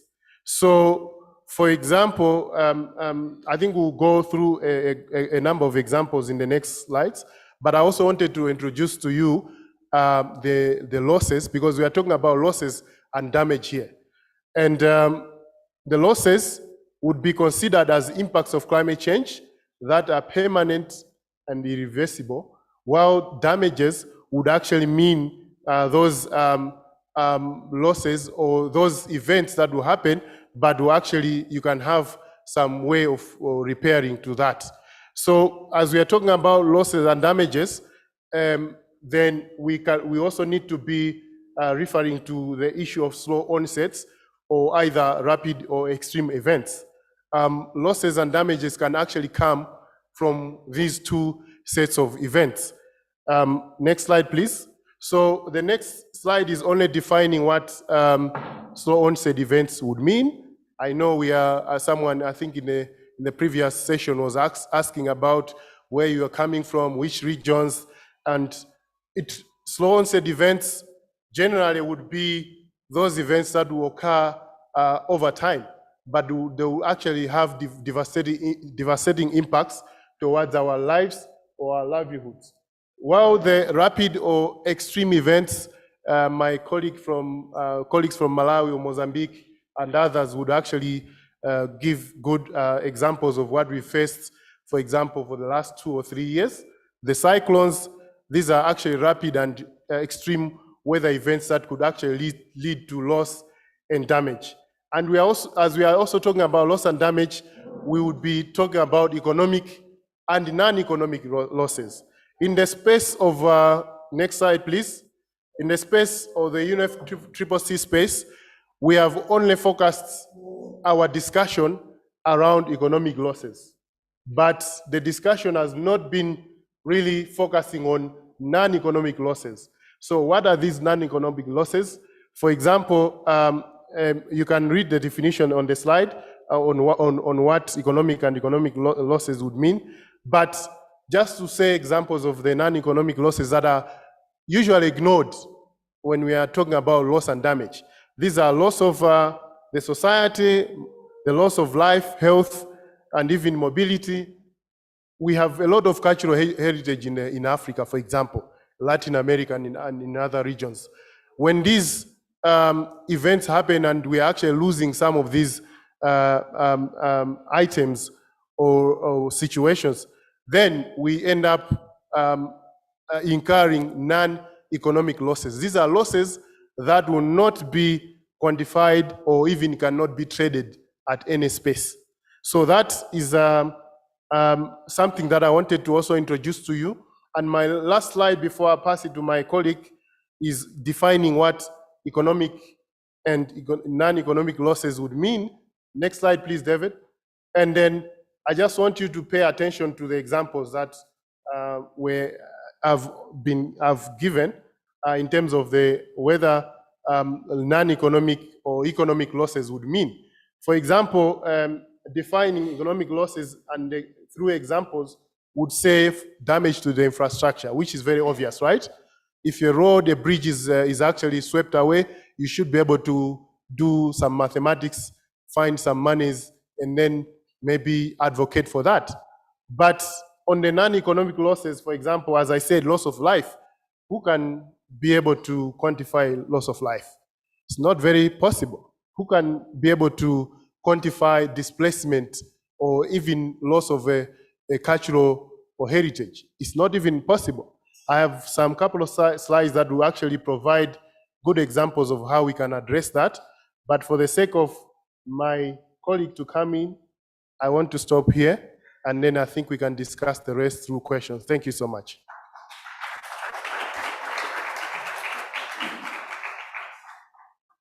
Welcome. Yeah.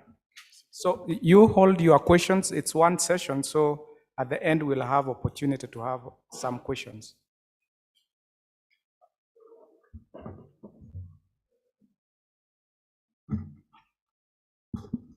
Good afternoon, everyone. My name is Yared Aberra. I am a global youth climate leader from Ethiopia. I am also a climate negotiator on behalf of Ethiopia. I work with World Resource Institute as a research analyst. Before I start, I would like to tell you that you guys are very lucky, because when I was starting, use climate activism, I didn't get a chance, to attend summer school like this. So, thanks to Pakja, you are very lucky, to know about and learn from big experts and know about this program. So, if David projected my presentation, yeah. So, as Julius already started a discussion, so my presentation is going to focus on loss and damage as a third pillar of climate action. If you hear yesterday in the opening as well, we were discussing about adaptation, mitigation, then loss and damage as a third pillar. So we're going to go through this one. So next slide, please. Again, next slide.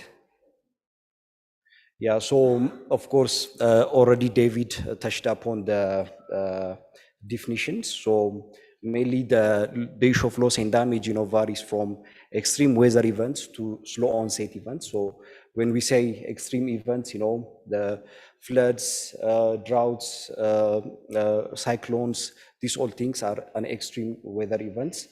And also droughts and, some protracted droughts are, reflected as slow onset things.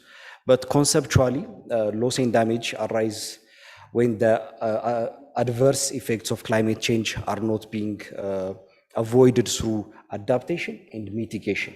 So when we can't address the issue of climate change with adaptation and mitigation, it totally, it totally be in the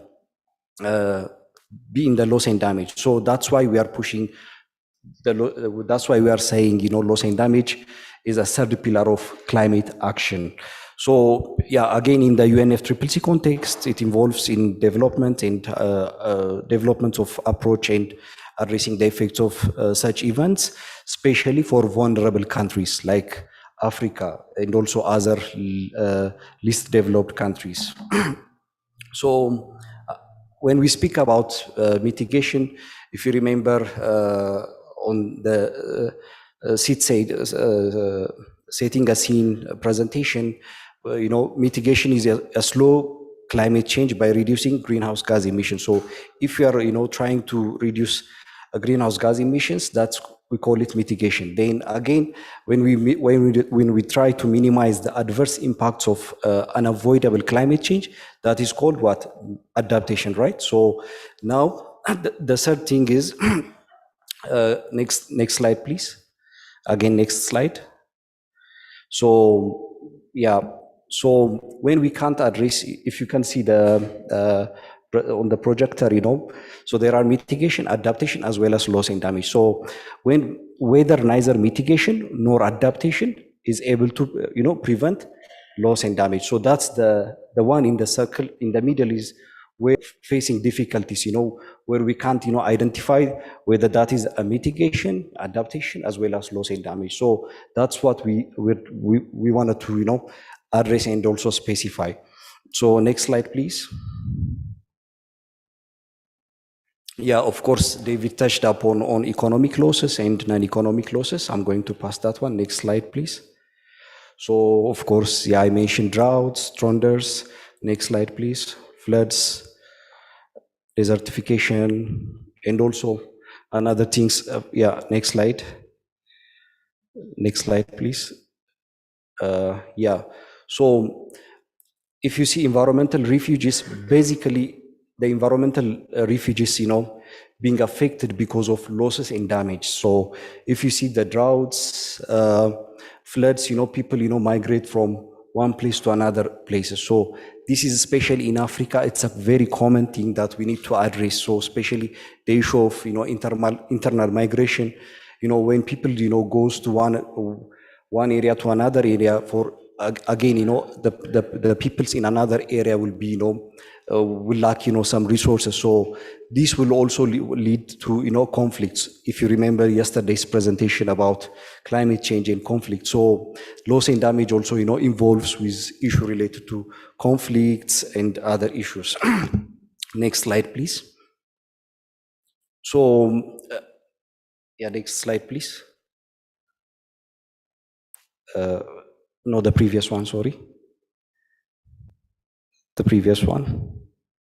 Yeah, so here, I want to give you some data why we are worrying about loss and damage, especially in Africa. So unusual extreme heat events are projected increasingly and rapidly becoming a new normal by 2100. In 20, after 18 years, after 15 years, the degrees, it's going to be 4 degrees Celsius, the world heat. So about 1.5 degrees Celsius, 25% of Africa's land area is expected unusual heat extreme. So after after 15 years it might be, or after 18 years, it's going to be difficult to sit down like this and have discussion. So the global warming, the heat will not allow us. So that is going to affect us. So we need to take an action now. That's why we're pushing the issue. So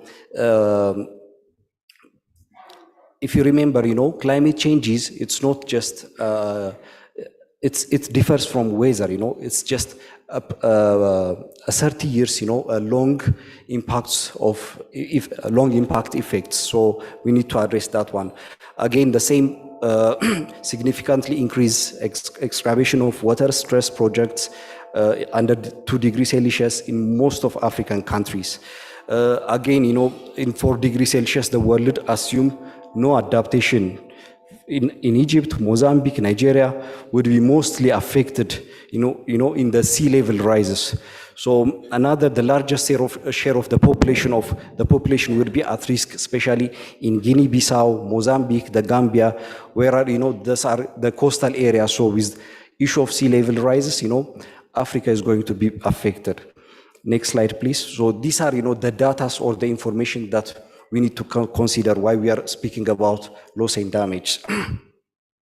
So, of course, why is loss and damage a major topic in climate action? So it represents and manifests the climate change impact, which disproportionality felt by developing countries, particularly the most vulnerable, and also due to pre-existing, vulnerable and exposure of climate hazards.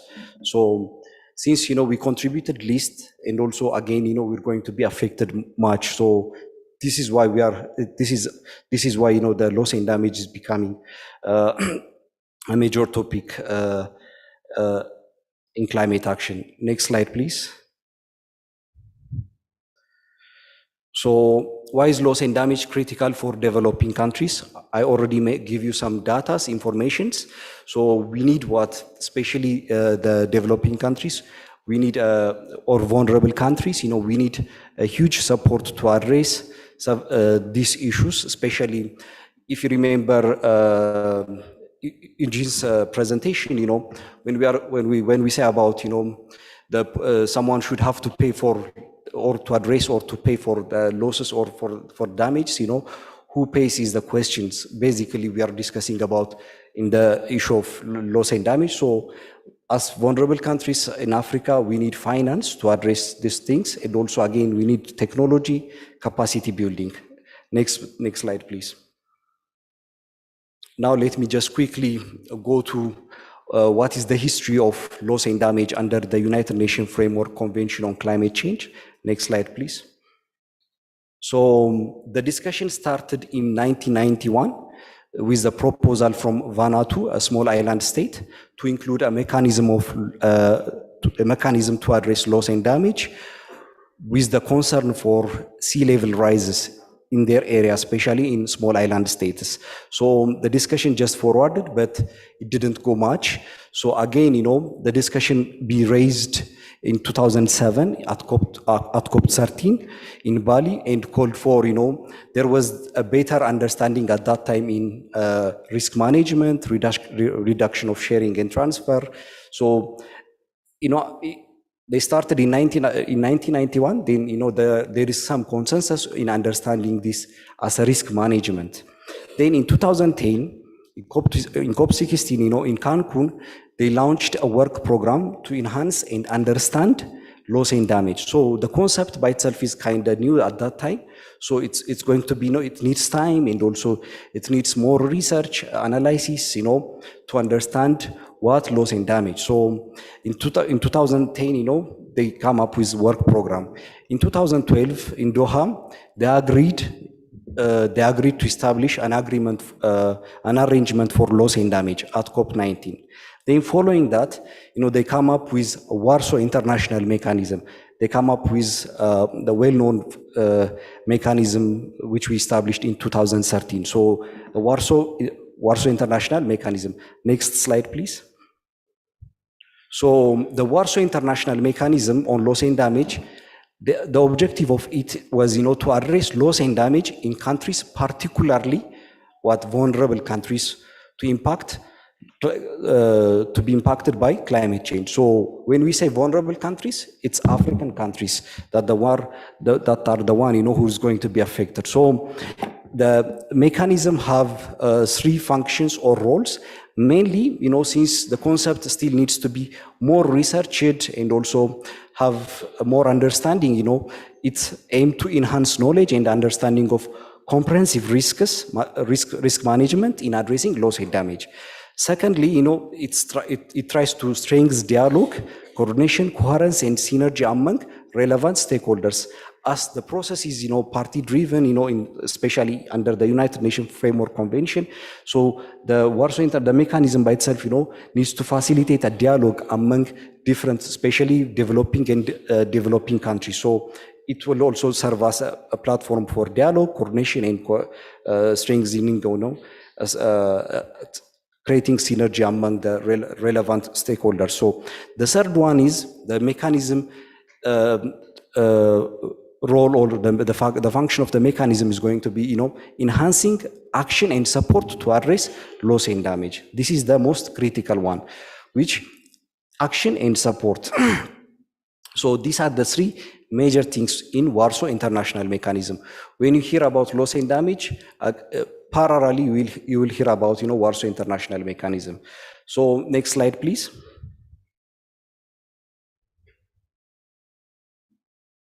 So then following the Warsaw International Mechanism, under the United Nations Framework Convention, the Paris Agreement came in 2015. So that's where a new step reached when loss and damage is included in the Paris Agreement in 2015. On Article 8, it says, it recognizes the importance to avert, minimize, and address loss and damage. Developing countries, consider loss and damage to be the third pillar of the UNFCCC alongside what mitigation and adaptation. So in COP25, we included in the Article 8, they consider it, especially the developing countries, consider it as a third pillar of action. Next slide, please. Yeah. So again, after the Paris Agreement, we were having a discussion. Yeah, we were having a discussion. To have the Warsaw International Mechanism is not, accommodating the interest of developing countries, as well as, there is also a need for, addressing the issue. So we come up with, under the Warsaw International Mechanism in COP25 in 2019, we come up with another mechanism, not mechanism actually, but it's a platform or a network, which is called Santiago Network for Loss and Damage. So the aim is also similar like the WIM on averting, minimizing, and addressing loss and damage in COP. Then, just to finalize, let me just give you the current discussion, what's going on. Next slide, please. Again, next slide. So the current state of play under the loss and damage discussions are, in COP26 in Glasgow, we agreed to establish, in COP25, we agreed to establish the Santiago Network for Loss and Damage, so to avert, minimize, and address loss and damage. Then we need to define the functional, so these are, basically in the negotiation arena, so we're trying to define the functions and agreed to establish the network. Then now we are discussing the structures, how the network can work and also address the loss and damage.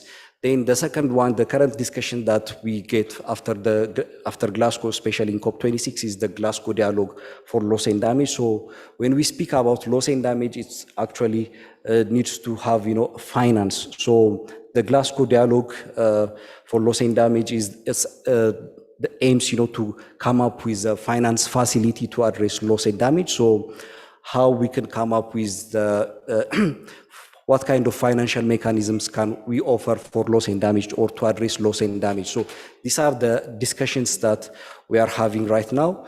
Yeah, so let me just give you, next slide, please. Again, next slide. So I'm going to give you some recommendations how, as a young people, can engage in the loss and damage discussions. So in a short term, what you can do is, you can do activism about the issue of loss and damage, especially organize and participate in action and also intervention, highlighting the need for loss and damage. The second one is, do advocacy, especially deliver Africa's demand as open letter to the government and also to the leaders, to address loss and damage. The third one is that we mostly lack in Africa is we don't tell our stories. What's happening in our communities? What are the losses? What are the damage? So we need to tell a story. So this is something, you can address it in a very short term, and also this is a very good way for you, especially for young people, for you to, contribute to the discussion. So in the long run, what you can do is, conduct a research. Basically, we lack research in Africa. We need to substantiate our arguments, with data, information, and also researches, and also evidence. So for that, you guys need to work on research and also collect data, how the losses and damage are happening, in your area, so that, you might, just send that information to PACJA, then PACJA can collect and, deliver it to heads of states and others. So basically, just to give you highlights on which area of research that you can do is, how we can set up, financial protection mechanisms for losses and damage. That is one thing. The second one is how we can deliver, how can we do recovery and rehabilitations when after, the losses and damage are happening. And the third one is, how to address the displacements, migrations, and also alternative livelihoods. So these are, the ideas that you can do more researches. And also lastly, there is also, if you, Julius, were mentioning about non-economic losses. So how can we address non-economic losses? So how can we address non-economic losses? For example, it might be mental health and other more issues. So yeah, now with this, I would like to thank you, and also we can continue with question and answers.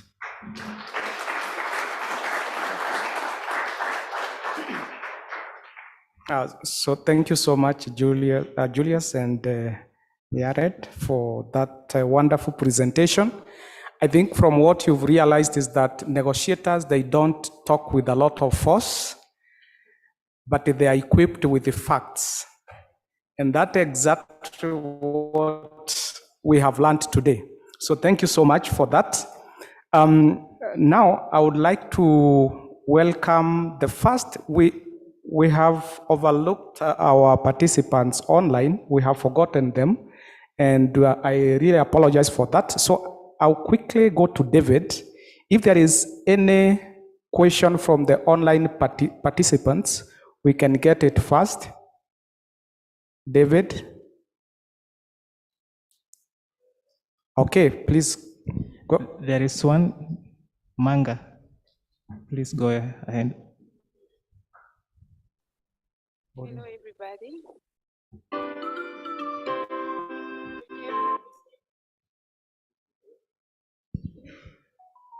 Manga, please go ahead. Yes, hello, everybody. Hello. I'm Gilberta from Senegal. Allow me to speak in French, please.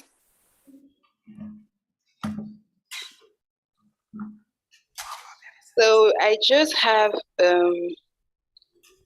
je voudrais juste donner l'exemple de, quand on parle de dommages et de pertes, de la ville de Saint-Louis dans le nord du Sénégal. Cette ville est située entre l'océan Atlantique et le fleuve Sénégal et est classée patrimoine mondial par l'UNESCO. Mais en 2003, suite à des inondations, le président de la République à l'époque a demandé à ce qu'on ouvre une brèche dans ce qu'on appelle la langue de Barbarie, une bande de terre qui était là et qui protégeait la ville de Saint-Louis des eaux de l'océan. Donc cette brèche, à l'époque, quand on l'a creusée, elle faisait 3 mètres. Et c'était pour permettre que les eaux qui allaient inonder la ville de Saint-Louis puissent aller vers l'océan. Et de ce fait, on sauvait cette ville qui est classée, comme je l'ai dit, patrimoine mondial. Aujourd'hui, en 2022, cette brèche de 3 mètres à l'époque est à plus de 3 kilomètres. Conséquence, il y a deux villages qui ont été perdus. Il y a des populations qui ont été obligées de se déplacer. Il y a des terres agricoles qui ont été perdues. Et maintenant que cette brèche a été creusée, c'est une ville de pêcheurs. Les pêcheurs qui devaient passer, les pêcheurs qui devaient passer par un autre chemin pour aller pêcher vers la Mauritanie, parce que c'est à la frontière avec la Mauritanie, prennent maintenant cette brèche-là pour y aller. Et beaucoup d'entre eux perdent leur vie parce que c'est devenu une embouchure très, très dangereuse. Donc, un peu, ma question, c'était pour les présentateurs, c'est est-ce que c'est uniquement dans ce cas-ci ou d'autres, est-ce qu'on peut dire que c'est uniquement à cause du changement climatique qu'il y a eu toutes ces conséquences-là que je viens d'essayer de résumer? D'un côté, le président a pris une décision pour réagir à une situation. 3 mètres, c'est devenu plus de 3 kilomètres. Des gens meurent, des populations ont perdu leur terre. Ils ont été déplacés. Pour moi, c'est complexe de parler de pertes et de dommages dans le contexte du changement climatique. Parce que des cas comme la ville de Saint-Louis me font dire que nos décisions peuvent influencer également, en plus du changement climatique, positivement ou négativement les impacts. Merci beaucoup. Thank you so much for that question. I go direct to Julius and Yared. I don't know in the order you'd like to tackle that question. Thank you.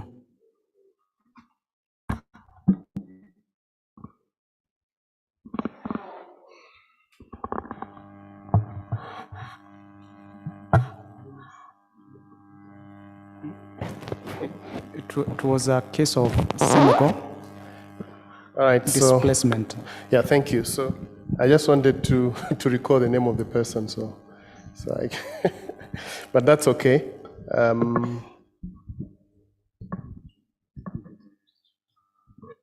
Yeah, that's okay. So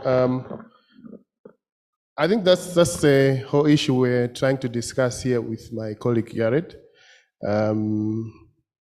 Yared, I think at the end of the presentation mentioned about some of the areas that we can get involved in research to really ascertain whether some of these events that we are actually experiencing in Africa or across the globe could be linked to loss and damage or not.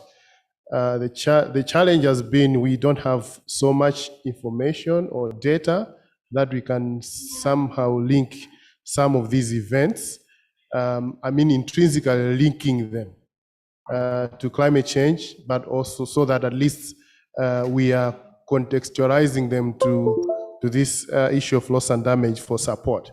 So it might be an issue of loss and damage.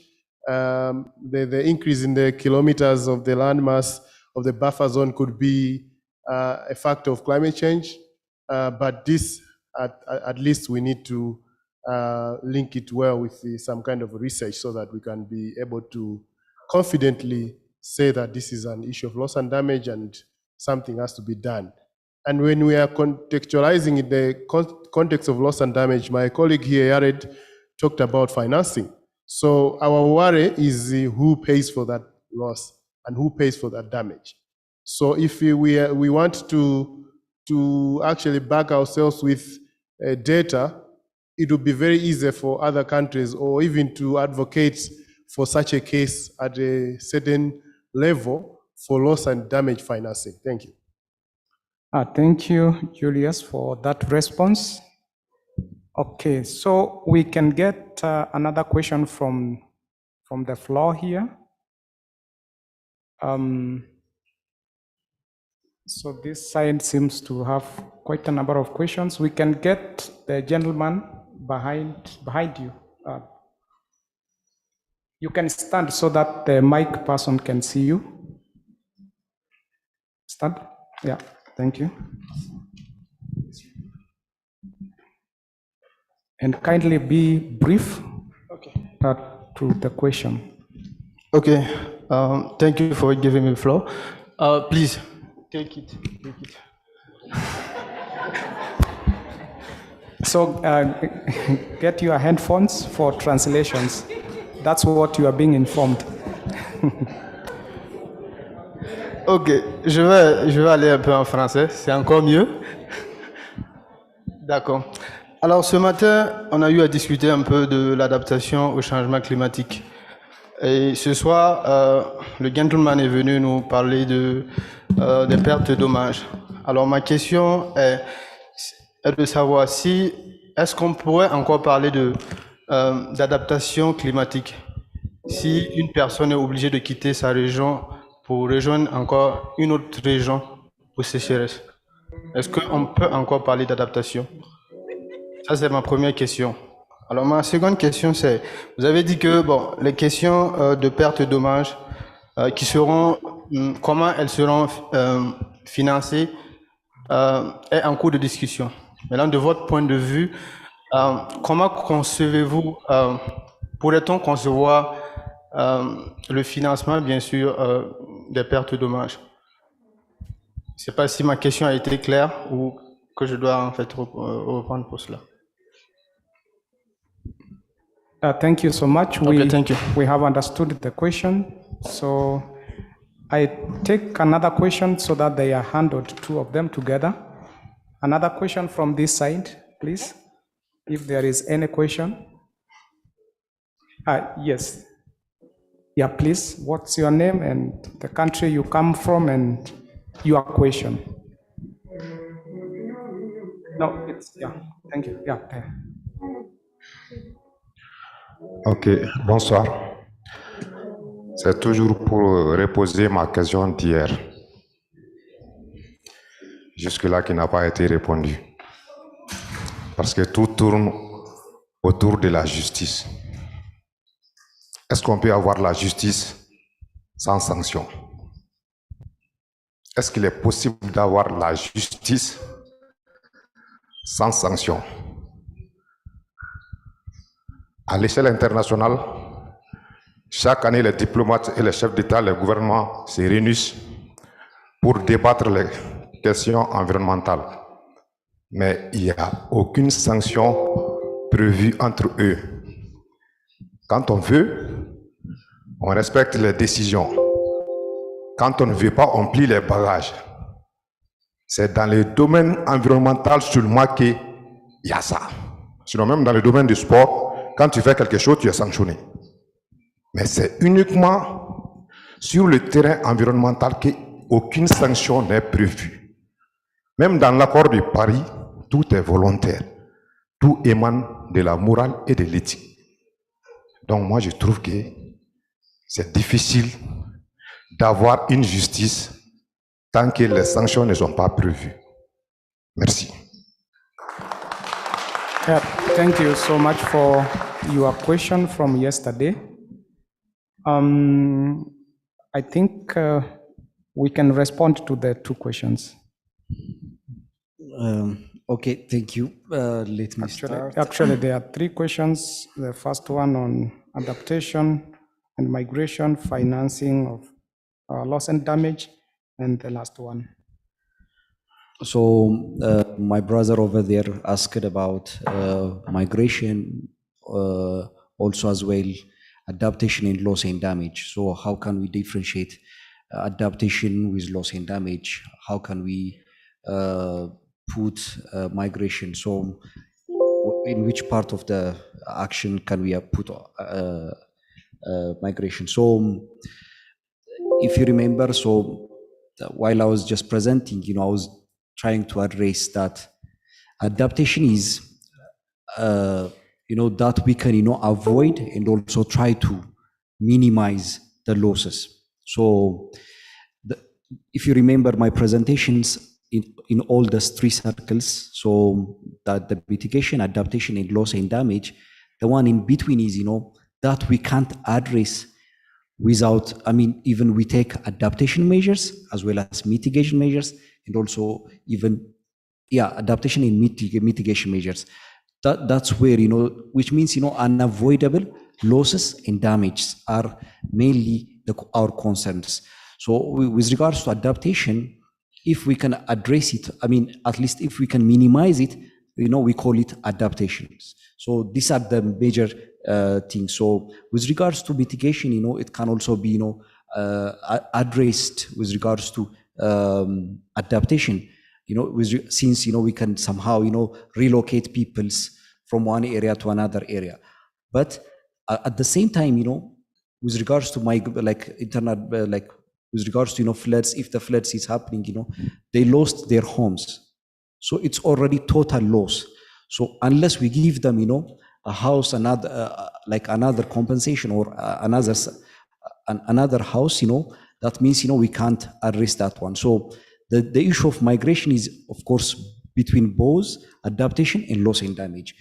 Well, I'm not just giving you, the clear cut of, defining adaptation and loss and damage.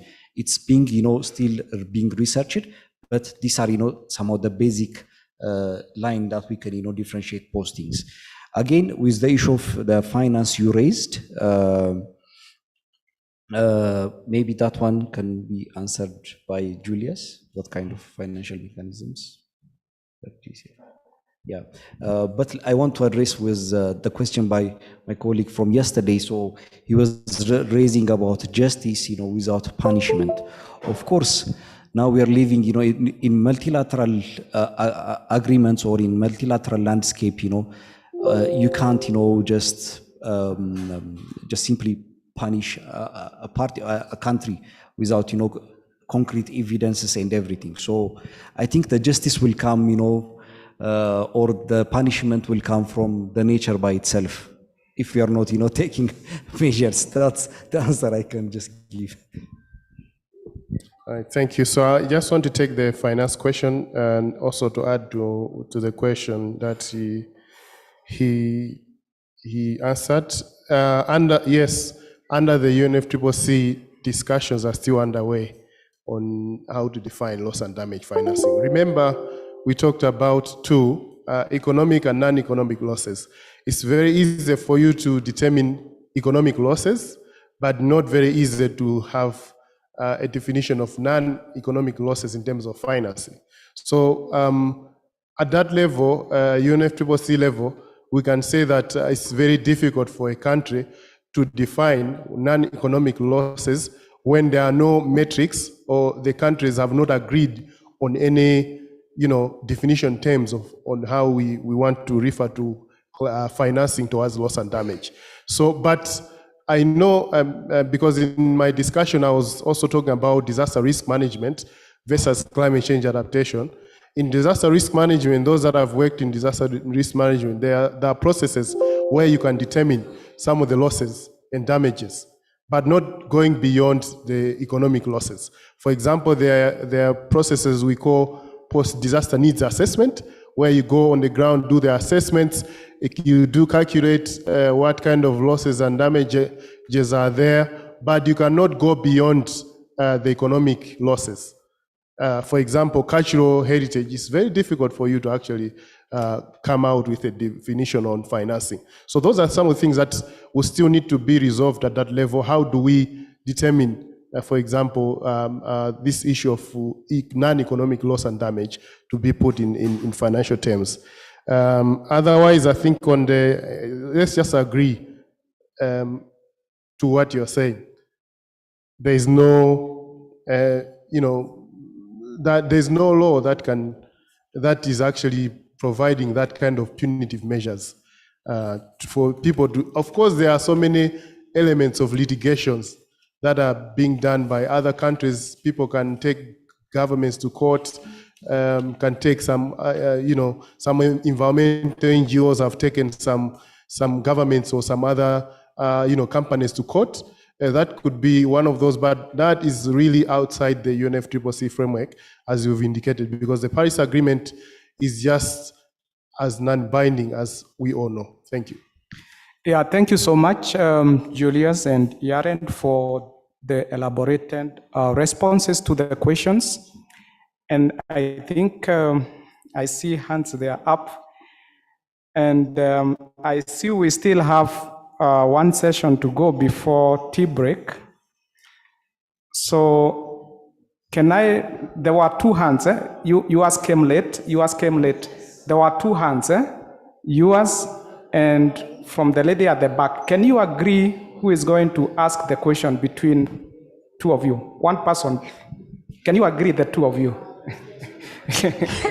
Yes. Thank you. He has given me the chance. Ah, very good. Thank you. Thank you very much. Okay, thank you. you. I am Lusungu from Malawi. I'd like to ask or to build on what Julius has said on loss and damage of non-economic factors. This is due to my recent visit to Cyclone Ana affected areas, where a community had a loss and damage on their irrigation scheme. But to them, their outcry wasn't the economic part of it, where an organization rebuilt their irrigation scheme. Their outcry was, what are you going to do to help us so that we should have our upland, which was never affected by floods before, but with Cyclone Ana, it was distracted. As the technical person, I would say we'll do research. Maybe would relocate you to another land. But as fresh minds, we have to be asking that question: how do we build back better on such things as in the non-economic losses? So now it's a question to Julius. Julius and our colleague, how do we help such communities where they appreciate the efforts made by different organizations, but the outcry is do more beyond research? So as a young person, I'm also asking the two colleagues, how do we help such communities which are now thinking outside the box? Enough of research, enough of the post-disaster assessments. Thank you. Thank you, Julius. And Yaren, any one of you can respond to the question. briefly. So what can we do, beyond doing a research? So the reason why I'm just recommending to do research and have data is, so to address loss and damage, what we need is, it costs us. So we need what? Finance. Just to get the finance, especially with the current landscape of, financial mechanisms, the finance is being, or given by developed countries. So to get the finance from the developing countries, we need to substantiate and also make it factual that the damages are happening, and also make it recorded and, show to them, that we can ask for the finance. Apart from that, what we can do on more practical way is that, of course, adaptation is the things, that we can focus, especially in Africa, just to beyond going to the issue, going to, losses and damage, let's try to adapt and also, take measures that what we usually suggested, especially in tree planting and also, other like solutions. Maybe Julius can add on this one. No, thanks. I think that's that's what I can. I also wanted to say. Otherwise, it's just a question of also making sure that we are working with, especially on the non-economic losses. I had a slide here which was talking about some of the measures that we can do, especially on the non-economic losses. But I think I'll just share that. It's if you get to the slides from David, it's on slide number 19 and 20, where there's a table and it's talking about the economic losses, what we can do on the slow onsets, what we can do on the sudden or the rapid onset events to the communities and to the nations at large. So I think I'll stop there because of time. Okay, thank you so much. That was a wonderful presentation from you, Julius and Yaren, and we really appreciate the work that you've done, the research you've done, and also representing us in different forums in terms of negotiations. What is coming also from the room here and also from online participants, there was that question that was asked by our online participant, Gilberta Manga, is that the damage can be estimated, and then it is another estimation. Initially, it is 50 meters, submersion of the landmass, and then it goes up to 1 kilometer. And again, the issue which is also coming up is the issue to do with non-economic losses and damages. And this is whereby now that the financing mechanism for loss and damage is still under process, I think you have a very heavy responsibility as our negotiators and being part of the African group of negotiators in the COPs. I think you are the one to present these issues on our behalf, and especially when we talk about loss of heritage sites, monuments, loss of culture, and also even loss of sense of place. How do you quantify that? Can you just assume that it cannot be compensated? So these are handy questions that now being our representatives, we throw them onto you, and we hope that you'll represent us in the best way possible. So thank you so much, and allow me to appreciate them as they go to sit down. And now we are getting to another session, which I'll also sit down to be moderated, and I allow the moderator to come and guide us through. Yeah, thank you so much. Welcome.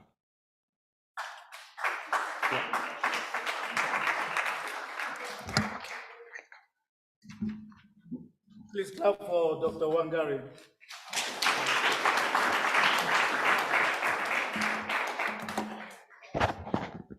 The day is fast spent, and I see there's a lot of energy in the room. But still, do you need an energizer? Do you need an energizer? Okay, who is coming up? Okay, please come forward. Oh, you say you need an energizer, but you are the one to give us the. Okay, come forward. 2 minutes. Please clap for her.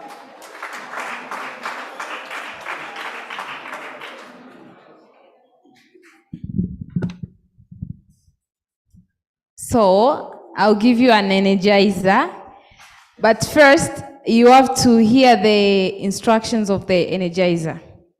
It's simple. You have to make sure you listen to what I say and don't do what I do. So I'll say, Florida said, touch your head. Then you touch your head. If I say, she said, touch your head, don't, unless you hear my name. It's like this. I'll say, Florida say touch your head. Then you touch your head. Florida say touch your stomach. You touch your stomach. But if I say, she said touch your head, don't move, don't do anything. It's clear. The one that does, he or she sits down. So can all of you stand up now?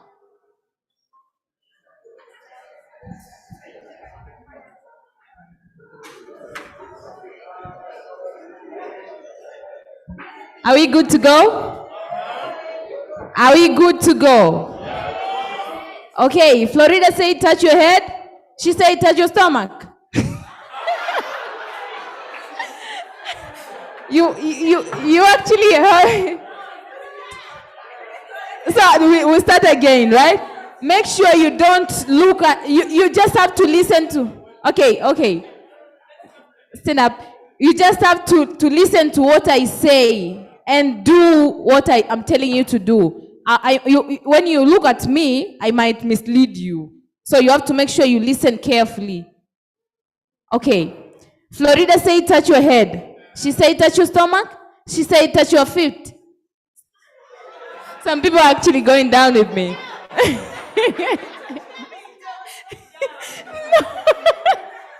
Now you're not supposed to actually look at me. You have to listen to me. Florida say touch your stomach. Florida say touch your head. Florida say touch your feet. Florida say touch your head. She say touch your feet. Oh, now you are getting it right. Okay, Florida say touch your feet. She say touch your head.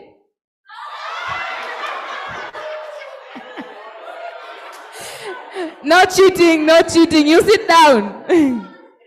Florida say touch your head. She say touch your feet. Florida say touch your stomach. Florida say touch your feet. Florida say touch your head. Florida say touch your feet. She said touch your stomach. Florida say touch your feet. Florida say touch your head. She said touch your feet. Sit down. Florida say touch your feet. She said touch your head. Florida say touch your stomach. She said touch your head. Florida say touch your feet. She said touch your stomach. Florida say touch your head. Florida say touch your feet.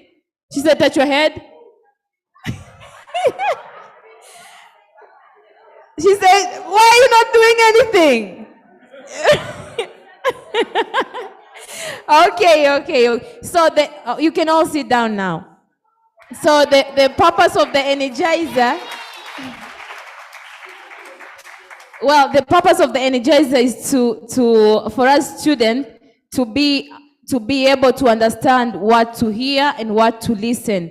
We should be more careful when we are being given instructions so that we'll be able to, anything in life, if you want to achieve anything, you have to have big ears and not the mouth. Thank you.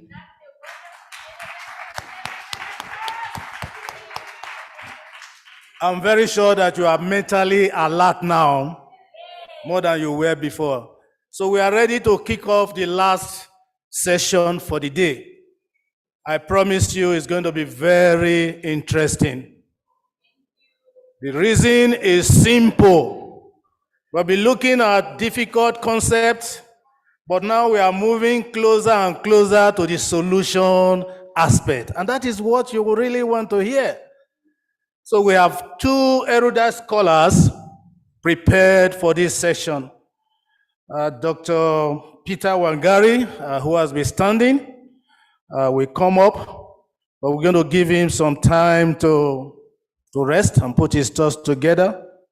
We have another scholar who is already prepared and ready to take the stage. What is important is to let you know that this is a very useful section. It's building on past lectures we've been receiving.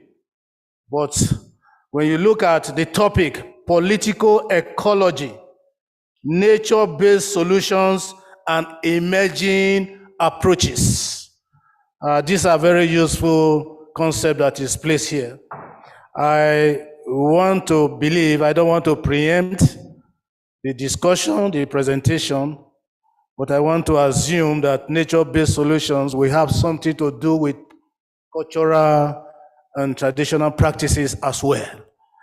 And so on that note, join me to welcome Dr. Eric Kyoko, Lecturer, Department of Environmental Studies and Community Development here in our own Kenyatta University.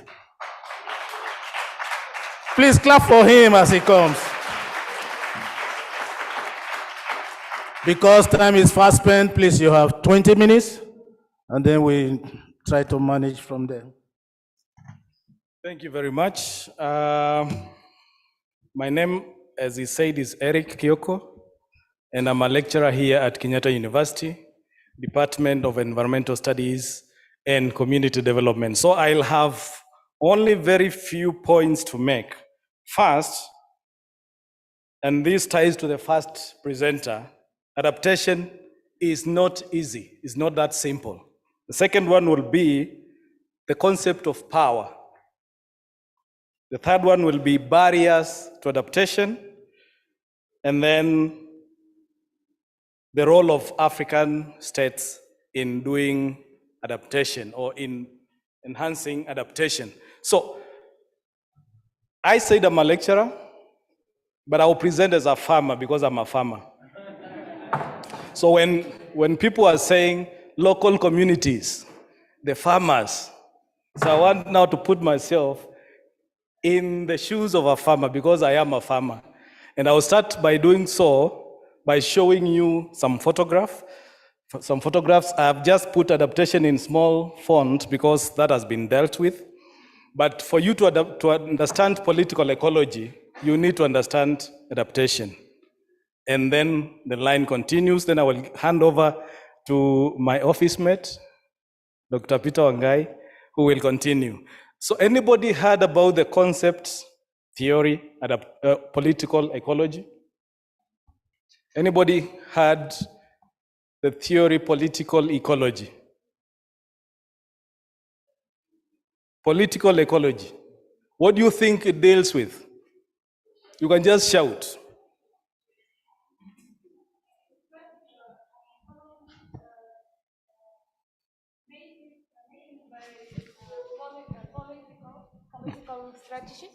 It's just an ecology, the concept of ecology, but it's oriented to the concept of political sciences. Okay. That's it. So ecology and politics Yes, going hand both. in hand. Yeah. Any other person? So this is something new. Would you like to say something? The moderator. You know, sometimes when you go to fundraisings, people who stand here never raise funds, isn't it? So Well, people moderate may not give ideas. Professionally, I'm a political ecologist.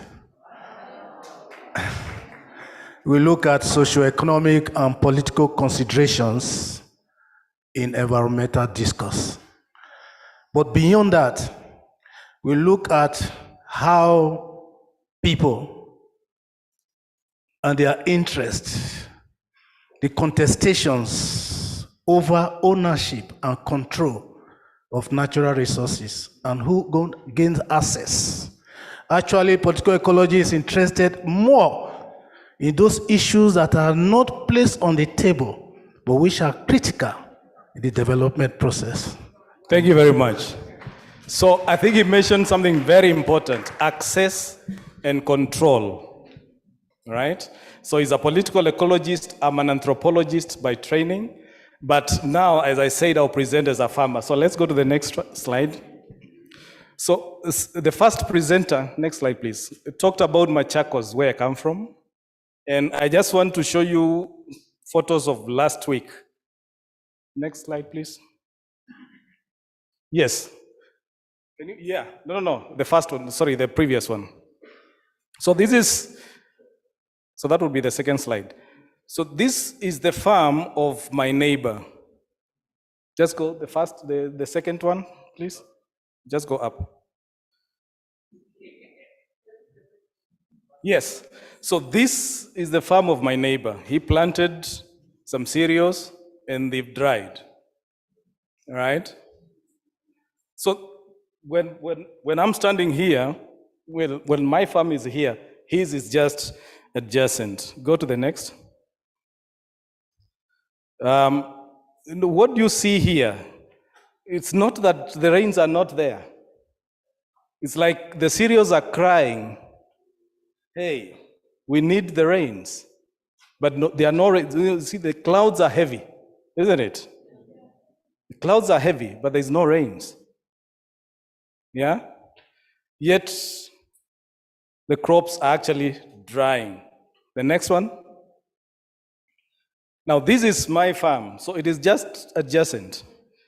And I didn't plant this season. And I think when you're talking about economic costs, the gentleman, I should be paid, isn't it? So I didn't plant this season simply because the last season when I planted, there was nothing. I got nothing out of it.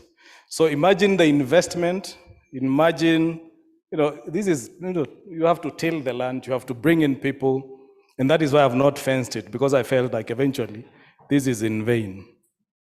So usually I just go there with my truck, sit down, and because I cannot just drive out very fast, I have to calm down. Otherwise, you'll go throwing tantrums in the road, isn't it? So when we talk about adaptation, when we talk about the capacity to adapt, and this goes to the first presenter who was here this morning, adaptation is not easy. Yeah? We have been discussing about financing adaptation. We have been discussing about the capacity to adapt. Now imagine, at least I can afford food, but imagine my neighbor, maybe he may not be able to do so. What will he feed the kids with, right? So the next photograph is something that Dr. Wangai alluded to. This is not very far, it's actually about 1 kilometer from where my farm is. And through Adaptation Fund, which comes through NEMA, which comes from the Global North, we were able to establish a project on drilling boreholes. So, as the first presenter said, the eastern part of Kenya is dry. And therefore, we know that there's a lot of water underground. So the only way that we can have food is to drill that water. But it is not cheap. It's very, very expensive, isn't it?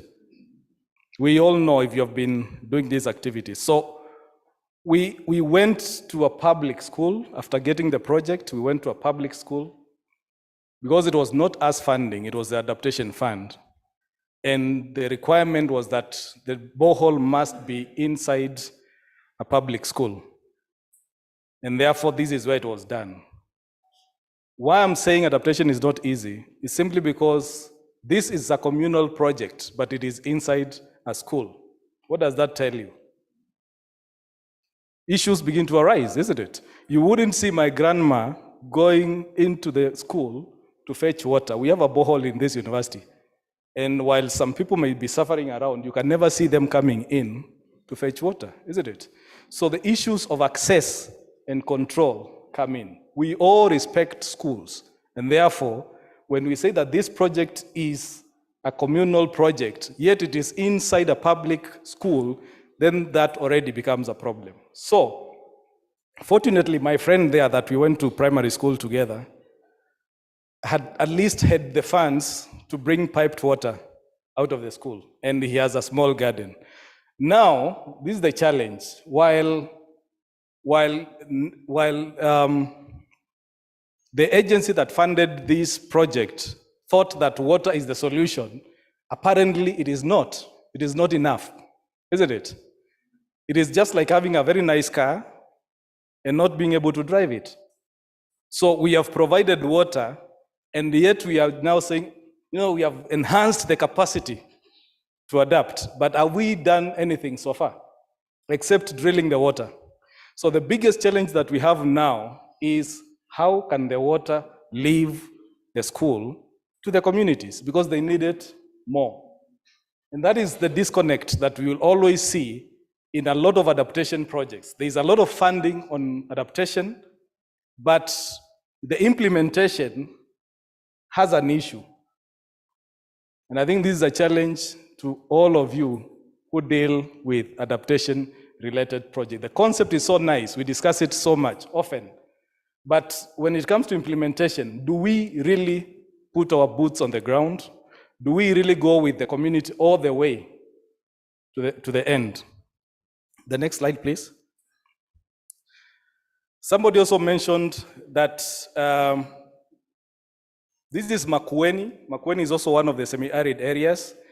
And again, adaptation is not simple. So this is the process of constructing a sand dam. Water resources are now very critical, and therefore, communities have realized, through science, of course, that if you can be able to store a lot of sand, if you can allow rivers to store a lot of sand, then they preserve, or they will be able to harbor water.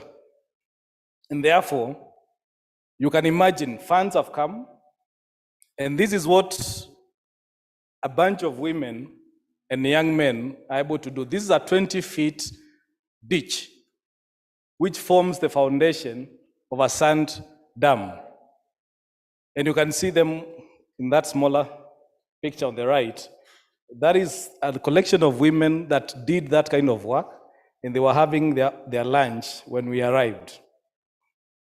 So adaptation is not a simple process, and therefore, irrespective of the availability of funds, we must be talking about implementation. What does it take, really, to make a family have food on the table? And just to jump into issues of political ecology, while adaptation is important, it does not, as a concept, show us or tell us about issues of power, what our learned friend, let me call you, was talking about. It doesn't show us the aspect of power. There's a general understanding or a general feeling that adaptation is so simple, that every community has the capacity to adapt, pastoralists can adapt, farmers can adapt, but we think it is just simple as a concept. In practice, it is problematic because adaptation is a factor of access, control over resources, including finances and even land itself. And you'll see that when I give two slides on theory. So the next one, so eventually after this huge ditch, that is what the community is able to have. So this is like a sunken huge tank, and water seeps in. It seeps in, and the community can have sufficient water supply during the dry season. So that is the role of sand. And I can have an entire discussion on that aspect of adaptation. So just quickly, next slide, please. Political ecology talks about the complex relations between nature and society, and particularly the forms of access and control over resources.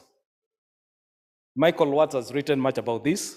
Paul Robbins says political ecology looks at that environmental change and environmental conditions are a product of political processes. So the changes that we see the changes that we see, even climate change itself, has a political angle.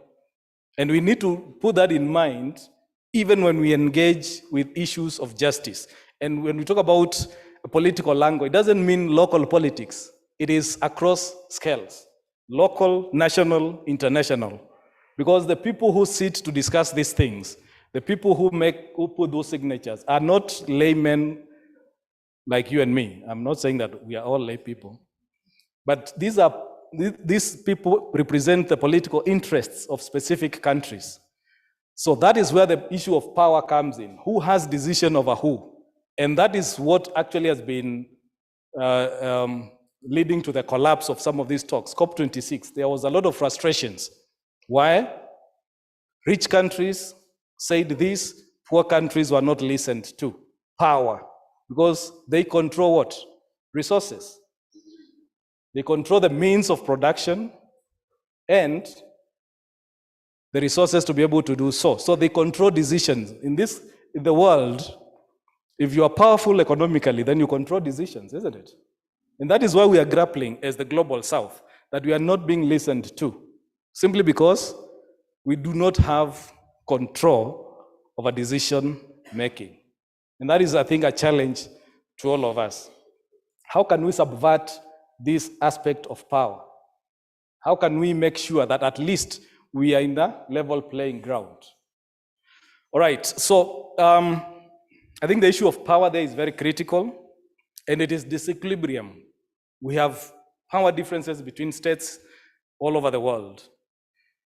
It's also, it talks about the political circumstances that force people into activities that cause environmental degradation. And this is where I wanted to ask, what is the role of us as African states? Or what is the role of the global south in these discussions? Because, and forgive me if I say, we are so fond of making excuses. We are so fond of blame game. We are blaming the global north. Isn't it? When we met farmers last week on Saturday, I told them that I knew where my land is since the 1980s. And that place was forested, had wildlife, it had all kinds of wildlife. But today, you have seen it, it's bare. So who ate the trees? Who ate the wildlife? So what role do we have to play as people, as African states? Because we have a role. We do not necessarily have to continue making noise that, oh, it's the global north versus the global south, but we are participants in the problems that we actually see today. The example of the power and destruction of the Mau complex or the Mau forest, for those people who may not know, is the largest water tower of Nairobi, yes? You wanted to say something? Yeah. Yeah. So I'll only have one slide and then we are done. Yeah, okay, thank you. Sorry to interrupt, but I felt like I thought that the presentation might be longer. Anyway, like what you said, yeah, I agree with you that we blame the global north and everything. But when you said, because now we are the ones, I mean, like the people, the local people here, who are the ones that cut this forest and made farmland, I believe this is actually a chain effect from what the global north have already done. Because Africa resources have been taken from us for hundreds of years. And now, like local people here and rest of our countries have no other option but to do this. So I think it's not the local people, because it's like, if we're talking about, there is a psychological concept called Maslow pyramid of needs. You can't come to a person who can still have his basic needs from food, clothes, and housing, and you ask him to save the environment. So, I mean... No, you're right. It's a shared responsibility. We shouldn't blame the local communities. Yeah, that's what I meant. Yeah, exactly. That's what I meant. I mean, I still think it's a global north chain effect from centuries and centuries.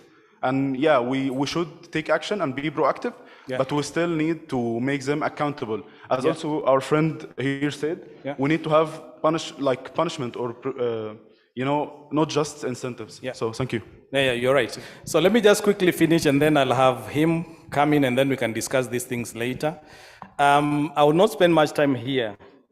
But like I said, the issue of power cuts across scales, and the same when we are discussing issues of adaptation, we need to really look at scales because they are quite critical, and particularly the issue of financing.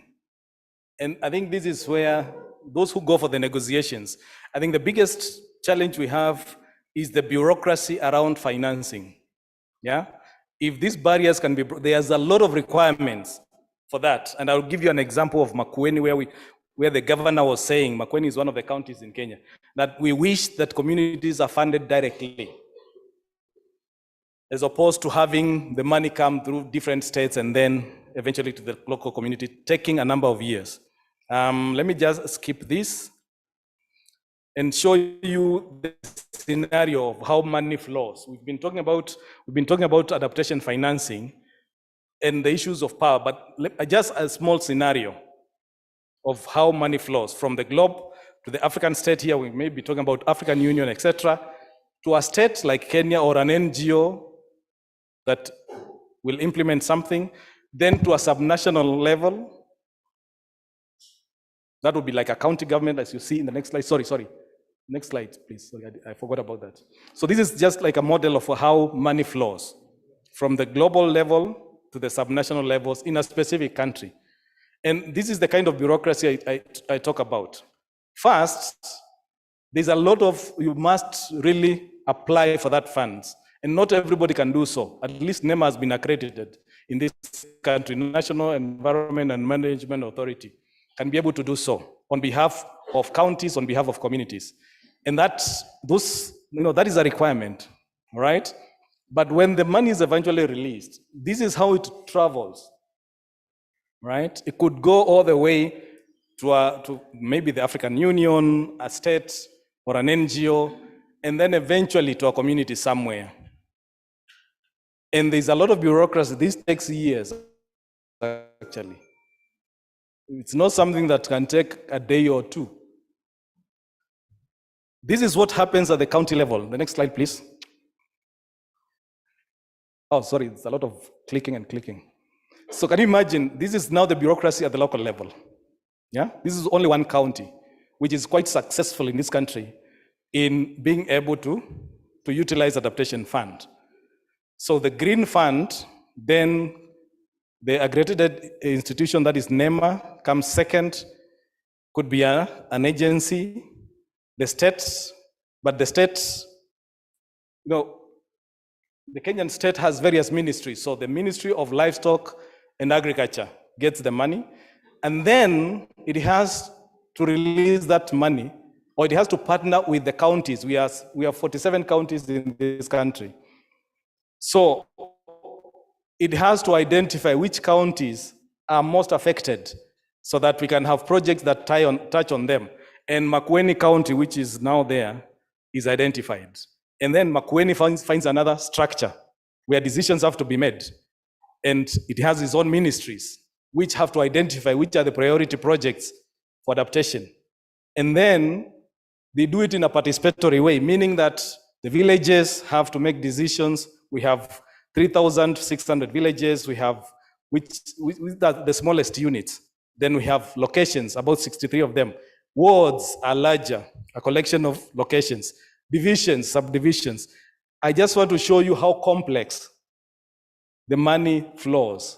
And when we are discussing about adaptation, how power issues and decision-making flows. The last slide. So when it, sorry, just click. So when it goes to the local level, because it's, sorry, the second last. At the local level, because it is a participatory process, all villages must appoint some people to make decisions on which project they want. And then those decisions are taken to a cluster level where they are harmonized. And then to the ward level, where we have now the members of county assembly, MC as we call them, to make decisions on which of these projects should be funded. Remember, they must make decisions based on who voted for them and which side did not vote for them. That is how politics works, isn't it? The same way at the global north, they must make decisions which country is behaving, which country is misbehaving. Essentially, that happens also here. And therefore, we are caught up. We want to do something good, that is adaptation, but we are it is riddled with these kinds of politics of control and access. And I just wanted to end it there. I can go on and over. I have some references here. If you will share the slides, I'll bring Dr. Peter Wangai for the nature-based solutions. Thank you very much.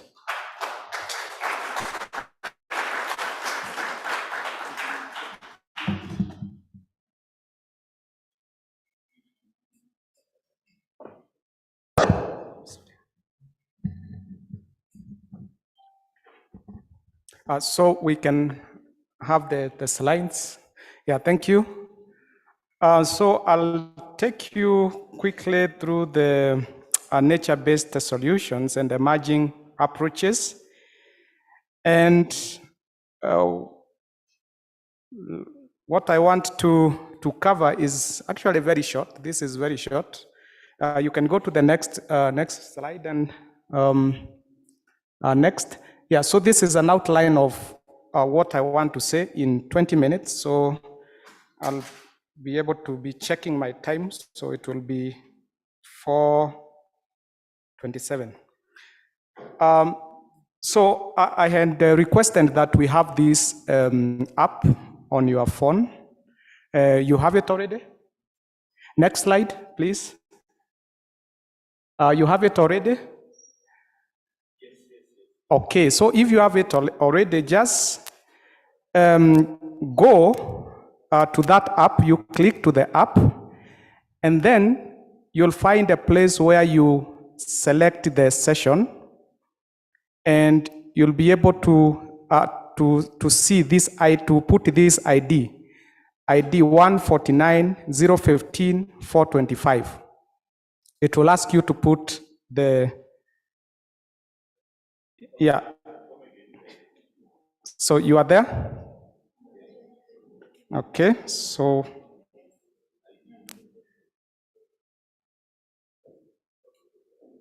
okay, thank you. There are already people who are there. So you'll be asked to enter session ID, and you put what is. Go to the next slide. The next slide, please. No, it's the same. It's the same. It's on top. ID 149 015 425. Are we there? Okay. So David, you can just press once.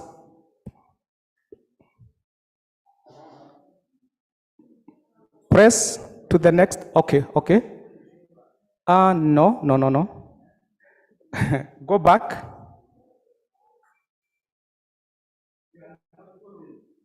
Yes. So the question is asking you, have you ever heard about nature-based solutions before you came to the summer school? Can you find that? Huh? No, is there an option to say yes or no? Or yes, can you click, David, can you click so that we start voting? Click.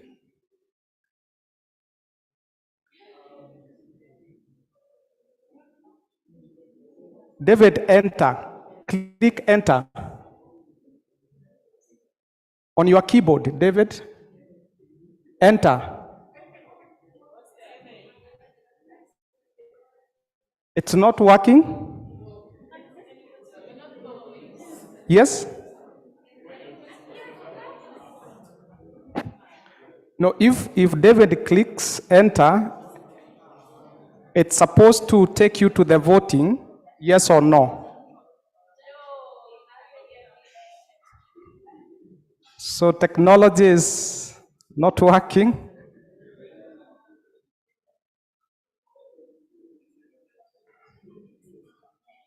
Okay. Okay. So let's continue. So just like with a show of hand, how many people have ever heard about nature-based solutions? Okay, we have one person, we have 2, 3, 4. Yeah, we have quite a number of people. Okay.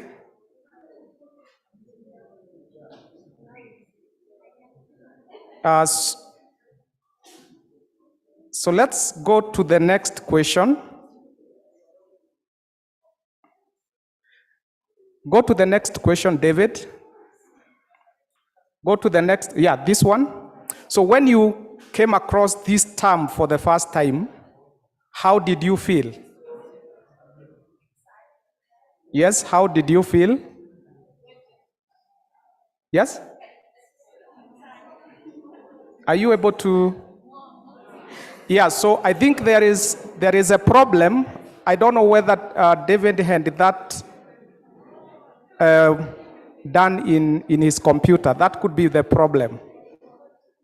Because now I'm using the slides from the technician. Yes? Yeah.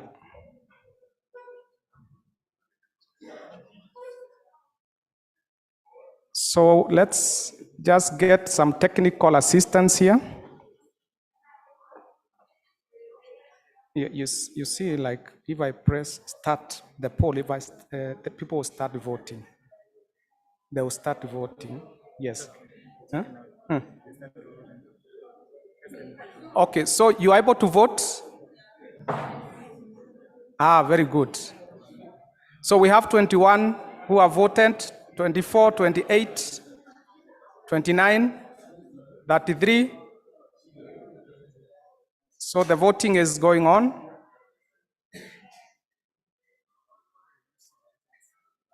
Here, yeah. Oh, we have 41, 42 out of 60, 43 continue voting. Those who have not voted, 45. We still have like 10 people who have not voted.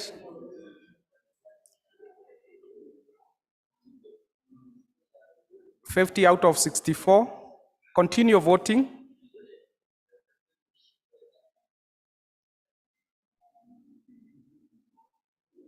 Continue voting. 54 out of 63, 55 out of 63. So just a few people to go. Okay, 57 out of 65.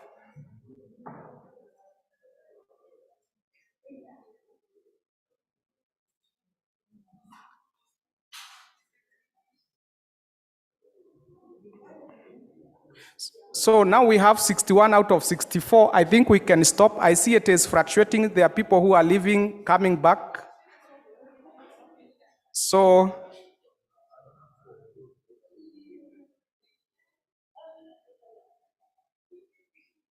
okay, so we can work with the 61 out of 67. That is a good return. Can we? Yeah. We just enter. So from there, we are supposed to see this. Okay. Okay. So just a minute, we just display the results.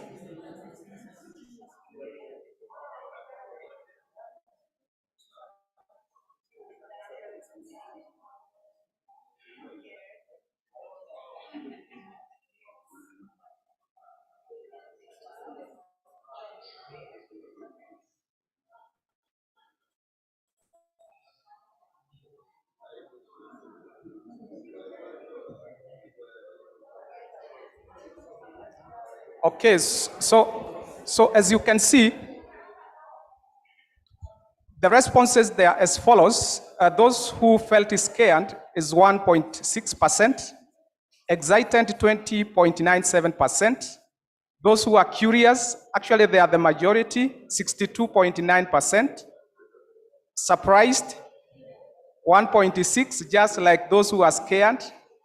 And then those people who never felt anything different, just normal, 11.29%.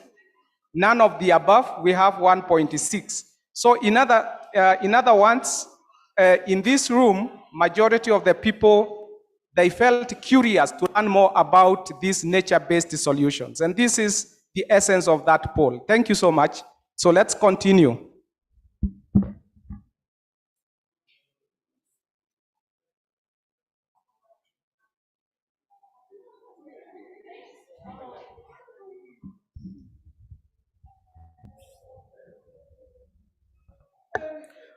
Okay, so let me deal with the curious people here. Now, we can go to the next slide. Now, from there, the slides can flow.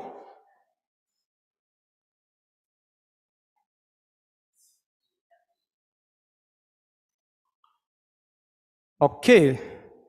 So now, for those people who are curious about nature-based solutions, this is a concept that was coined in 2008, and this actually came from World Bank.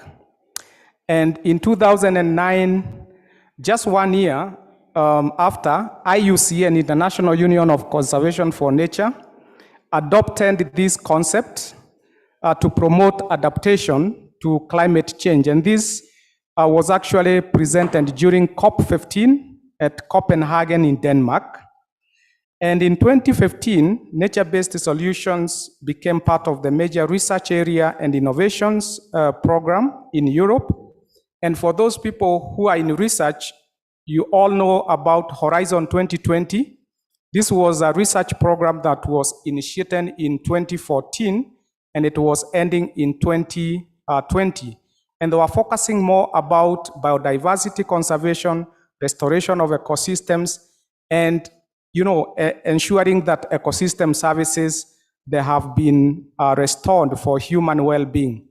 In 2015, nature-based solutions became one of the major research, from this development, we realized that the definition of nature-based solution is quite comprehensive, because it talks about actions to protect, sustainably manage, and restore natural or modified ecosystems that address societal challenges effectively and adaptively, simultaneously providing human well-being, ecosystem services, and biodiversity benefits. And this was actually captured from UNEA. UNEA is the United Nations Environment Assembly in 2022, which was here in Nairobi.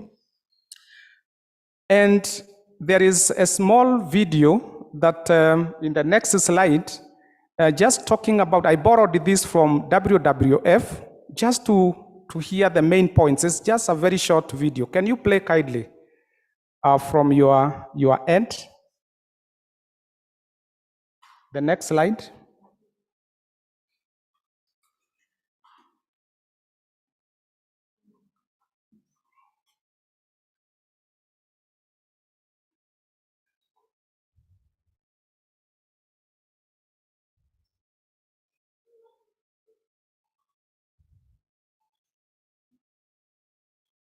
It can't open.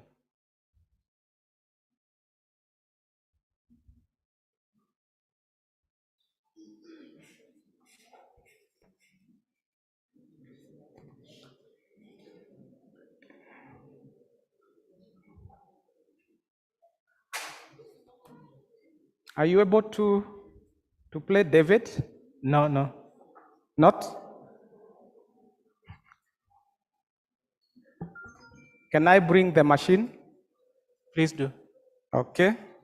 Sorry.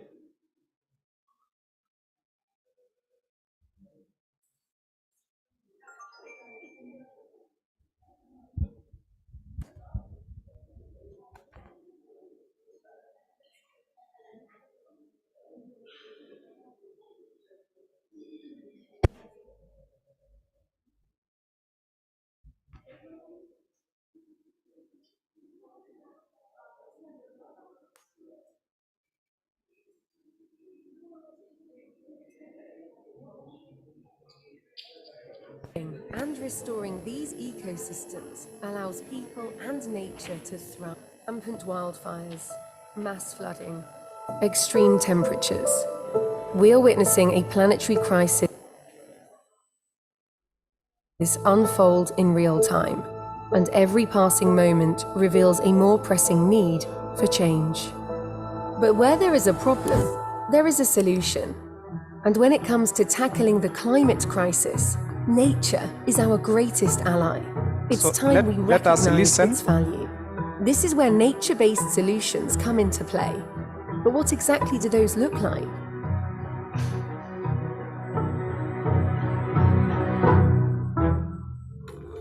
Nature-based solutions are all about working with nature instead of against nature. When we champion nature-based solutions, we all benefit from the results they provide for the issues facing our planet. Take mangroves, for example.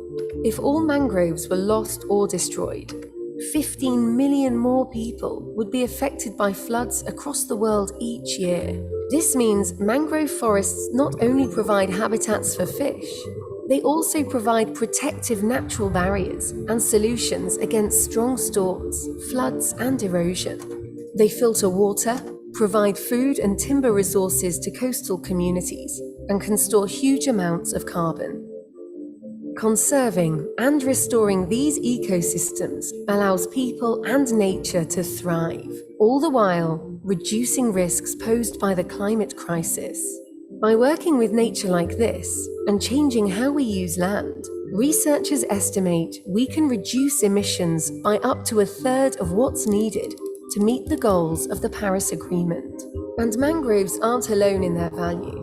Other ecosystems also offer incredible solutions to issues we may not even think about, such as coral reefs, whose ability to reduce the intensity of waves is crucial to shielding tens of millions of people from floods. Some studies actually suggest they can be even more effective than human-built breakwaters at this task, or grasslands and savannas, which provide homes for wildlife and help capture and store carbon. The natural world does so much to sustain and protect us and all those we share this planet with. We must do the same in return, and we must do it now. Nature-based solutions are a win-win for each and every one of us, and it's time we pay attention to them. Yeah, thank you so much. So that was just a short video to let you know what actually is nature-based solutions. And now we want to go and see how do we apply this.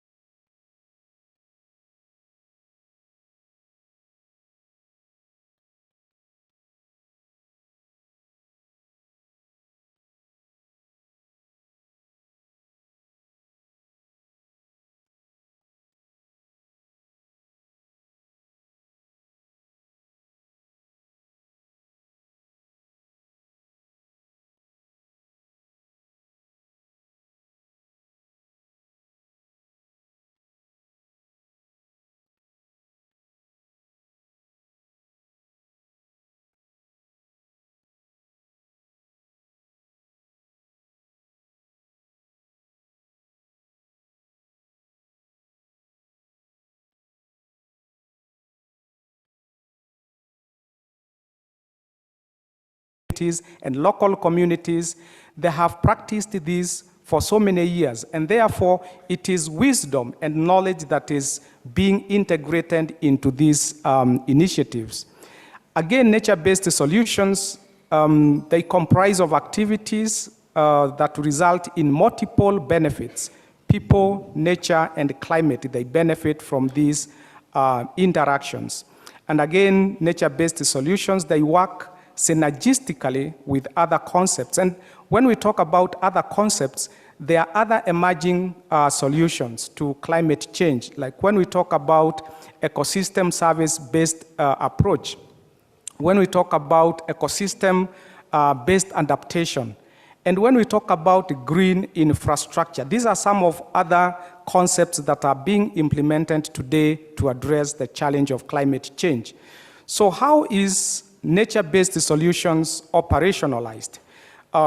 Before you undertake any exercise, you must ensure that nature-based solutions are cost-effective, they are inclusive, transparent, respectful of land rights and local cultures, and ensuring equity in benefit sharing.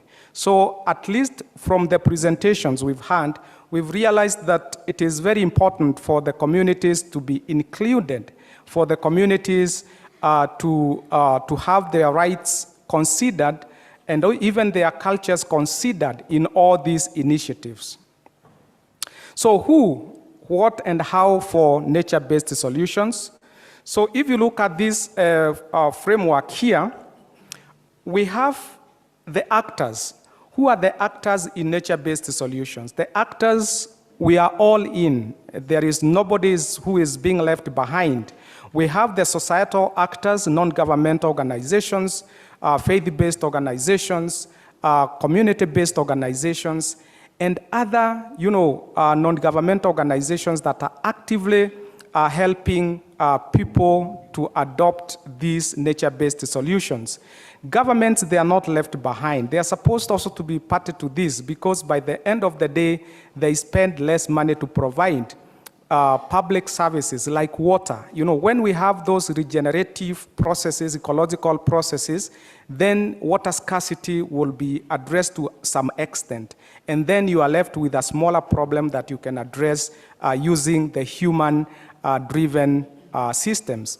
Corporates, businesses, today we heard about banks coming in and supporting green building, and that concept of sustainable and green buildings. So again, nature-based solutions, we welcome corporates and business partners to finance these particular initiatives.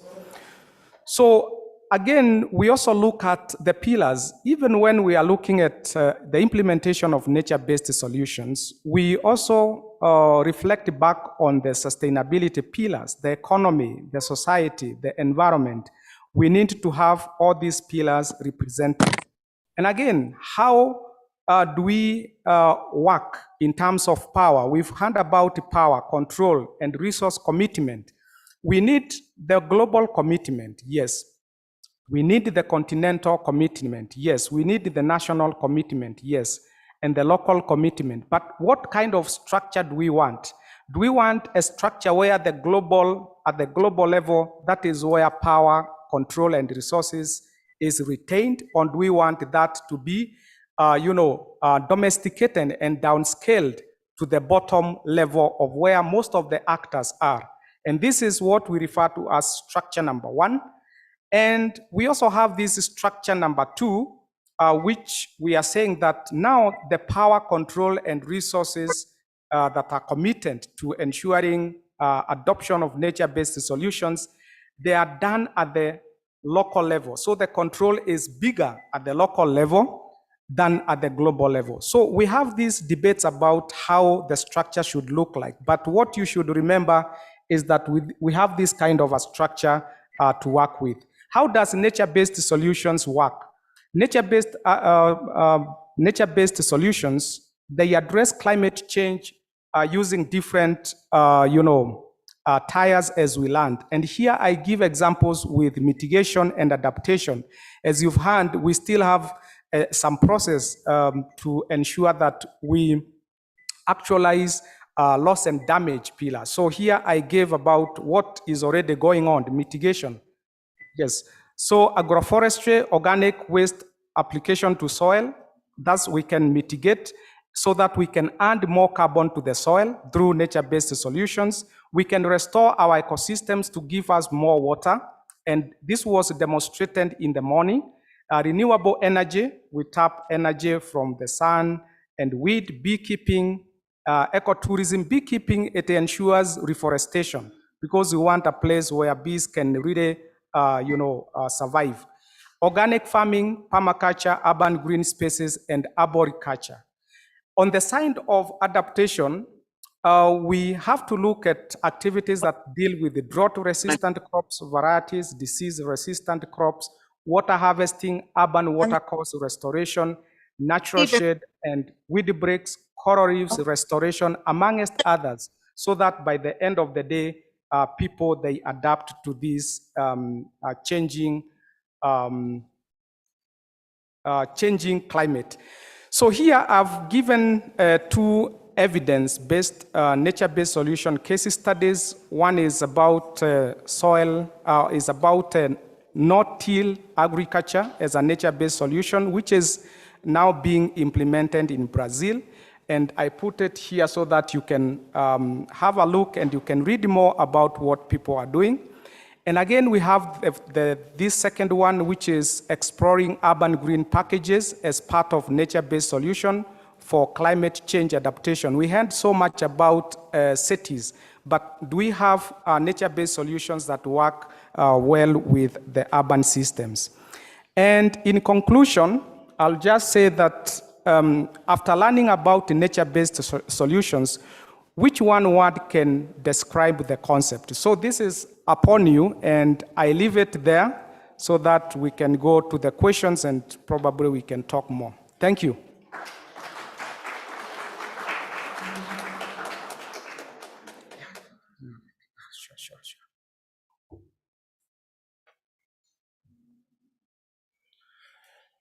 I know you have series of questions. Keep writing those questions. But I want to really highlight a few points that our speakers have made. Listening to the first speaker, he's sitting indeed as a farmer, but his voice is that of a strong political ecologist. So that is why he spoke about complexities, about contestations, and access and control over natural resources. That's a critical element. And then the concept of power. One of the feedback on political ecology, I'm now using this platform to speak to my colleague.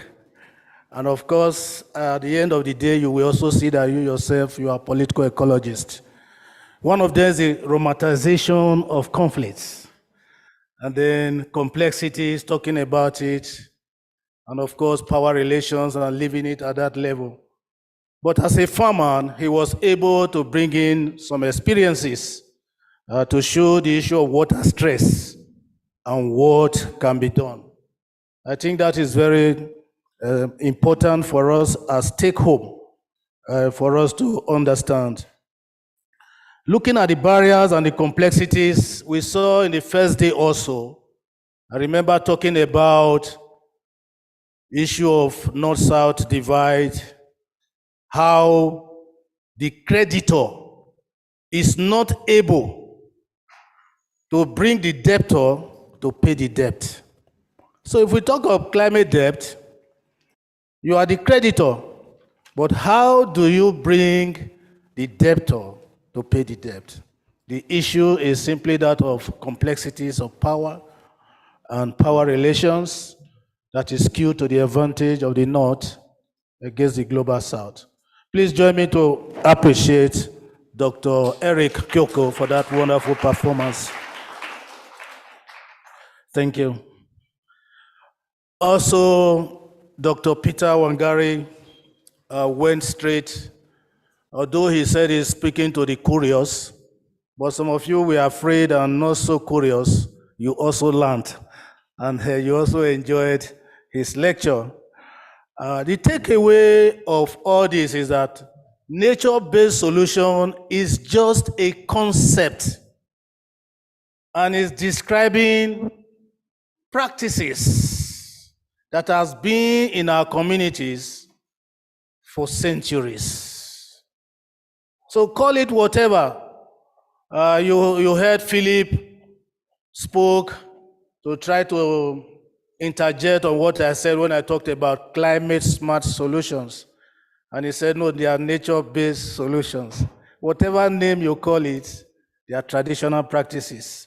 And the essence of it is living in harmony with nature, ensuring that nature is not destroyed in the process of development. And he used, again, the example of agriculture, talking about agroforestry, integrated farming, things that we have known and practiced in Africa for centuries. Dr. Peter Wangari, thank you. Please join me to appreciate him. And now the floor is open. Your hand came up first. Does it mean that you will speak first? Okay, I take a few questions. Let me see your hands. I'm going to do it. Nobody this side? Okay. 1, 2, 3, 4, 5, and 6. On line 2, we have a hand. 6. 6 questions. I think that is very fair. Yes? I will speak in French.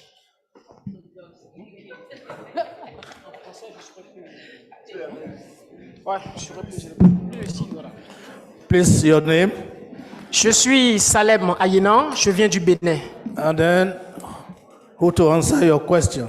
Oui, mes questions seront adressées aux communicateurs de la session précédente et aux communicateurs qui sont là. Également vous, qui êtes au pupitre.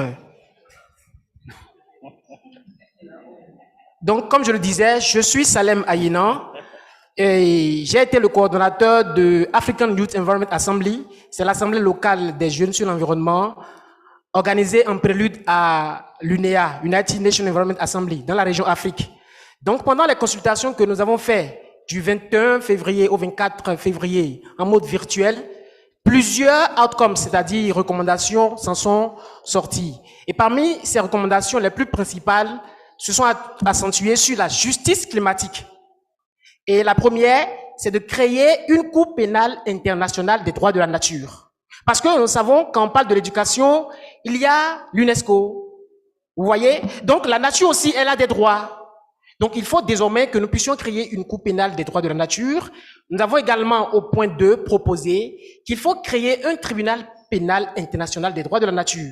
Et ce tribunal peut être répliqué au niveau national, au niveau local, bien sûr. Donc, ces propositions ont été également émises lors de International Meeting of Stockholm 50 en Suède.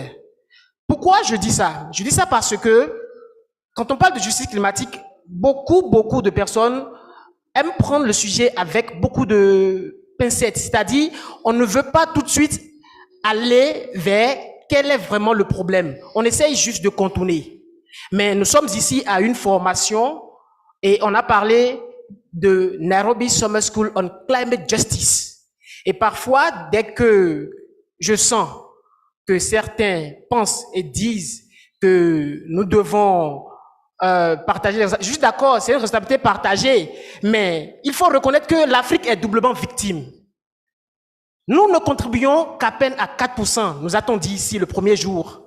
Mais pourquoi est-ce que nous devons quand même nous efforcer, alors que nous n'avons même pas le minimum qu'il faut pour subvenir à nos besoins fondamentaux? Et donc, je pense qu'ensemble, nous devons vraiment réclamer justice. Parce qu'on a dit justice. Et quand il s'agit de justice, il faut vraiment que nous nous donnons. Et donc, merci beaucoup pour Pakdia, pour cette opportunité qu'elle nous a donnée en nous formant sur la justice climatique. Et je voudrais vraiment que désormais, lorsque les communicateurs viennent, qu'ils nous mettent, que nous soyons dans cet état d'esprit de quelqu'un qui va quitter cette formation et qui va travailler pour la justice climatique. Pas quelqu'un qui va retourner dans sa communauté et avec les petits moyens qu'il a, il va encore recommencer à faire des activités par-ci par-là et rester dans ces conditions et puis on va chaque fois recommencer. Non, merci. Thank you, thank you. Please, the next speaker, be brief. Number 2, be brief, please. Voilà, donc merci. Moi, je m'appelle Talibé Diallo. Je suis du Sénégal, champion d'Afrique. Voilà, je voulais prendre une expérience de chez nous pour parler au professeur Kyoto. Et chez nous, nous avons constaté qu'ils avaient implanté un barrage pour aider la population. Un barrage hydrique pour au moins aider la population à cultiver. Malheureusement, ce barrage hydrique est devenu maintenant un cauchemar parce que 11 000 hectares cultivables auparavant est perdu à cause du sel. Il y a une accumulation de sel. Toute cette terre-là est salée, est salinisée, donc on ne peut plus faire de la culture. Et la population est obligée d'aller chercher ailleurs. Je voulais poser la question au docteur Kyoto, qui a montré tout à l'heure la complexité de l'adaptation. Dans cette situation pareille, quelle solution pourrez-vous nous proposer, peut-être que pour trouver une solution d'adaptation beaucoup plus adéquate? Merci. Thank you. Number 3. I'm Ruth from Kenya. My question is, agroforestry has been the best nature-based solutions in rural Kenya, but there are cases of eucalyptus trees being planted by farmers, and these trees, they cause more havoc because they cannot be integrated by crops. How can we help the farmers, or how can we compensate to the farmers to influence them to cut the eucalyptus trees and plant indigenous trees?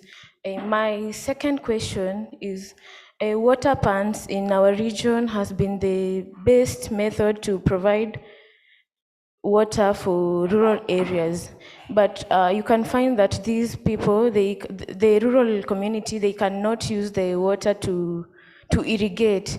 How can we also use our governance and resource sharing method to help the rural farmers to use the water pumps to irrigate their crops? Thank you.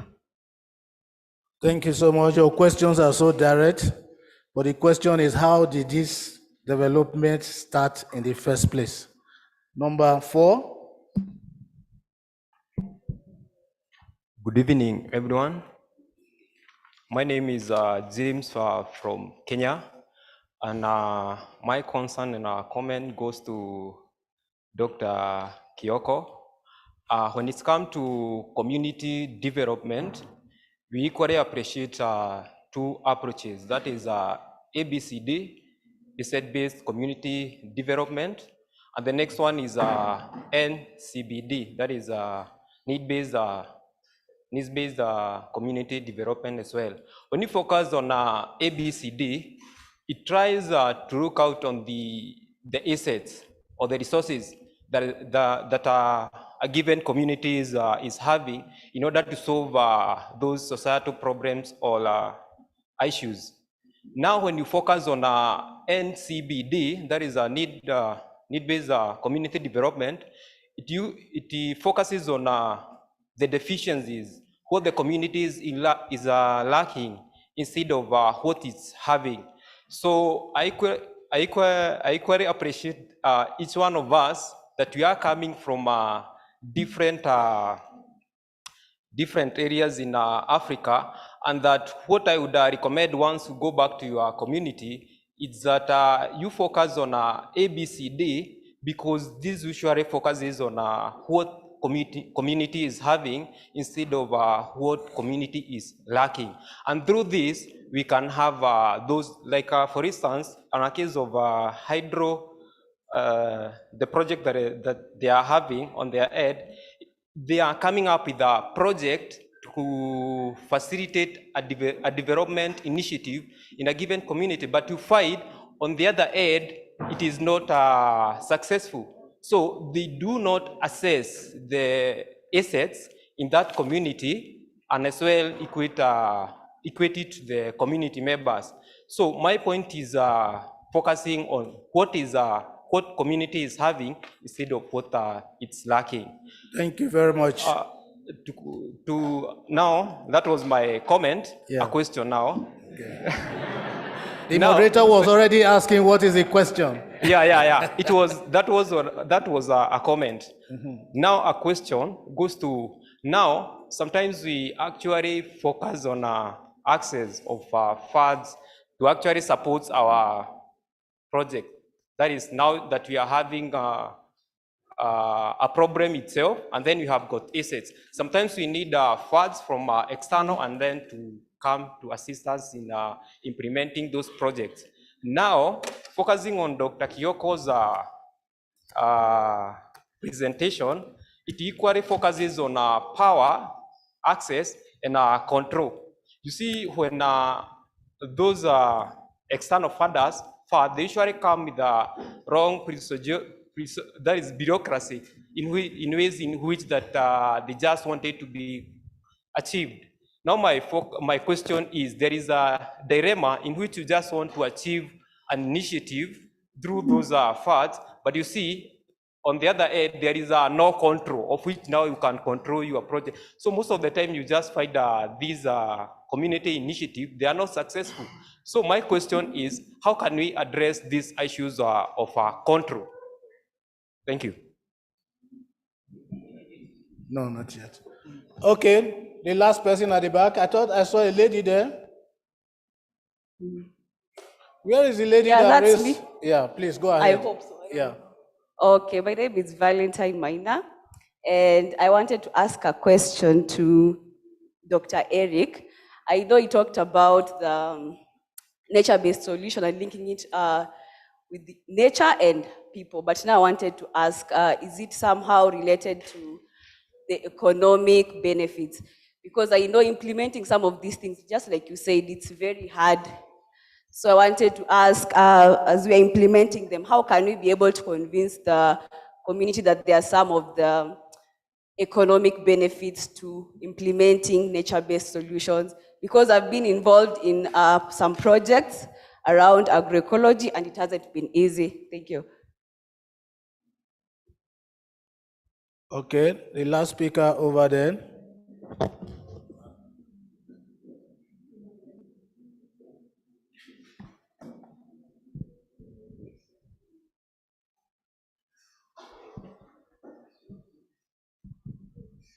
Thank you.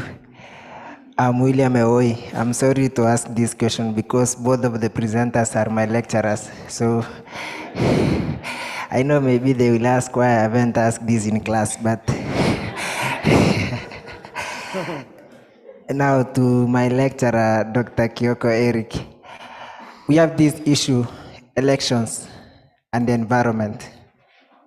In any time in Kenya we have elections, we are losing something in consideration or in terms of environment, like the Mau conflicts. What are the measures that have been put in place by the government to make sure in case of anything related to elections, our forest has not been messed up? Now to my lecturer, Dr. Wangai, Peter, I'm sorry today I have to ask the questions. And now because we are out of the classroom for KU, now we are in Pakja, so I have to ask. Are you saying that you cannot ask him questions in the class? That is strange. So now to my lecturer, Dr. Peter Wangai, is there any ways that the youth can be involved in nature-based solutions, or what are the mechanisms for the youth to be involved in the nature-based solutions? Thank you. Okay, we pause it from there for now, but we need to turn to our online participants who have been waiting patiently. Praise, a go one is on online. You have the floor. Praise, what is your question? Thank you very much. Yeah, good everyone. My name is Praise, a postgraduate student from the University of Port Harcourt, Nigeria. Yeah, what I want to say, it's more or less like a contribution. Yeah, So the last presenter talked about nature-based solutions, and there was something he said about the soil. Like we adding more carbon to the soil. Remember, the soil has the ability to act as a very good natural carbon sink. Like we can actually use the soil as a good means to mitigate on climate change, to tackle this issue of climate change currently that we're currently facing in the world. Now, there's one thing I want to say.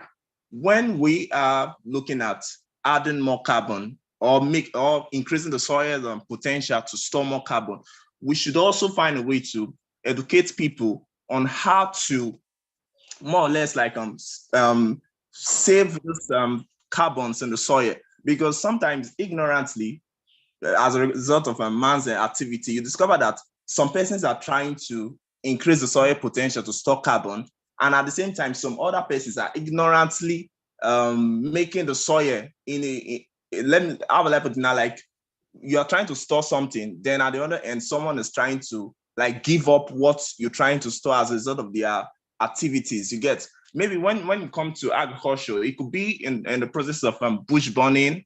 Let's say maybe during tillage, during the agricultural activities like pre-planting activities like tillage, then the application of fertilizers. You discover that these activities, they actually affect the soil microbes that are in the soil. And you know that when it comes to soil respirations, the activities of these microbes, they regulate the carbon cycling within the soil. So we as humans, we should find a way to advocate to promote healthy soils. Because if we don't promote healthy soils, then how well can the soil store more carbon? Because just like you are opening up the stores of carbons that are stored on the ground, you get. So we should find a way to advocate for promoting healthy soils, because human activities now, they causing the soil micro activities to bring out, to release more carbons, bush burning, tillage, application of fertilizers. Even when it comes to invasive species, you discover that research has been done currently, and they've discovered that a lot of invasive species, they have high nitrogen content in their leaf litters. And you discover that when these leaf litters get into the soil, they increase the rate of decomposition and the microbial activity, leading to more carbon escaping from the soil. So why I brought out this contribution, I remember he said something as regarding increasing the soil's potential to store more carbon. But at the same time, we should also look at allowing the soil to actually take in, like store this carbon permanently, instead of just storing and at the same time ignorantly releasing them from the soil. So thank you very much. Okay, thank you. Aliyah Sadiq, are you online? Please, the floor is yours. Thank you so much for the presentation. My name is Aliyu Sadiq, and I'm a CRP from Nigeria. My first question is about nature-based solution, because this is one aspect which we ignore, but it's part of, I would say, culture and our way of life. That is cow. Now, most through enteric fermentation, there's a huge contribution of methane to greenhouse gas emissions. So how can we deploy nature-based solutions to the commoners who are who this is their lifestyle, rearing of animals, and then how can they deploy nature-based solution to reduce that emission? Then my second question is as regards to the first presenter on the issue of when he spoke about the climate funds, global climate funds that goes to the grassroots, that's the trickle down. There are lots of debate mention of lots of bureaucracy. Now, looking at that, it is a problem, and when you don't do things differently, you may continue to achieve the same result. So what are the strategies that can be put in place to help change this narrative so as to employ more of these finances to where they are actually meant to end at the end of the day? Thank you. Okay, so we give the floor now to presenters, but before them, while they are putting their thoughts together, a question was posed to all of us. And the first one was by Salem, who is talking about climate justice. And he's Excuse me? actually advocating for... We have another one.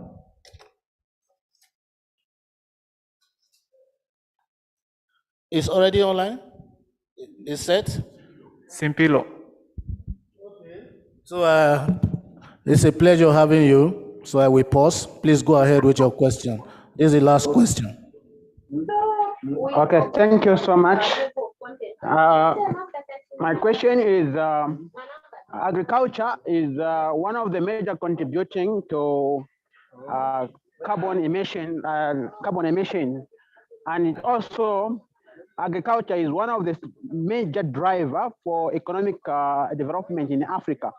Now, how can government interlink these two things in order to promote more production in terms of agri-food to become the major basket of food into Europe so that our economy develop in Africa? So what are some of the plan is the government in Africa doing in order to promote agriculture, which is also a leading contribution to carbon emissions? Then the other question is, how can we promote ecotourism, natural-based solution for investment and financial support into our economy? Thank you. Thank you very much. Your picture was dancing, and that is why people were laughing. What was happening with the picture? Do you know?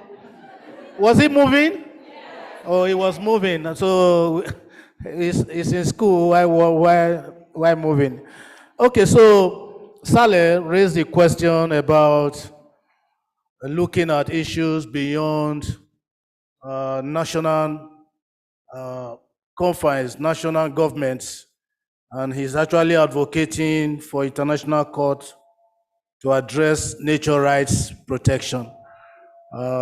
This is not new, but what is significant to understand is that when you appeal to the international intergovernmental levels, you're actually saying there's failure of governance at the home country. And this is true because when you look at issues of power, there are some transnational corporations that are more powerful than government in terms of influence and resources. So one country may not be able to contend with a company or an issue. Therefore, there's need for a high-level intergovernmental organization or a high-level intergovernmental intervention. This is not new because I'm one of those pushing for international court for environmental and human rights to address issues of human rights and environmental destruction by transnational corporations, which is part of the process that is going on in Geneva. So it's spot on, but the process again is laden with power relations. Most of the time, many steps are taken forward, while several steps are taken backward. But we must continue to push. We should not leave it at the international level alone. We should also look at the national context and see how we can bring about conservation, protection of the environment, and living in harmony. Thank you. So I want to, you have the microphone ready. Yes, So Dr. yes. Eric, over to you. Do as much as you can. And then those you could not address, Yes, Dr. Peter will take over. I'll take some questions and then pass the mic to Peter. Diallo from Senegal. Your question concerning dams, hydro dam that was constructed by the government, which displaced hundreds of people, 100,000 acres or 11,000 acres of land lost. I think this is, I would address it from the question of development. How do you delink development from nature? I think there's always been that problem. I know every country has its own priorities. If you go to Tanzania, they're also doing a huge hydro dam because of power sufficiency. They want to have enough power in their country. The same with Senegal, the same with Kenya, I think. And it is even worse here because we now know that geothermal development, which is green energy, also has its own injustices. It is green energy, but with its own injustices. And I think this is the tension between development or country priorities and the injustices both to the environment and to society that they entail. So I may not be really able to give you a straightforward answer to that, but I hope that can really show you how the complexity around the issues. And it's also dependent on regimes. Like in Tanzania, I know there's one regime that, infrastructure and development, that is the way forward. And therefore changing the agenda of the country or the political class at that time, due to the issues of power, as we have been discussing, is not an easy thing. Two of my students, one former student and another one here, community development using the asset-based community development approach. I think the issues of, we're talking about assets. What do communities have at their disposal? And I think the understanding is that every community, everywhere, has resources. It could be huge chunks of land that are bare simply because they have no water. Doesn't mean that that community is poor, it has resources. So how can we then harness those resources so that at least we can put food on the table? And I think also it comes to the questions of control and access, and more importantly, issues of ownership. We know that we are a country, or African countries have different access to land. You may drive around northern Kenya and assume, or in Namibia or parts of South Africa, and assume that, these guys have huge chunks of land. Why are they not having millions of livestock? Only to realize that perhaps only 2 or 3 people own those chunks of land. So it's also a question of access and control. William Ewoy, elections and environment. And you gave the example of the Mau complex. Just to situate this, I think many people may not be aware, but traditionally in this country, politics or politicians have used land or gift land to obtain votes. This was the case of the Mau complex, where an entire water tower has been converted simply because one president, whom I love very much, decided to put settlement schemes in one of the most precious resources. And this is not only a situation here. I think we know of other countries where such things happen. And right now we are in the political stage. We have politicians moving all over. And it's interesting because there is no mention of the environment. Rarely do we have green political parties. Rarely do we mention issues of environment in our manifestos. I think as the young people, these are the voices that we should be raising. What about our environment? What about our common future? Because we talk about food security, job creation, manufacturing.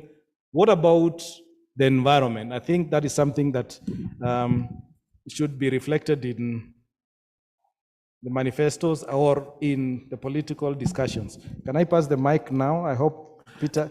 Before you pass the mic, the issue of eucalyptus. Yes, he's the ecologist, so that is why I wanted to move swiftly. Okay, do that. Okay, Dr. Peter, you have the floor. Yeah, thank you, Eric, for tackling those questions.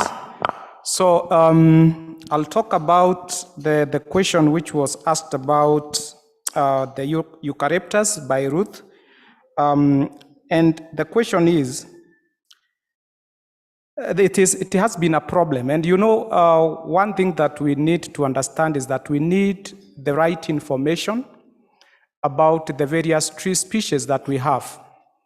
Remember, eucalyptus is just a genus of trees, and we have so many species of eucalyptus, some of which are compatible with other farming practices, and others which are simply for commercialization, for timber only.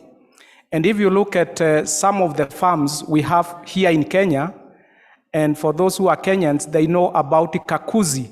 Kakuzi is an expansive land where they grow trees for different purposes. And for that matter, I think the most important thing is to know what kind of eucalyptus is suited for where and for what purpose. Otherwise, if you have the eucalyptus that has poisonous leaves, then it means that the undergrowth will never be there. It will clear everything. Those leaves, they are poisonous. So we have to be very clear. And the most important thing is to know how to do agroforestry with indigenous trees. And this has been the area that is being promoted even by Kenya Forest Research Institute and even Kenya Forest Service. They are doing a lot on this area to help farmers to plant trees that are compatible with other practices. So with regard to question coming from Maina Valentine, so this is the question about economic benefits of nature-based solutions. So I want just to give 2 examples from Kenya to show you that nature-based solutions, they are economically viable. One is a case where it was featured, where people have developed a hydropower system somewhere in Rift Valley. This is one of the regions we have in Kenya. And this hydropower, it helped the community to switch off the main grid power. And now they were saving the money that they were supposed to be paying for the electricity bills. Now they could use that money to do other things. So that is one example. Another example is for farmers in Central Province. These farmers had like a saving and credit micro group, and they were using nature-based solution where they were getting water down from the river using a pressure-based equipment that was able to pump water from the river up to the hill, and they were able to do a lot of farming and also a lot of other domestic activities with water. In such case, you realize they also are safe on the bills from the water companies in the area. So they get water direct from the river, and they don't even use electricity to pump. They had an equipment which was using the laws of physics with regard to pressure changes, and the water was being pumped uphill. So those are 2 examples of economic benefits of nature-based solutions. So William Ewoi from Kenya, as my student, I think you are one of the students I've interacted with for many days and hours in terms of hours. So I don't know why you should be worried to ask only one question, and you have asked so many questions before. So your question about how youth can be part of nature-based solutions, I think what we agree, and especially this is also coming from economists, they are saying that the future viable businesses, there will be agribusiness. And in fact, so many companies now in Kenya, they are promoting young people to enter into agribusinesses. And in fact, we have had cases highlighted in the national media where people who have trained as engineers, they abandon their white-collar jobs and they enter into agribusiness. And what they are doing is that they are using nature-based solutions in terms of precision farming. I can mention that precision farming, even in dry lands, where they have technologies that save on water, like where there is water scarcity. And with a little water, they can make millions of Kenya shillings in a month when people, they are languishing in offices with white-collar jobs. Now, with regard to Prince from Nigeria, this was a question with regard to soil carbon or storage of carbon in soil. Yes, there is a need to educate people.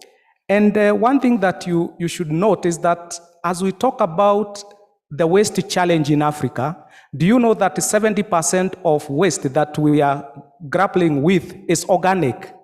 And if it is organic, at one point it was a fruit of the soil.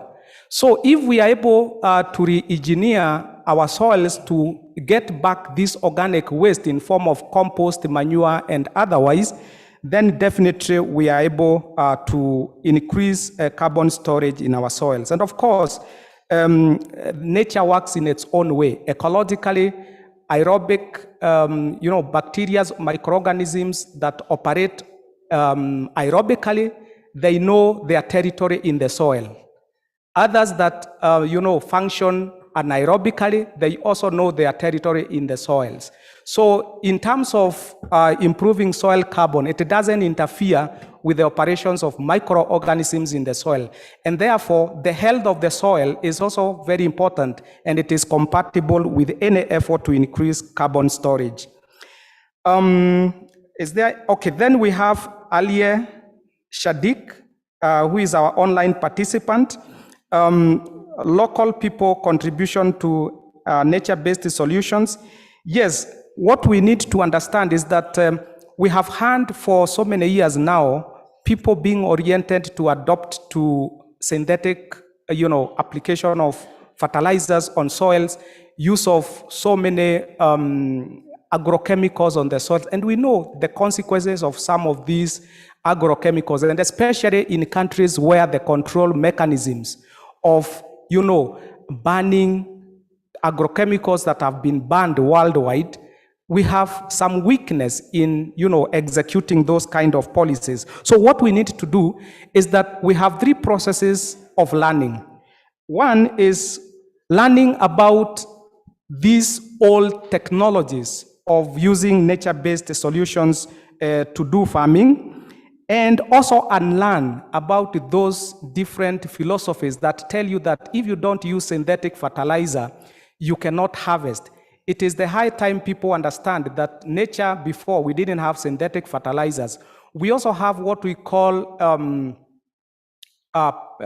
natural, what we call pest control in an environmentally friendly, where we use other pests to attack on other pests.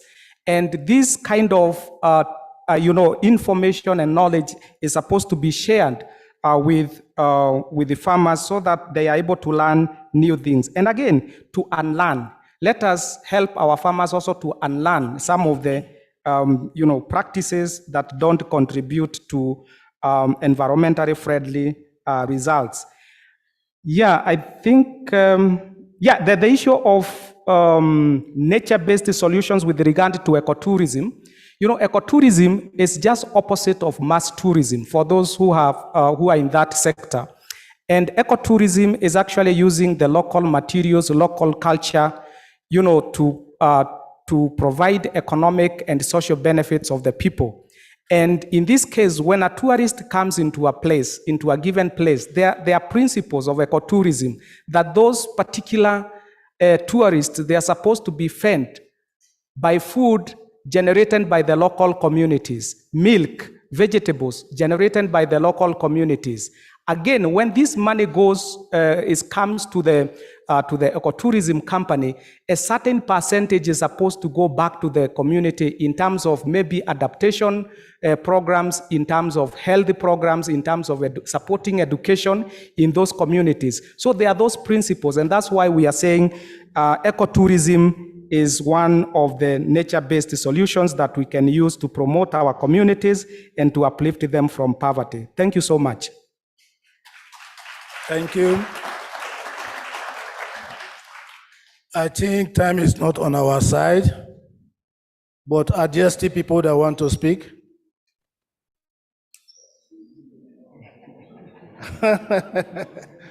Okay, obviously we cannot take all, but please permit me to restrict to just 2 persons. When I say 2 persons, then many people raise up their hand. The lady on red. Yes, please pass the microphone to her. Hello, my name is Christine Ogola. I'm from Kenya. So I want to follow up on Valentine Maina's question on having nature-based solutions as economically viable.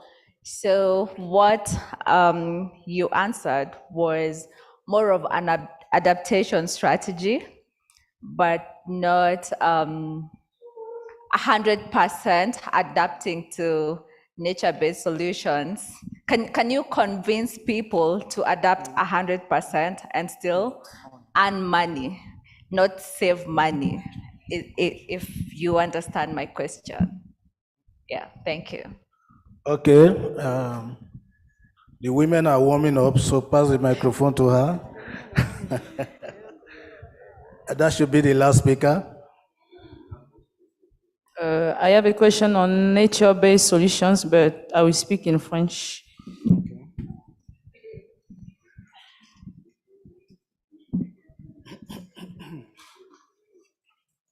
Au Gabon, le gouvernement a mis en place 13 parcs nationaux depuis plusieurs années. Et en plus des parcs nationaux, il a été voté une loi qui interdit l'exportation des bois, de toutes sortes de bois. Et les entreprises qui ont la certification d'exploiter, que ce soit l'exploitation minière ou autre, ont l'obligation de reboiser, par exemple. Donc, si une entreprise exploite 1 hectare, elle a l'obligation, après l'exploitation, à la fin du mandat, de reboiser, en tout cas, de régénérer l'espace exploité. Donc, ma question, c'est de savoir, est-ce que dans ce cadre, on peut parler de nature-based solution, et est-ce que ça doit être fait seulement par le gouvernement, ou on parle de nature-based solutions lorsque c'est fait par les communautés locales, par la population? Merci. Okay. Please, you have the floor. Okay, thank you for the questions. I see that the response from Christine about nature-based solutions. Remember, we said that nature-based solutions, they can help us to adapt. We have the adaptation part, and at the same time, we have the mitigation part. So I think it depends on the angle that you argue from. But the most important thing is to look at that definition where we're saying it's supposed to be inclusive, consider the local culture, cost-effective. And cost-effective means that we should compare, we should do cost-benefit analysis to see whether by the end of the day there is any gain from that venture. Then from Gabon, the government establishing 13 national parks, and then there is a law to prohibit exploitation of timber. I believe Gabon is part of the international community, just like Kenya here. And I know at the international level, countries were given targets to do what we call afforestation, to increase the tree cover to at least 10%. This is according to the UN, and also to increase biodiversity, and therefore we will have more benefits. Remember, we are talking about mutual benefit and multiple benefits. So from those interventions that the government is doing, we will impact on the hydrological cycle of the area, and also other benefits that relate to biodiversity and to people. So with regard to these laws, this is the part of the government. Remember, I talked about the actors, the governments. So this is the part of the government, but people, they have also their role. The most important thing is for each actor to understand why is the other actor doing this. It's a common platform where we all agree that we need these initiatives. And therefore, for these companies that they have concessions, they are given concessions to cut down, but at the same time to promote afforestation in other areas. This is also what we call offsetting, carbon offsetting. So when you cut, you also plant. And I think this is allowed even at the international, it's an international practice. And I think it is a good way. It's for the government, but also the local people have a way to support, because it has also trickling benefits to the local and neighboring communities. You have final words? No? Okay. I'm afraid we are going to draw the curtain here. I want to thank you for your active participation. But as you can see, this session has been very interactive and very interesting as well. We're dealing with issues of complexities. For me, I'm trying to puzzle with a question that has not been fully answered. Some development took place with the farmers. Eucalyptus was planted many years ago. Eucalyptus is now mature.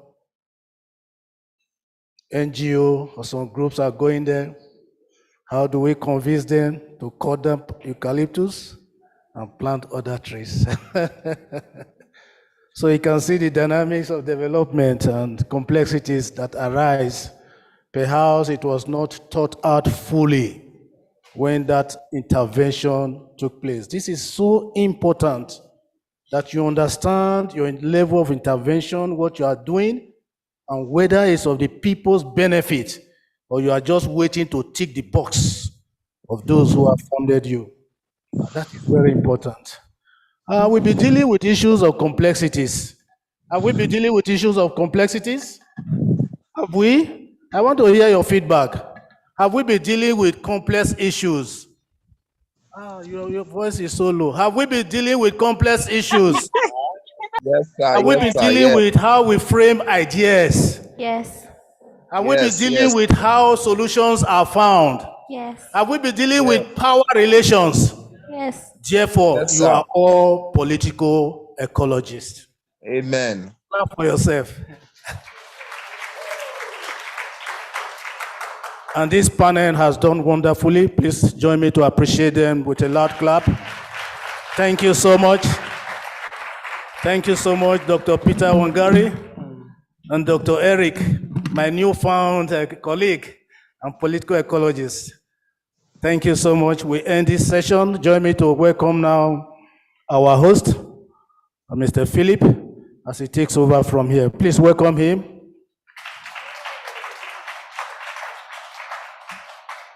I think this session should have continued because I'm a practicing political ecologist. So if you want to see how I'm practicing, how I'm able to ensure that the snakes stay away from my compound or become food, part of the food chain to some other commodities that I'm keeping there, you also need to visit me. But I would be glad to visit you in future and be able to learn from your practice and how your practice is actually advancing the politics that we are looking into. I started working in agriculture, food security in 2007, up to 2017, when I was chased away from food security and agriculture. And again, the principles of agroecology are well embedded within the politics of nature-based solution to climate change. So that's something that I'm quite passionate about, and I'm a continuous practitioner. We need to stand up, not to go away. Just keep your back down, but let's stand up. Let's do it faster.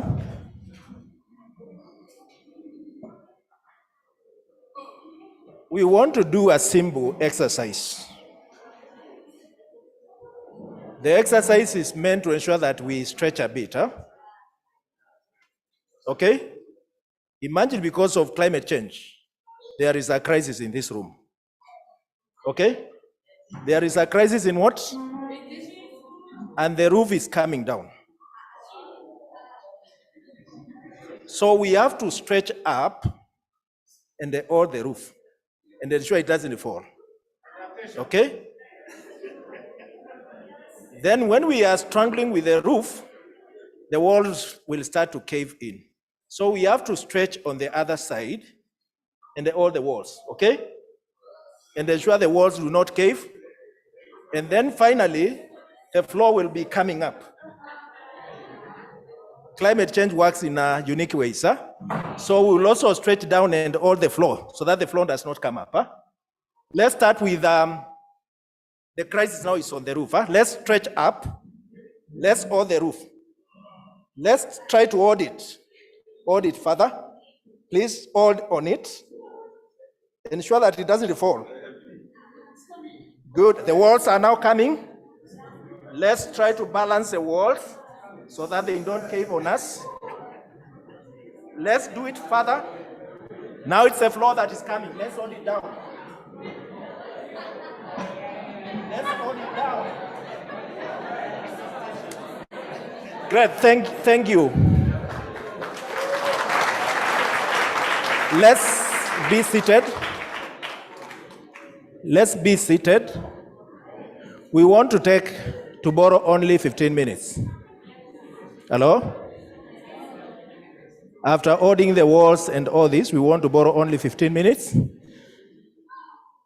to give you a spicing of what came out of a conference that happened in Kigali. And before we do that, we would like you to remove your phone. Don't shy whether it's a Chinese one like mine. Just remove it, hold on it, because we want to end the day with serious advocacy action, okay? We want to end the day with serious advocacy action. And that is why it is important we get our phones out in readiness for that advocacy action. In Kigali, we had a convening of young people, and the young people generated a communique. Actually, not a communique, two communique.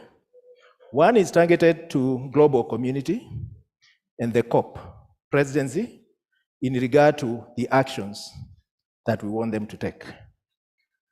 The second communique targets governments and the heads of governments in Africa. So I want to be sure that you have the contact of your president. Do you have the contact of your president in your phone?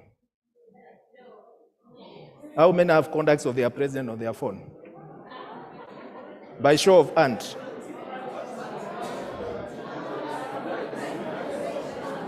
Okay. That is interesting.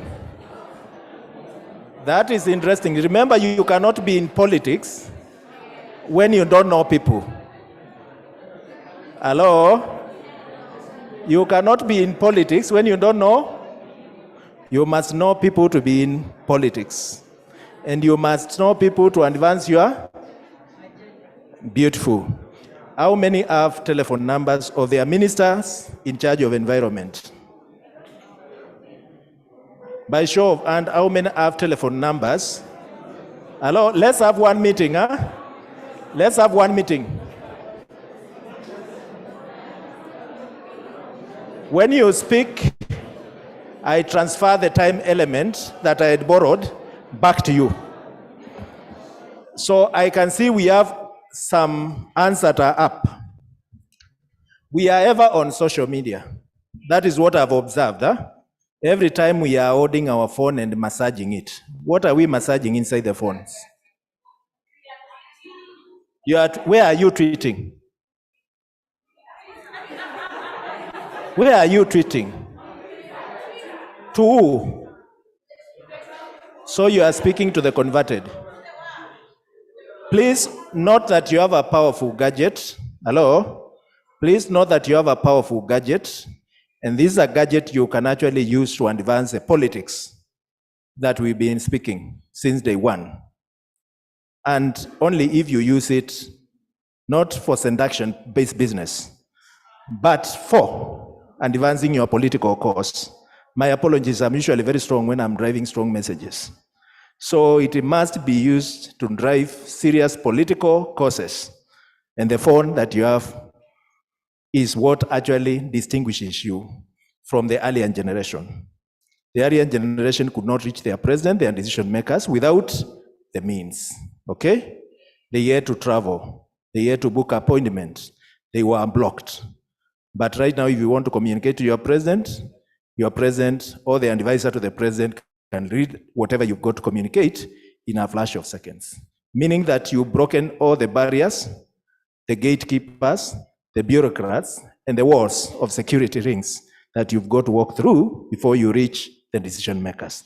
That is what is important. To do this, we'll do it in a very brief way. How many were in Kigali?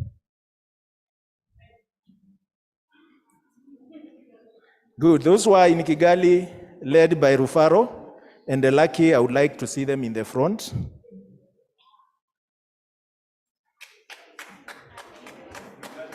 Those who are in Kigali, led by Rufaro, I would like to see them where I'm standing.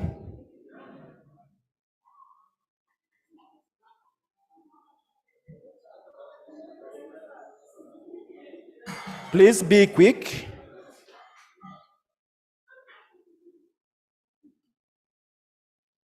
Because that is the team that owns the message that is going to be delivered.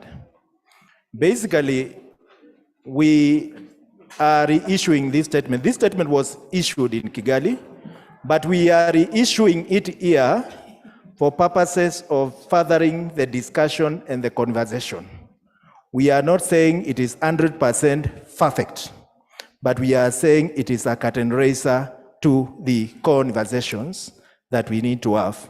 And therefore, immediately they read the statement, we are not debating the statement, it will also be shared in all your platforms, and you will have opportunity to interact with it, and we keep improving on its quality. Not now, not here, but we keep improving on its quality for purposes of ensuring that we are quite impactful in all the processes and in all our communication. There are two communiques, they will be read. They have some areas of commonality, but they also have areas of divergency.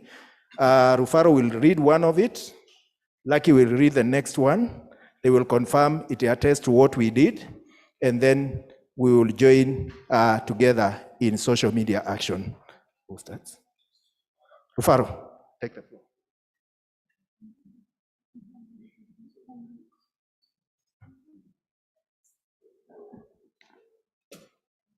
Good afternoon. Oh, it's evening.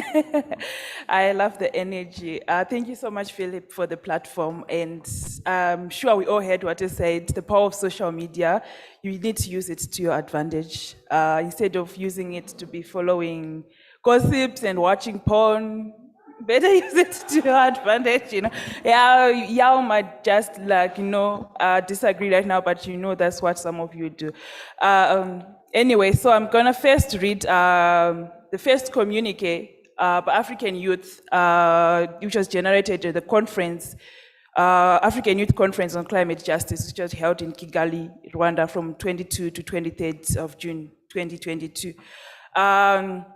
So I'll just start reading it out. So at the invitation of the Pan-African Climate Justice Alliance, young African climate leaders convened at the clubhouse La Palisse Nyamata in Rwanda from the 22nd to the 23rd of June 2022 for an African Youth Conference on Climate Justice.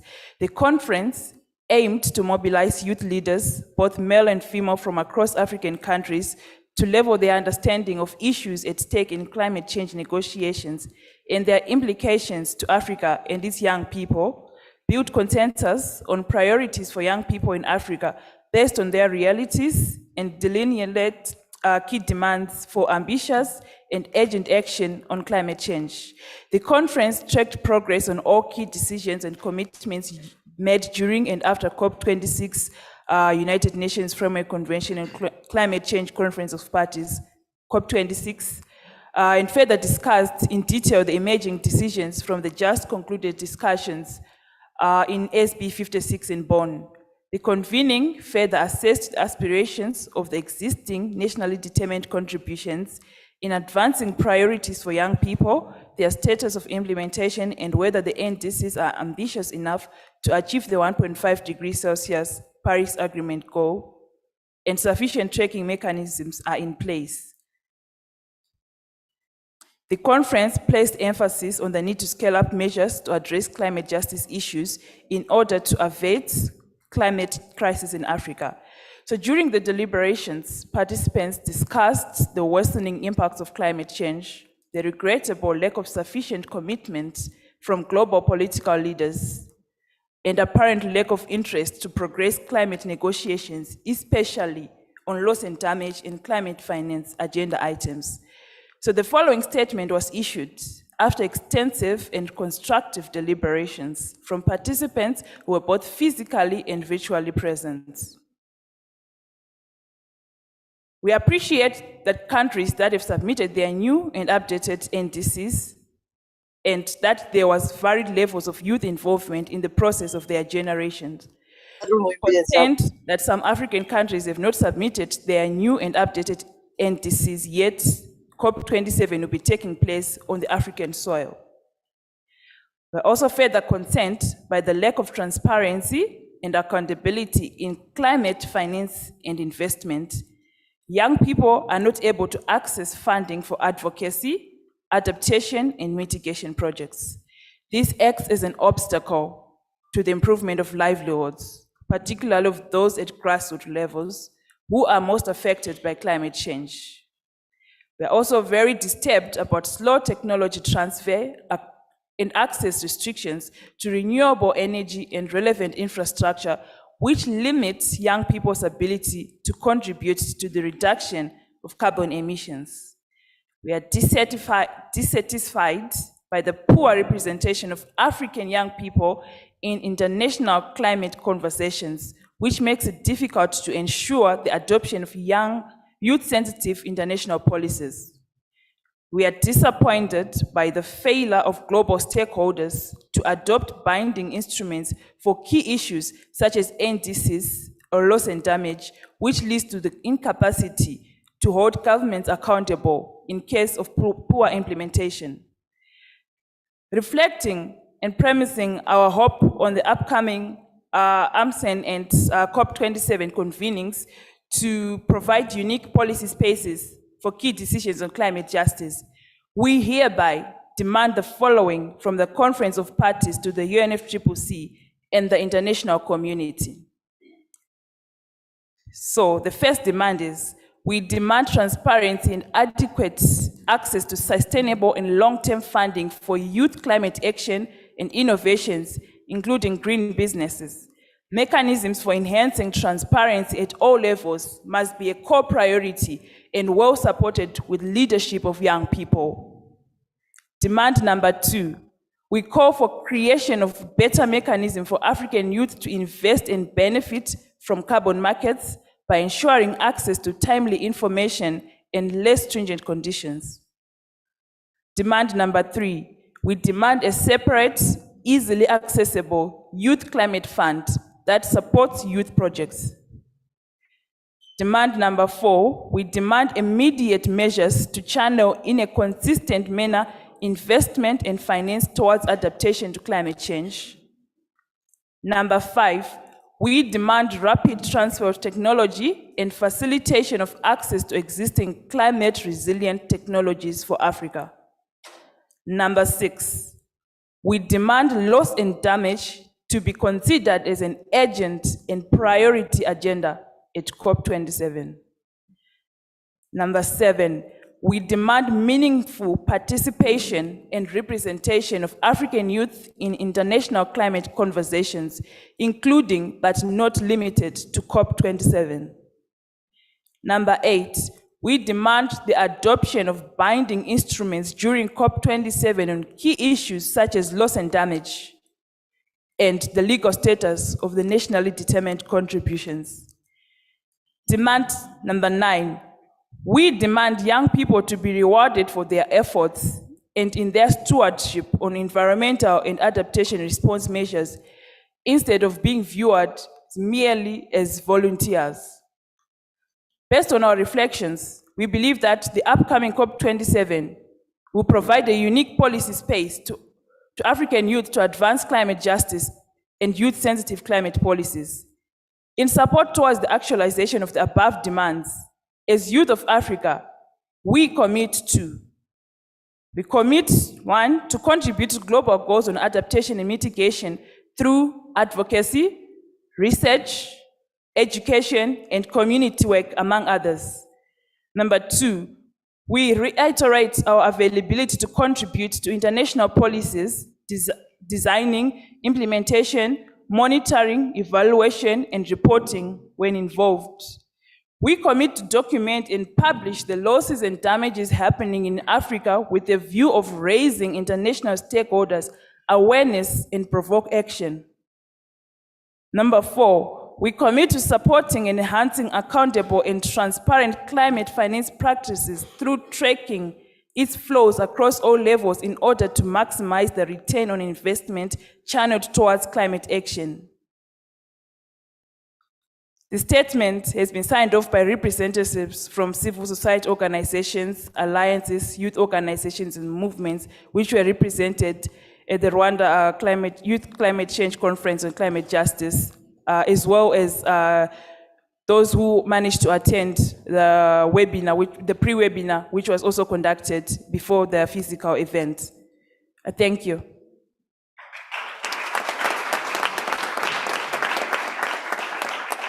So in brief, that is the communique that is outward looking, COP and global. Now let's look at the communique that is focusing on our own governments here in Africa.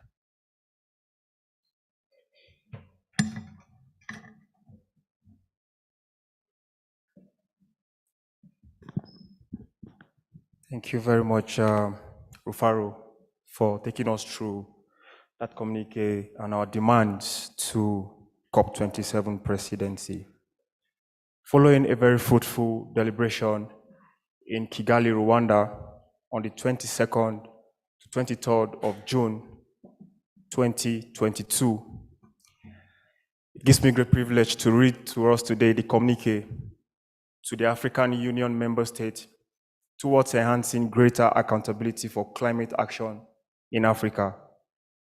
As released from the Conference on Climate Justice, convened for young people drawn from across Africa, at the invitation of the Pan-African Climate Justice Alliance and partners, young African climate leaders met at Clubhouse La Palisse in Yamata, Rwanda, from the 22nd to the 23rd of June 2022 for an African Youth Conference on Climate Justice. The conference aimed to mobilize young leaders, both male and female, from across African countries to level their understanding on issues at stake in climate change negotiations and their implications on young people of the continent. It also built consensus on priorities for young people from Africa based on their realities and delineate key demands for ambition and urgent action on climate change.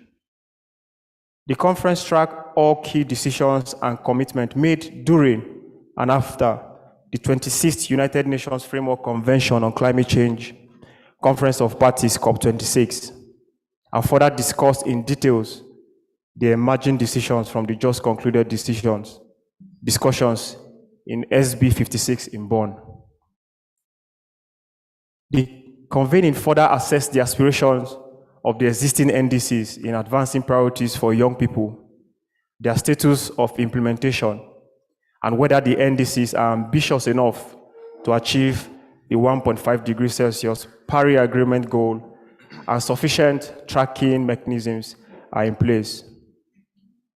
The convening did an introspection on effort being put in place on response and resilience building in Africa and their implication on young people and how these are reinforced by global climate financing under the UNFCCC. It undertook a deep assessment on the prevailing vulnerability of Africa and its people to climate change and loss and damage currently experienced across the continent as a result of climate-triggered emergencies. Based on the reflections from the conference, young people participating in the conference issued the following statement. It is cognizant of the growing climate crisis in the African continent and the little or lack of progress that is demonstrated by global community in tracking climate change. We are also disturbed by the unfolding climate-triggered losses and damages happening across a number of African countries and the massive cross-sectoral impact of climate change on all facets of human lives, including extreme violation to human rights. We are also concerned that climate change impact in the continent is impacting directly on nature and nature-based resources. impacting sectors that are of immediate relevance in creating opportunities for decent work, income, and livelihood opportunities for young persons in Africa. Further perturbed by the growing unemployment of young persons and the worsening prospect for young people to find employment and livelihood opportunities as agricultural lands increasingly become arid, rivers and lakes that provide water dry up, drought decimate livestock, and flood erode the remaining hope for resilience through irrigation in waterfront. Noting that current response and resilience measures are proposed by state and its institutions, including the concept of circular economy, have not been modeled with inclusion consideration for young people and promoting truly inclusive economy. We are perplexed by African government priorities of mitigation in their nationally determined contributions, NDC plans, at the expense of adaptation and addressing immediate climate crisis for communities in need, of cautioning against losses and damages that they are already suffering.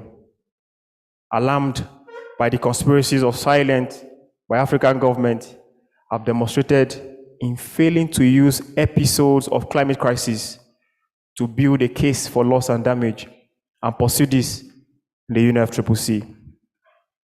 Noting the inequalities in access in climate finance that is manifestably clear in the case of Africa and other parts of the world on one hand, and among African countries that continue to limit the ability of the continent to adapt. And further aware that African governments are relenting on their duty to hold rich countries to account for their commitment both in financing and cutting emissions. Consciously clear that climate finance is and will continue to be a mirage to a vast majority of young people, and more so those in frontline of climate crisis in Africa. Extremely disturbed by the global inequality and the doublespeak of rich countries who are scaling exploration efforts in search of unclean sources of energy, relegating on their commitment to cut on emissions while Africa is being pushed at a cost to cut down on the mega emissions. Based on our reflections, the conference placed emphasis on the need to step up the pursuit for climate justice for Africa and to prepare measures for addressing the climate crisis in Africa. Further, the conference emphasized on the need for the upcoming COP27 to provide a unique policy space to African governments, sub-regional and regional institutions on climate justice and youth-sensitive climate policies. Pursuant to our deliberations, here generate a call as detailed. 1. We call on African governments to forge a common position towards COP27 and press for prominence of adaptation and loss and damage in the agenda for COP27. We cannot have an African COP in Egypt that relegates on the core of priorities for people and the agenda for Africa. 2, we demand that young people be considered in the design, implementation, monitoring and evaluation, reporting of climate action intervention from grassroots to national. Representation of the youth demographic should be a priority in our member state decision-making bodies, including in all regional bodies.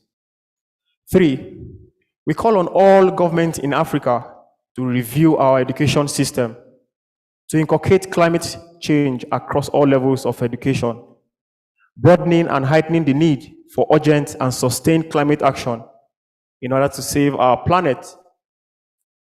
Indigenous knowledge should be inculcated in the education programs to enhance resilience building to climate change. 4, we demand immediate measures to channel investment and finance towards addressing the adaptation priorities and loss and damage being witnessed across Africa. 5, we urge government to scale up efforts to ensure that youth organizations and enterprises have adequate and tailor-made access to technology that will enhance innovation, information, and knowledge exchange, so as to play a role in reducing damage to our environment and adapt to the impact of climate change. 6, as a minimum demand, we are asking that all governments adjust their NDCs to provide for creation of employment and green decent job opportunities for young people, including jobs in circular economy. This must be an integral part of the nationally determined contributions. 7, the youth of Africa demand that the African Union member states and regional economic communities ensure climate finance incrementally flow towards adaptation projects and less towards mitigation, considering that Africa only accounts for 4% of global GHG emissions. 8, we call on all governments to strengthen social protection systems and safety net programs to address the vulnerability of young people across the gender divide and children to climate change. 9, we call on African states that have not submitted their NDCs urgently do so, prioritizing adaptation and opportunities for creating jobs for young people in their implementation. In the same breath, all states are urged to review their NDCs to align to this call. 10, we urge government across Africa to forge a united front in advancing for the special needs and circumstances consideration. This course can be paused in solidarity with other countries in the North, and ensure towards this should be demonstrated as we head towards COP27. For the purpose of this call, the insular nations and territories, including but not limited to Mauritius, Seychelles, Madagascar, Comoros, Cape Verde, Sao Tome and Principe, that are part of Africa, are therefore part of the claim to special needs circumstances consideration under the UNFCCC. With regards to the above, we, the youth of Africa, hereby submit our commitment and demand with a firm conviction that Africa will collaborate to ensure a cleaner, greener, and safer planet for all. In our contribution as Pan-Africans and playing our dutiful role to our nation state, we commit to 1, unite as African youth movement, organizations, and networks on environmental protection, awareness, agricultural development, and other climate change-related sector. These unifying mechanisms will allow us to achieve social inclusion in all climate change policy processes, as well as position us strategically for financial and technical capacity support for the common goal of our saving planet by advancing a climate justice narrative. 2, contribute to the education of our peers and constituents on climate change, its causes, effect, as well as mitigation and adaptation responses, in order to create a common understanding of the importance of the global phenomenon, regardless of literacy level. 3, we commit to stimulate action from all stakeholders from grassroots to national level with a clear vision to become a continent that is a global leader in the propagation of climate awareness and in locally led, socially just, and inclusive action in response and resilience building to climate change. We seek to emphasize the importance of highlighting global commitment towards addressing the impact of the climate crisis across the continental states. 4, we pledge to make a contribution in gathering, documenting, publishing reliable information on key issues such as loss and damages faced by African states in order to strengthen empirical evidence on loss and damage. 5, to support government in AU, member states, and other stakeholders to the implementation of the nationally determined contributions, NDCs, to enhance accountability and transparent climate finance practices with a view to maximize the return on investment channeled towards climate action. 6, apply our curious and innovative dispensation towards new technological practices that enhance learning and information flow, as well as reduce carbon emissions from domestic to industrial level. Finally, 7, we commit to support and collaborate with government, youth organizations, and other like-minded institutions to ensure that youth take part in discussions on climate change with full information and legitimacy. To this end, we shall mobilize young people in Africa into formidable movement for their strengthened participation. This statement is signed off by a representative from the civil society organizations, alliances, youth organizations, and movement as represented. Thank you very much for listening.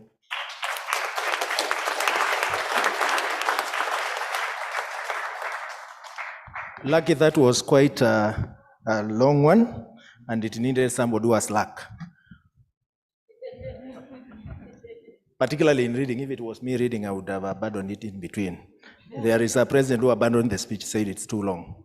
But essentially, that discussion, those two communiques sort of sums it up in terms of the spirit, the aspirations, the demands that came from Kigali. I want to invite, if you are around, please join me in the floor. I'm not too sure whether Henry was sorting another matter, but Eve is part of our communication team, and she deals with the social media messaging element. I would have loved her to tell us what we'll do with that statement in terms of ensuring that it's publicly accessible and going to the right spaces. But then for those who do not have the Twitter handle, the Facebook page for their bosses in their countries, it is time to get it, because they have to sleep with the statements, the two statements. Thank you, Philip. Good evening. So what we are going to do, we are going to upload the communiques on our website. That's the PACJA website. We are going to share the links with you, and then we are going to tag them using the hashtags that I already shared with you. So COP27, African Voice, Hope for Africa People, Youth Matter, Climate Justice, and then hashtag NSSCJ, which basically stands for Nairobi Summer School. So the links are on our website, rather the communiques will be on the website. And then once on the website, you'll download them, and then you can share them from there as PDF documents. Is that clear? Yes?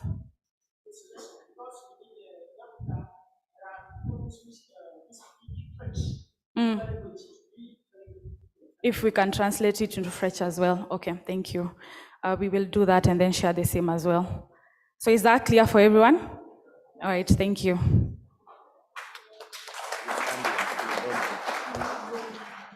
Great, I think that is it. We will make sure that the statement is translated. There are equally other statements that were released before by Pan-African Climate Justice Alliance in different convenings. We'll also make those resources available. And therefore, the task now is to tweet and ensure that your president, your Minister for Finance, Minister for Agriculture, Minister for Environment, Minister for Water, COP27, ensure that the statements and the messaging from you are able to swarm those Twitter handles. And tomorrow we'll do a quick review to know those people and those countries that have not reached their presidents, to see what would be the quick solution to ensure that the message reaches where it should be. On that particular note, can we give a clap to this team?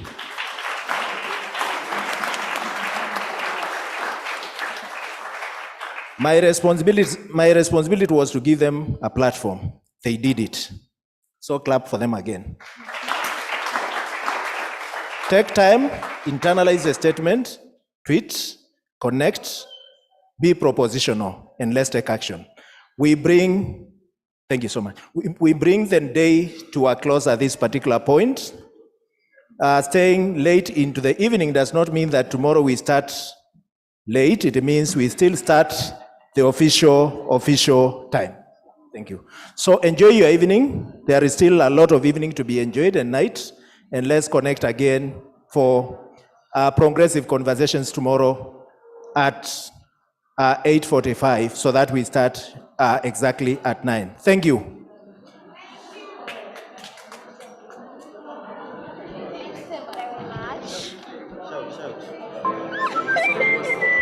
Thank you. Tea is provided. Tea is provided downstairs, huh? So grab a cup of something before you go. Thank you. Tea with snacks.